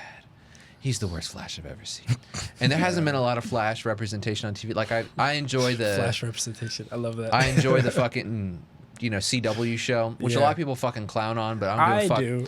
I clown on it because I It thought it was deserves to be bad clowned after on. the first 2 seasons. Grant Gustin is the best part of that show. Like, he is a good Barry Allen. The show, you can clown the show for so many reasons. But Ezra Miller is such a trash Barry Allen. He almost ruins the entire character. Like, he's just so bad. He's so non-funny. His character is designed to be the comedic relief. like the Spider-Man. And he is Of Justice. possibly the cringiest jokester I've ever seen. Like, his shit is so not funny that it's actually funny to look at how not funny it is. Like, Right. he's just so bad. I could talk about Justice League for a long time, and I could talk Same. about The Flash for a long time, but it's just like, fuck. If they give him a Flash standalone movie, which I know they're going to do, it's going to be so bad. Yeah. And they'll never catch Christopher Nolan's Batman Right. films, because those are just like... Yeah, that's a whole nother realm. It's a whole nother realm. There's Yeah. no like that Batman trilogy was It's just so good. I mean, and different, the man. least watched of the three, Batman Begins, Begins, is yeah. amazing. Yeah. Okay, Liam Neeson as Ra's al Ghul is A1. like so good. Yeah, I loved it. And Loved the it. like you get to see the origin and like the background of the League of Shadows. It's fucking great. It really is great. I really, you know what I love about superhero movies that have those trilogies or have those, like sequels or whatever. They're planned out so far ahead. Right. That's Like, the issue with the DC movies. That the is lack of that- planning. Yeah, like the Marvel movies. What's it called? The Avengers Endgame came out what, like 2018? 19, I think, yeah. Like we started not learning, but hearing about Infinity Stones like in 08, 09, like when Iron Man came out. And they knew And they knew, everything like, they were gonna do. They knew everything was connected. Every end credit scene was connected. And like when you go watch, and that's why they have like you can watch those movies in order now, like on Disney Plus. And like the fact that there's just so much planning that went into like a decade worth of films is why Marvel is miles ahead. And now with WandaVision and Falcon and the Winter Soldier. Right. Have you guys watched those? I've watched WandaVision. I'm halfway through Falcon and the Winter Soldier. Not bad. I Yeah. like WandaVision. I really like WandaVision was incredible. Yeah, I really like it. And then Falcon and Winter Soldier was really good too. I can't, but it kind of left me.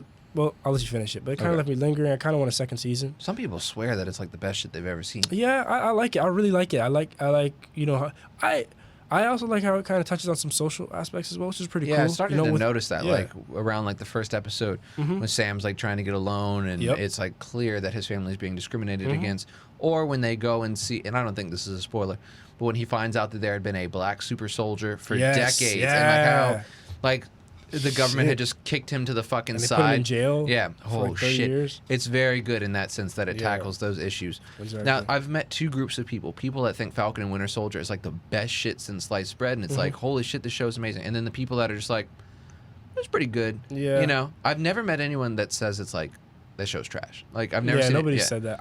I'm in the realm of like I really like it, but I want more. I want a second season Right. because I feel unfulfilled. That's what I'm saying. I'm in that realm. And then Loki's coming out later, this Which I'm year, excited for. and I'm so excited for that Yeah. one. That's the one I really want to watch.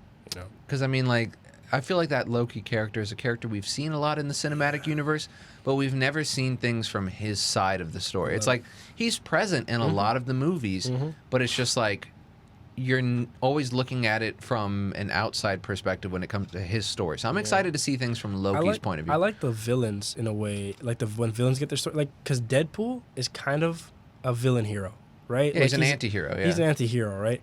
Like I kind of like that, and I like when Marvel kind of pushes that envelope where they're not going with the cliche hero-ness. I love when like Marvel was Logan a Marvel Studios movie, the Wolverine movie? Yeah, I think so. Yeah. It was, right? No, I well- like when Marvel pushed that rated R. realm. I love it because Well, we get the real hero. all of we get the- the real like. All of the Logan, Wolverine, and Mm-hmm. X-Men shit and Deadpool, all of that was made by Fox.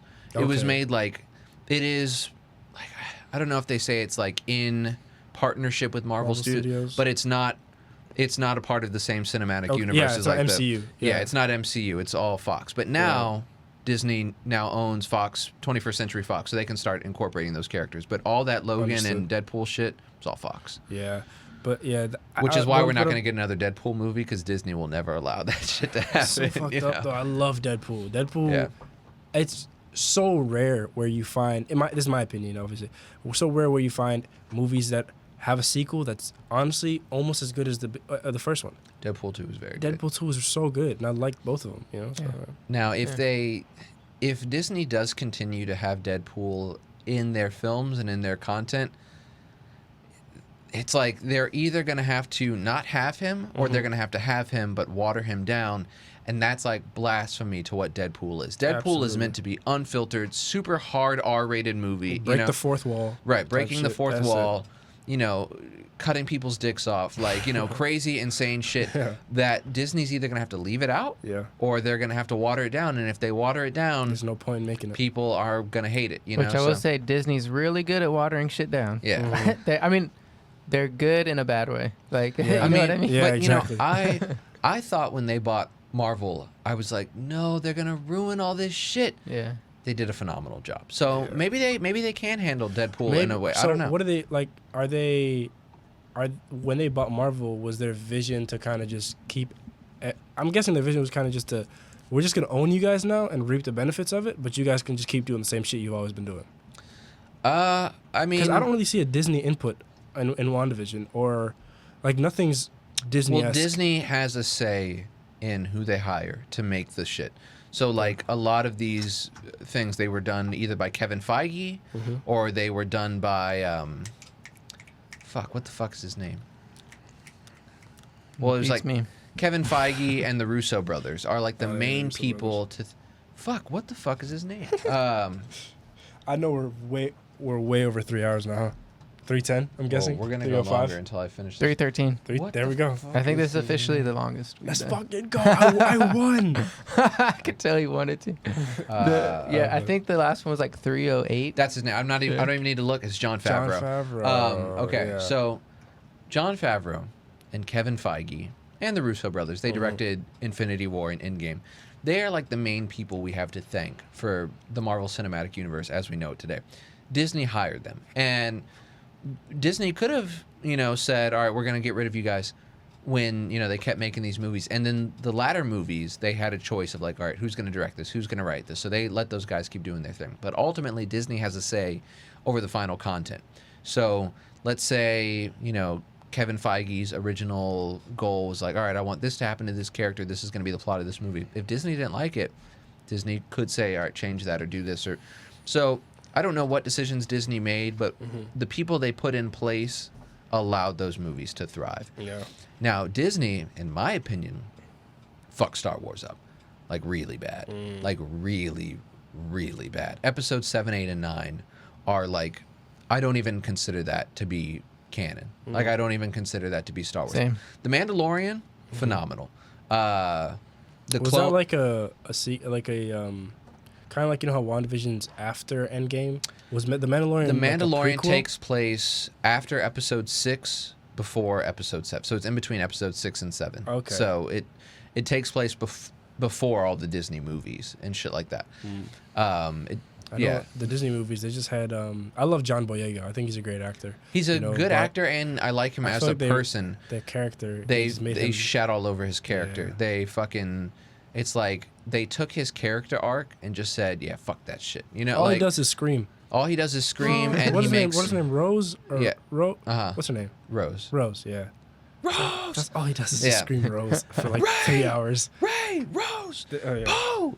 It's like that's all he does. He's either screaming about Poe, Ray, or Rose. And he had a great character arc, and they fucking ruined. Okay, I could go for another 4 hours, but what I'm gonna say is, Disney did not fuck up the Marvel films like they fucked up the Star Wars films, which made me happy. Yeah. I hope that as we get more Star Wars content and more Marvel content, they continue to do well with both, because I thought The Mandalorian was phenomenal. They did one more season of the Clone Wars cartoons. That was phenomenal. So, I gotta start watching the Star Wars. I shit. wish I don't really watch it that much. Disney didn't own literally everything, but I know. if they are going to It is own what it everything, is. hopefully they make some good shit, because one good thing is they have an unlimited budget, so we get stuff all the time. Facts. They own everything. And they have endless money, so the movies are always going to have top-notch production with crazy casting, and they'll just be able to make movies forever. So And then they just opened Disneyland too, right? They opened it back up. I think it's so. been open for a while. My girlfriend went to Disney World during COVID. I was wondering, like, what are your thoughts about like adults who are very like Disney fiends. Yes. Oh yeah, I've met many of them. Now, I if know you're- Do personally. y'all think it's a little weird? Now, if you're like an Yeah, adult for sure. and you're super Okay. into like, I'm trying to think of like a more Pirates grown-up of Disney Caribbean movie. or something. Yeah, Pirates of the Caribbean, shit like that. But if you're out here like rocking like Mickey ears and stuff like that, Yeah, that's what I'm saying. it's I don't get it. I don't judge. if It's you're- not my thing, but I just don't get it. If your Twitter name is literally like vegan_mini, fuck you. Fuck you. It's just like fuck you.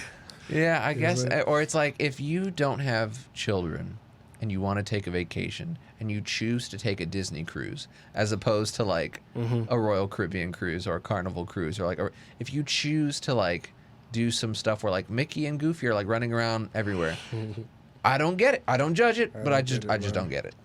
I just don't Yeah, get I it. mean, I know people who have Jesus, like literally statues of like Disney stuff in their house, or like Yeah, I don't get that either. or like Lego sets built of whatever and this and that. I mean, after my initial reaction is like, huh, yeah. okay, that's interesting. But then it's like, okay, I kind of see it if like that's what you like, if that's what inspires you, or, I mean, if you Yeah. those movies have made you, and I definitely get it.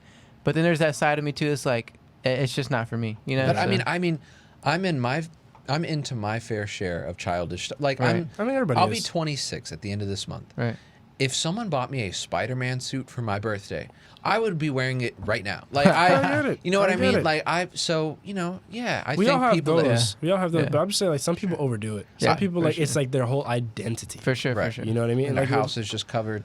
Yeah, it's like welcome to my clubhouse. Right. Fuck you. I mean, I just I don't told you like about a game where I would like to be a wood elf archer,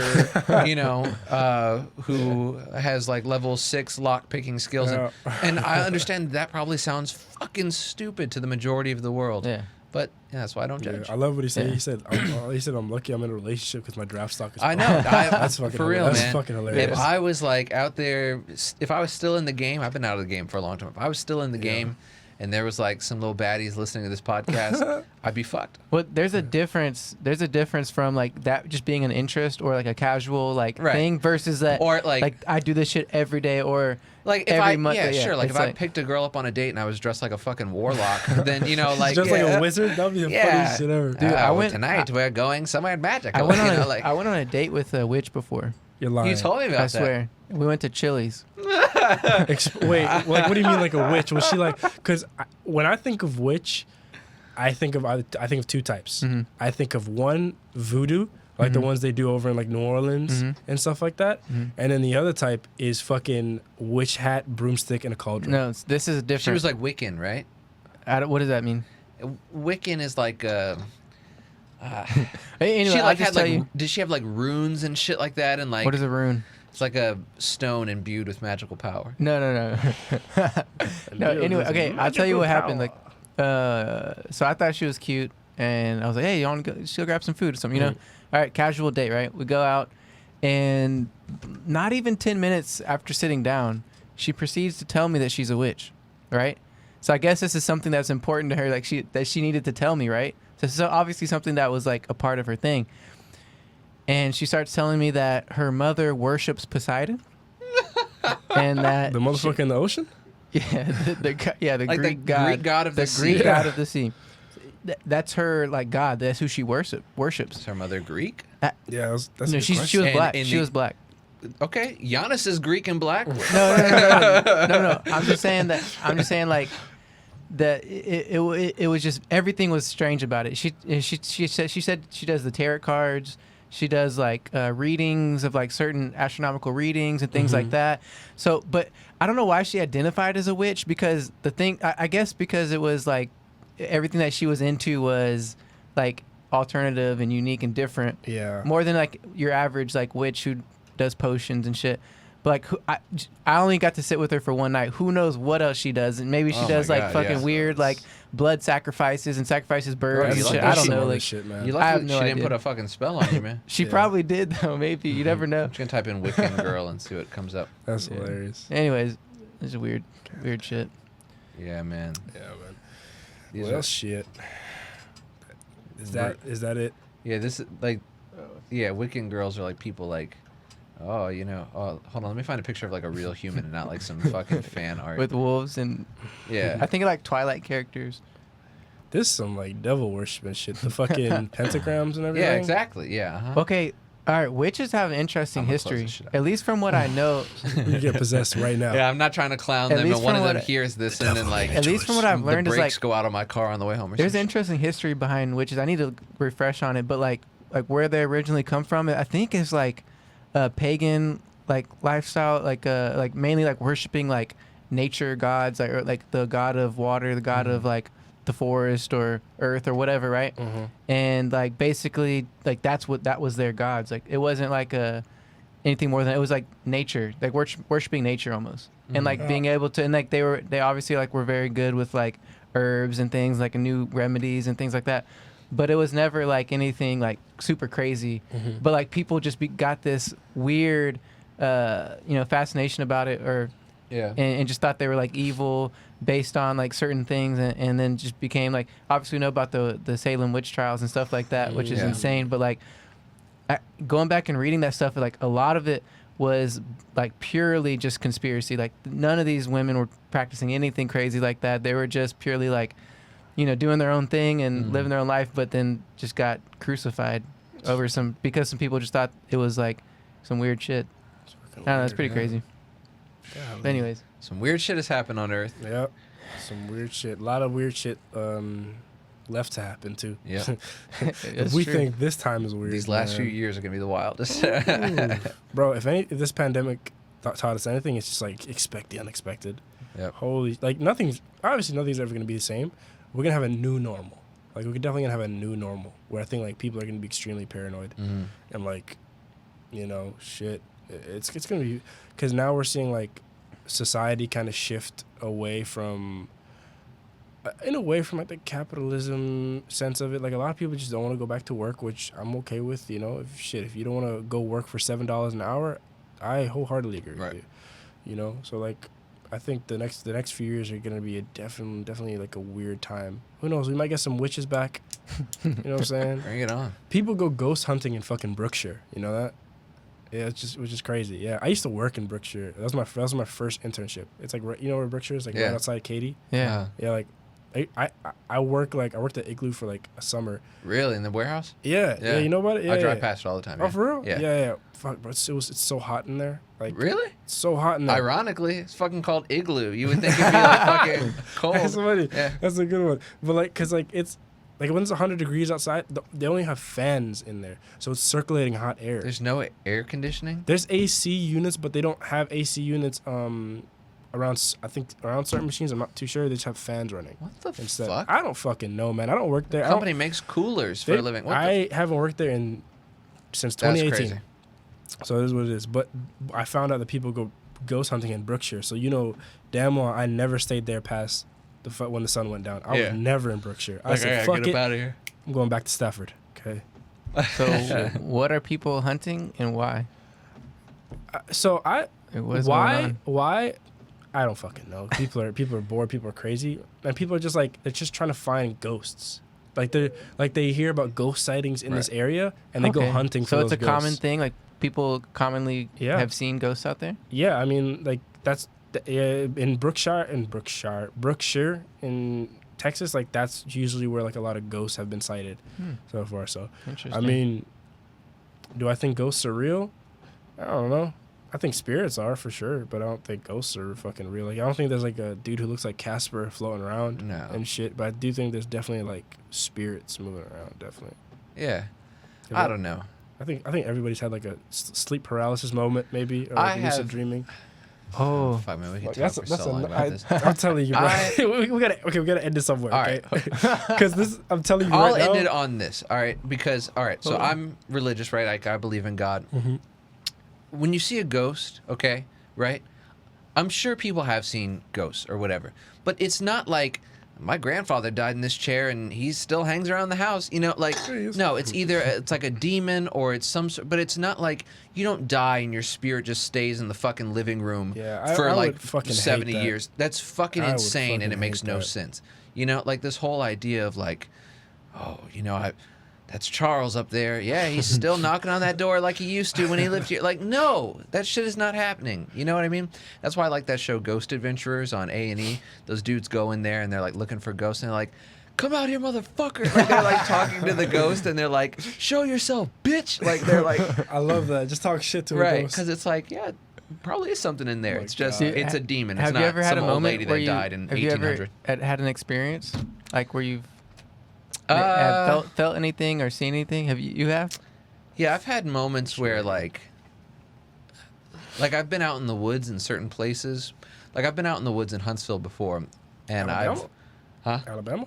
no, Huntsville, Texas. And I've like just like felt really weird out there. Like I've gone like down nature trails like really, really far to where you're around nothing, and I've just like heard sounds that seem really weird, or like I've seen things that just seem like slightly off, you know, but I've never been like, wow, is that you, John? John, you've been out here in these woods for, you know, like it probably was something out there. Probably some sort of. Yeah, I definitely think there's what was it? Wasn't it in specific? Was anything like that stood out like crazy or? I've just like seeing things move that like shouldn't have moved, or like things that like nothing could have moved that thing, but it moved since the last time I looked at it. You know, stuff like that. And it's just like, you know, I definitely think there is a supernatural side to this world. You know, like I definitely think we're not just living in a world that is 100% governed by science. I definitely think there's a spiritual and supernatural aspect to life as we know it here on Earth. Agree. I just don't think if your grandma died in a house in 1928 that like if you hear a sound upstairs, it's your grandma, you know, like It's Mabel, man. Yeah, I just don't. Yeah. But It's maybe I'm fucking wrong, Gertrude. and I have Yeah. no. If you do believe that, I have nothing against you. Like that's Yeah. because I don't know. No one knows for sure, you know. So Yeah. It's facts. it is what it is. What's your story? Believe Ali? whatever you want. Oh man, I'll try to keep it quick as well. Okay. Shit, I've seen one demon in my life. I know for sure it had to be. You've seen a So demon? I'm for sure. Immediately, way more intense than my story. I'm pretty sure it was a demon. So maybe I was hallucinating. Who knows? I mean, Yeah. I hadn't smoked in a while. I hadn't done that. How old never were done you? shrooms. Bro, it was literally this past year, No. 2020. Yeah. No. What 2020. happened? It was while I was sleeping. I think Holy lucid shit. dreaming in a way, sleep Yeah. paralysis kind of. Yeah. And I Googled it. I FaceTimed my girlfriend like earlier that morning. Were you by and yourself? I was by myself. I was in my apartment. My mom and I live together. She sleeps at the other side of the apartment. I sleep in my room, whatever. And like, I'm sleeping, and it's like somewhere around 3 a.m., 4 a.m., whatever it may be, right? And I distinctly remember the dream because I'm in a room, like a big giant room, and it just seems like hollow. Like, have you ever played The Last of Us? Yeah. You know when they go through like the Capitol building, Yeah, yeah. like when they go through those buildings or the hospitals, and it's just like nothingness. Right. That's how it felt. Okay. Like I was walking through nothingness, right? And then I'm walking through nothingness, and then all of a sudden I have to go through an elevator, right? And then when I go through that elevator, I go up the elevator, the doors open, right? And then for some reason, now I'm coming out of the dream, but I'm not out of the dream yet because I can't move. Okay. I'm in my room now. I all of a sudden when I get out of the elevator, quote unquote, I'm in my room, and I'm laying down. I'm laying down on my bed. I'm looking up the ceiling, and no fucking bullshit. On everything I love, on all of my 11 children. Okay. I see. It's literally just a skeleton. I'm sorry, I didn't mean to cover the fucking thing. A skeleton, an actual skeleton, just a face, and a hand. Or sorry, like the hand's a skeleton, and the face is like you can see part of the skeleton, but it's mostly like dark. Right. That's how it looks. And a hand, literally coming towards my body, like it's and the way In your room, the way in you my know room, it. in my like- room, I'm looking at my ceiling. I'm looking up, right? And a skeleton, demon skeleton type shit is in front of me. I don't even know what the fuck it looks like. And all it has is a head and a hand. No body. Nothing else. No body. And I feel the hand, I feel the hand and I see the hand coming towards me. And it's on top of me. And I can't move. Like I can't move all of a sudden. And like I'm trying to move my head like this and stuff like that, and I feel the hand coming towards me, and like it's crazy. when I audibly like yell, I go like, ah, you know, multiple times, and then that's when I kind of come to, in a way, and I'm still in my room, in that moment, and now for like a couple hours, I'm in my room and I don't know if it's real or not. Like I don't Holy sleep the shit, rest dude. of the night. That's That insane. night I don't sleep at all. Because you don't even know if you're dreaming I don't or know not. if I'm dreaming or not, right? The sun comes up. I remember I was supposed to go to training that day. I don't go to training at all. I just stay up, and like, you know, my mom hasn't woken up yet. Nobody's woken up. It's just me. I'm in my room. I FaceTime my girlfriend at like maybe like 8 or 9 a.m. And shit, and then I talk to her. I tell her about what just happened, right? And then we talk about it, and then we look up like images of it, and I'm like I saw I saw something very, very similar, and then I look up lucid dreaming, and it's basically like I was lucid dreaming in that moment. Basically, you're So- almost in a wake state, but still. But yeah, exactly. dream. But there's something Your that mind is awake, but your body's asleep. exactly. Yeah. But there's something that I looked up as well, and it fucked me up to this day because I don't know, because some people say you can feel when you're about to die, right? And when people feel like they're about to die, especially in Islam, they think that the angel of death is coming to take Dude, that's what I was about to say. It sounds a lot like a Grim Reaper type shit, bro. They think that the angel of death is coming to take them. Yeah. And like when I Googled that and I kept like, what's it called, like researching a little bit more, like I'm like 85% sure my nigga Grim Reaper, he was trying to fucking take me at that moment. Bro, that's crazy. And I don't know what was happening. You've never seen it since? Thankfully I'd never seen it since. I prayed like right away as soon as like I was like I would prayed right too, away. I'm shit. like, what the fuck is happening? I need some sort of guidance. Yeah. You know, since that day, that shit fucked me up. That's crazy. I don't know. I don't know if it was just a dream. I don't know if it was real. I'll never know. See, like experiences like who the fuck that, knows? like I can't tell you that what you saw wasn't real. Yeah, you know you what I mean? can't, Like dude. there's no way you can tell somebody who had that experience and say what you felt and that's just all bullshit. It's just neurons firing, you know, Exactly. but you can't, because that's real to you. That happened to you, dude. right? So like Yeah. that's 'Cause I can what's fascinating. Like the reason why I know it was real is because I can vividly remember it. To this day. I can't remember a lot of my dreams. Yeah. Like, I don't think any of us can, but I can remember that one. Right. I could like detail. I can remember that one, like from the room to the elevator to the fucking bed to this shit above me to Yeah. how I was feeling, Yeah. everything. That's insane, dude. Fuck. I'm sorry. No, that's amazing. That was probably the worst way to end off a podcast. No, all right, I'm gonna And share. I'm with gonna share that my nightmare, Go ahead. experience. Yes, No. I want to hear yours. Because this was, because I'm very like same. I have a couple connections with like ghost stories and stuff. I had this substitute teacher who would always come into classes, and instead of teaching the class, he would just purely tell ghost stories. And he had hundreds of ghost stories he would tell, so it was awesome. And I had that, and then also my great grandmother would tell ghost stories from her childhood. Like she grew up in a house that she says was haunted, and we have recordings of her telling all these stories that happened to her personally. Yeah. She would like tell them like firsthand account, like it wasn't reading off of a book or anything. These are just personal accounts that happened. She remembered crazy things like coming home and like trying to unlock the door and then glass. She's just hearing like the entire like kitchen of glass just going and shattering everywhere. Damn. And then opening the door and nothing. Everything's fine. Shit like that. And then just random stories like that. And then anyways, I only say that because that may have influenced me a little bit. I don't know, because you just never know what has Yeah. influenced you. But I've never like thought of like things being haunted or Yeah. anything like that.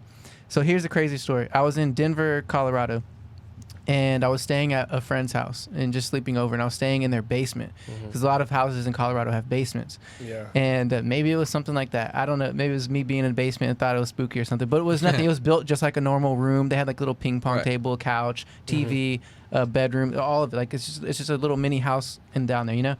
So anyways, I'm in the middle of the night. I wake up. I have to go pee. I walk to the restroom. It's this little hallway. I walked into the restroom, take a piss, step right before I step out into the hallway. Something hits me.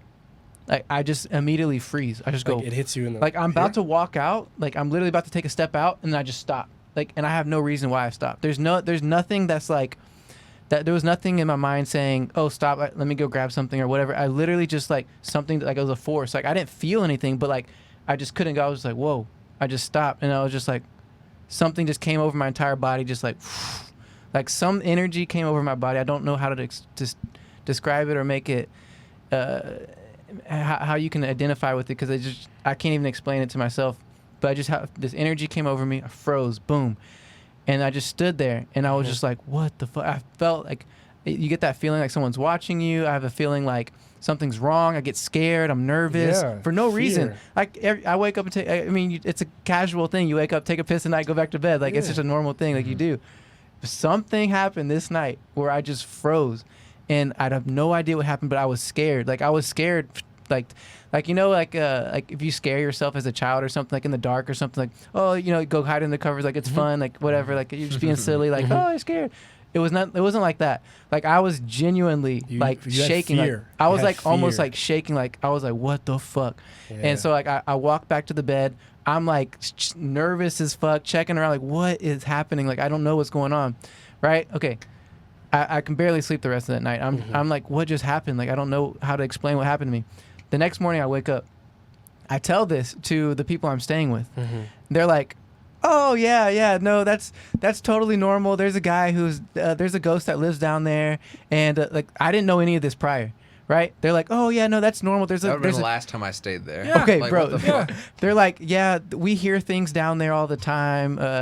We occasionally, hear voices and things and like things opening and closing. Weird stuff happens down there all the time. It's normal, But he's a friendly ghost. It's a friendly ghost that lives down there or something Casper? like that. Casper. Yeah, and I'm just like, friendly. what? Are you fucking kidding me? So like, okay, that's how it like confirmed that it wasn't just me. Like it just wasn't something that was going on with me. Like they obviously knew something, but they didn't tell me until I had an experience. So that confirmed like, okay, there was probably something supernatural that happened. I can't explain it. There's no way of explaining it other than it happened to me, and that was it. It's just a weird experience. Yeah, crazy shit. I'd have been mad at them. They had things like they would tell me stories like where they had like a shoe or a slipper that was like stuck in a corner, and like they knew it was there because they left it there. Something weird like that because they've lived there for a while, and then all this out of nowhere the slipper was moved and placed like perfectly on a mat somewhere. Weird things like that. It's just like you just can't explain shit like that. I don't know. It's Shit is crazy stuff. Is destroying my mind right now. I think you got to label this episode like fucking demon talk or some shit. Yeah, it's just funny demon stuff. experiences. Damn. That's the only experience I've ever had where it was like that. So Jesus, Adam. yeah, My God. pretty That's fun. fucking wild. Well, shit. Pure nightmare fuel. I Should do a Halloween episode later this year and just talk about shit like this. Yeah. fucking. If you guys are doing invites, let me know. All right. Definitely.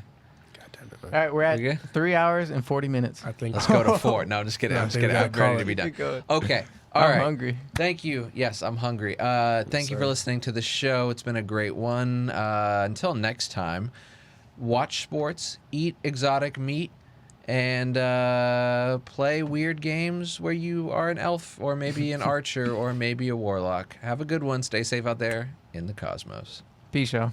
Peace.